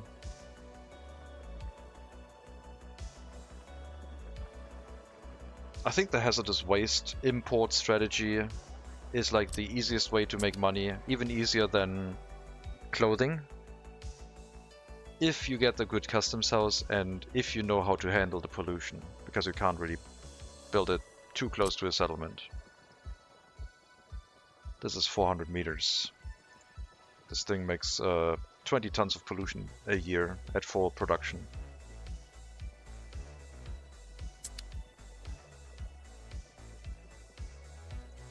I could move it, but no, there's already a clothing factory. It being closer to this settlement is okay. I think that'll work. So yeah, 1800 start, we would have to pull out all registers on making profit. And then we might use the trade deals challenge again, but for now I need to still like understand what works and what doesn't in the start. I thought farming would be good, but no, not until you have like thousands of people to actually dump into the farm. And you might even need a train. Like the whole farming strategy might work if you have like the fields directly connected to your settlement and then the farm just brings in the harvest. So the people directly walk onto the field whenever there's harvesting and sowing season. and you only use the farm for maybe one horse plow to assist with the plowing, and then bringing in the harvest next to a production facility. A grain silo, most likely. Grain silo would be very advanced.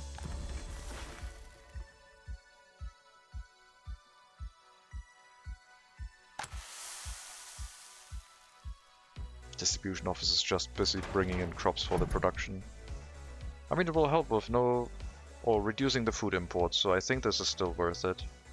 It might also drive up the food price and everything crop related more, so it could also have the detrimental effect in that regard. I could export excess, I guess, but we don't have an excess right now.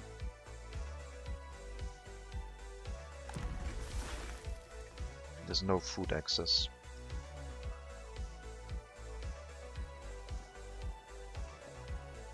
Yeah, I guess we could change the rule set for an 1800 start, where we say trade deals are not in effect with like horse carriages, only with like modern vehicles. Because then the quantity starts increasing. Horse carriages are so low capacity that it doesn't really matter as much. But I might also be like a little bit biased because of the flipped customs house having reduced throughput, otherwise I could be importing a lot more resources.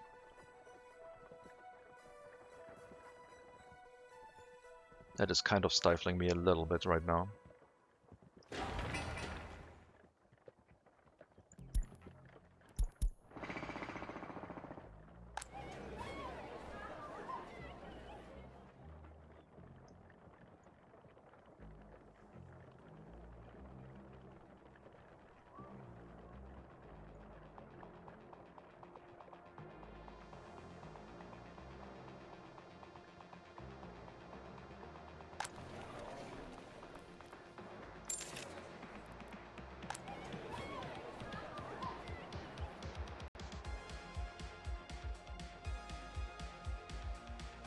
We need the loyal orphans. Higher education we can pay for, I guess, to delay, but normal education needs to be as loyal as possible.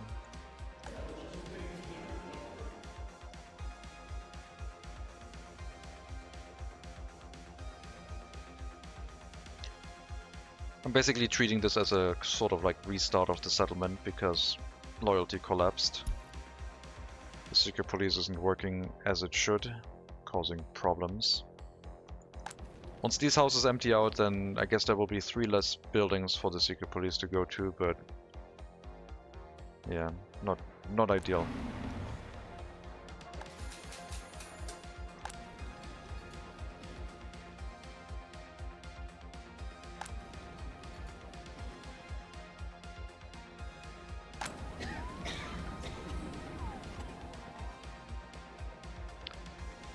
Good loyalty doctor actually treating people here, very nice. Some healthcare professionals making their way over to the other settlement.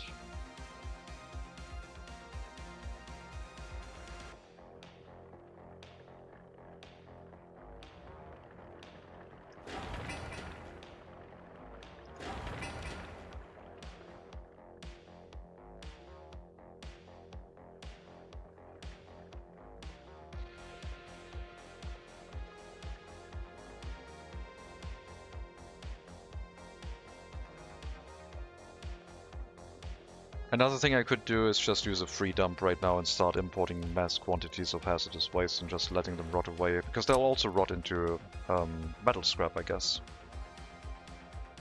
No, they won't rot into metal scrap, because there's some stuff in there that doesn't rot. Burnable waste doesn't rot, biological waste becomes fertilizer, and plastics waste doesn't rot. Or at least like rots very, very slowly. But yeah, we could already start importing some hazardous waste and seeing how bad it gets. As like a precursor to once we start running this for real.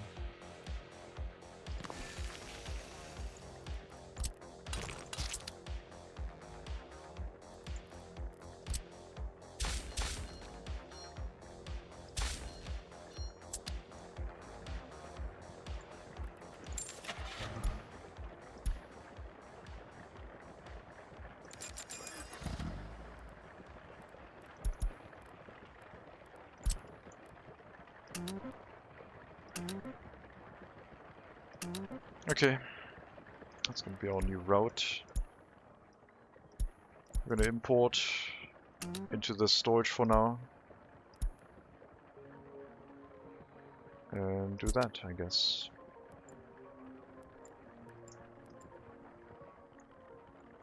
Four horse carriages, 1.3 tons per carriage. Not very high capacity, but it's gonna make like 800 rubles every time they arrive at the border. They will pay themselves back quite quickly. Then the hazardous waste price might drop a bit, but the volume is still gonna be relatively low.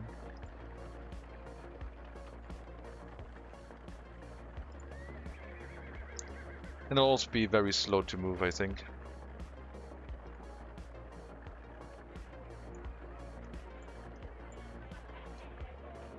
Because they'll carry a relatively high load. 11 kilometers an hour. More than the dumper carriages. I don't know if I can buy these with like more horses attached. I think there's a... that is not a possibility. Nope, 1 or 2. Could make them even slower.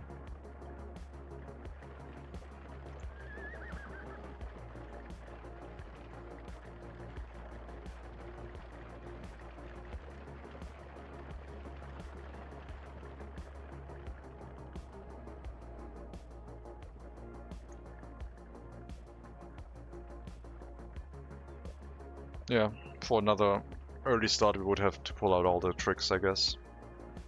I think the first resource we would... the free research point would probably be like, test which hazardous waste is best at the customs house and which customs house. And then just import. Even before we have an incinerator set up. I will reinstitute the trade deal rules, I guess, once we become profitable. And then each research point would slowly unlock like existing import routes that we're running and export routes. But not yet, not right now. Unless people are sick of this run, then we can just say nope, the rules are still in place and the run will end probably in 2 more streams. Because the costs are going up quite quickly now. So yeah, let's make that change. People will still get to vote in like 1910 if we extend it by 10 years. By that point we either figured out yes we can solve it or no. And I guess that would then be the vote of yes, we'll roll back the time again and watch you suffer. Figure something out, or we just keep going into modernity.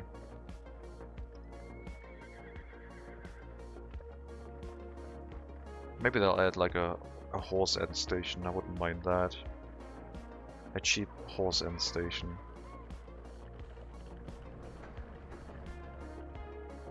Could be a horse pasture.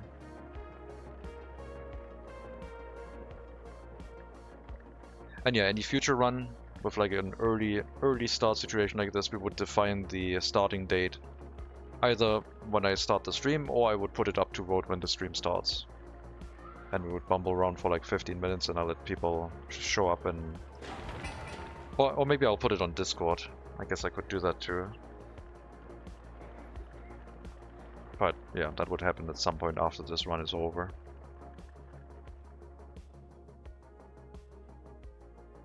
I still really like the experience. I just hope that we figure things out in the next time with Secret Police. We might just have to build the settlements further apart, which is going to strain our resources even more, but yeah, we have to watch out for the range of the Secret Police next time, so that it isn't covering the other settlement. Or we might have to have more workers in the Secret Police, so they remember the loyalty for way longer, which I think is the main issue. Right now it's looking okay.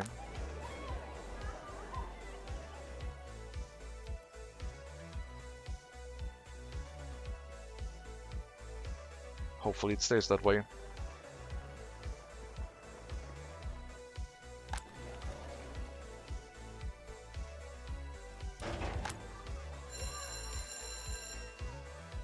And yeah, the school is gonna be the restricted factor. Like, the amount of students looking for a higher education will probably also go down at some point because of how restrictive my school education is.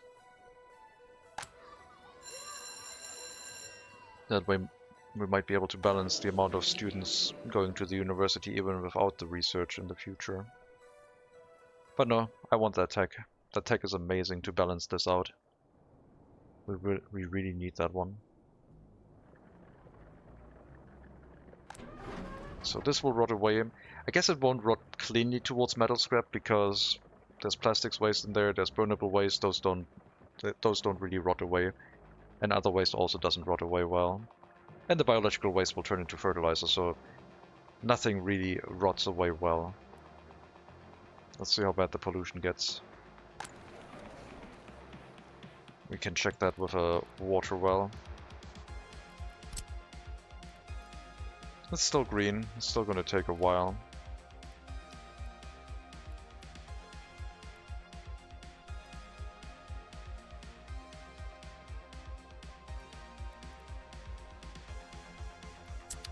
Not really any noticeable effect on the water quality at this moment.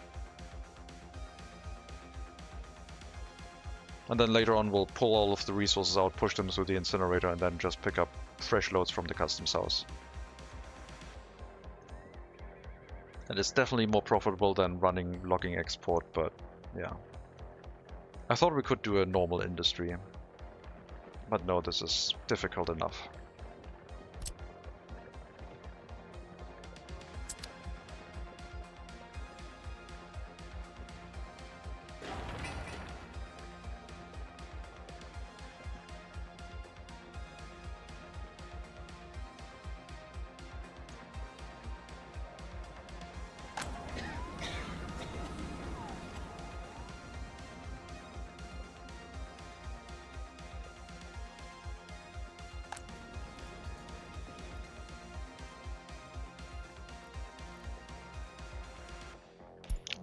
Low loyalty regular education. I think I'm committing to the idea of just bringing our own doctors to the area. Our own workers can work in these buildings. I mean own workers as in from the good loyalty settlement. Because they work here for so long. Do really good work. And then maybe some people with more high loyalty arrive and take over. No, I can't just solely rely on that. How about... I think 2 houses are fine. I mean, if they don't work in the... If they do work in the clinic, then... Like, if they fill the clinic up completely, then my people just go to the clothing factory, and if they don't, then they work in the clinic. It's fine. Yeah, 2 houses. It's fine. Take care of that.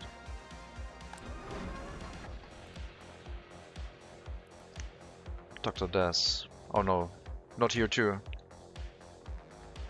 Dr. Professor Nonsense.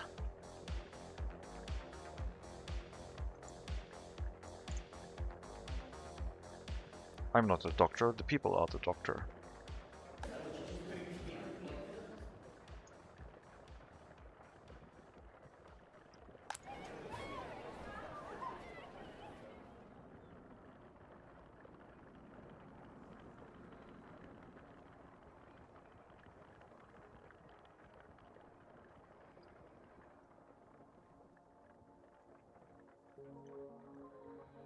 Dr. People. Dr. Pepper.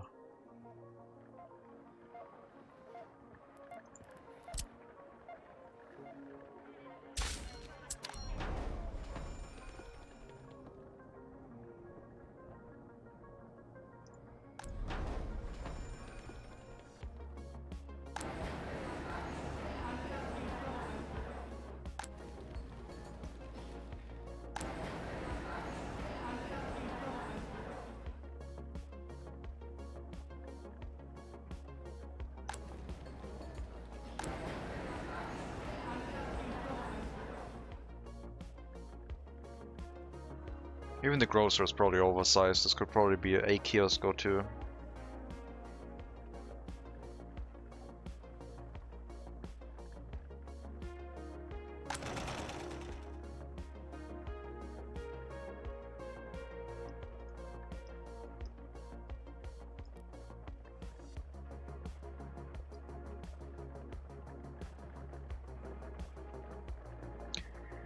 I will have to take a break in like half an hour. I'm not gonna extend the stream too long for today, but then I'll be back 2 hours after that with the race and then Euro Truck, I think.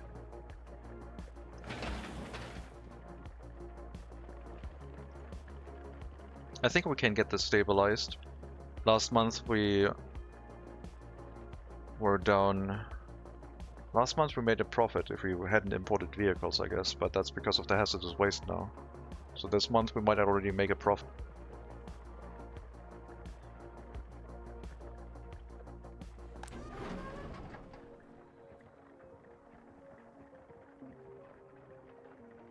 We might be able to pay back the loan early.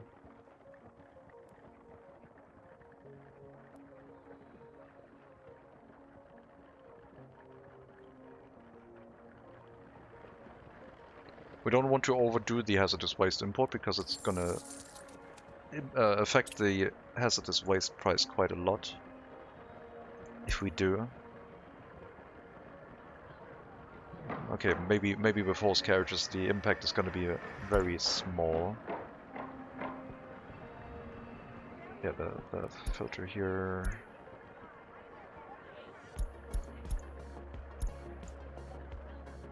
Fifth of September, let's do that one.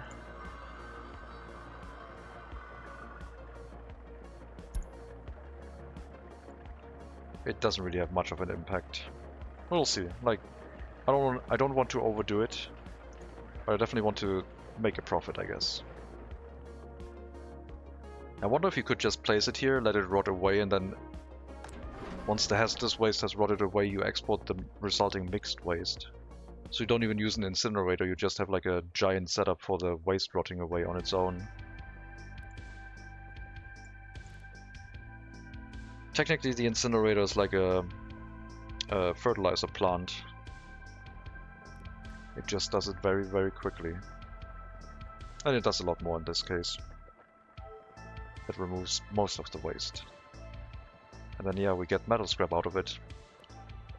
We might have to put it onto like a dedicated area where it can like spread itself out a bit in a dump or two, and then we wait until we pick up the metal scrap. We did that in our previous run. It worked quite well. That way we don't need a distribution office. Or we can just export the metal scrap together with the ash, but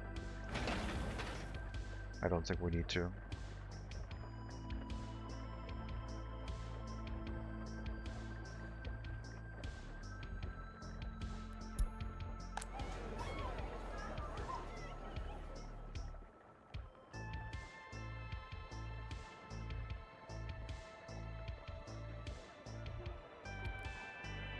The orphanage is important. Take care of the orphanage. A lot of orphans in here. Not enough tutors.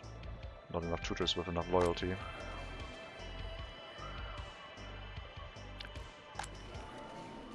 Yeah, the loyalty of the buildings is dropping. I don't know if a indoor pool would solve things.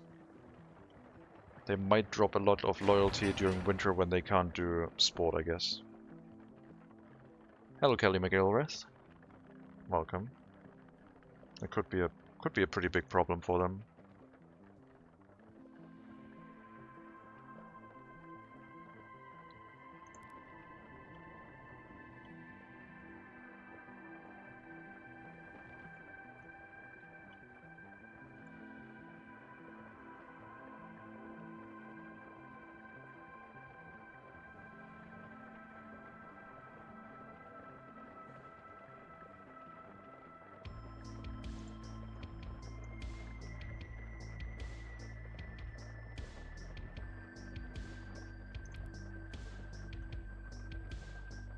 I think I'm going to take my break now.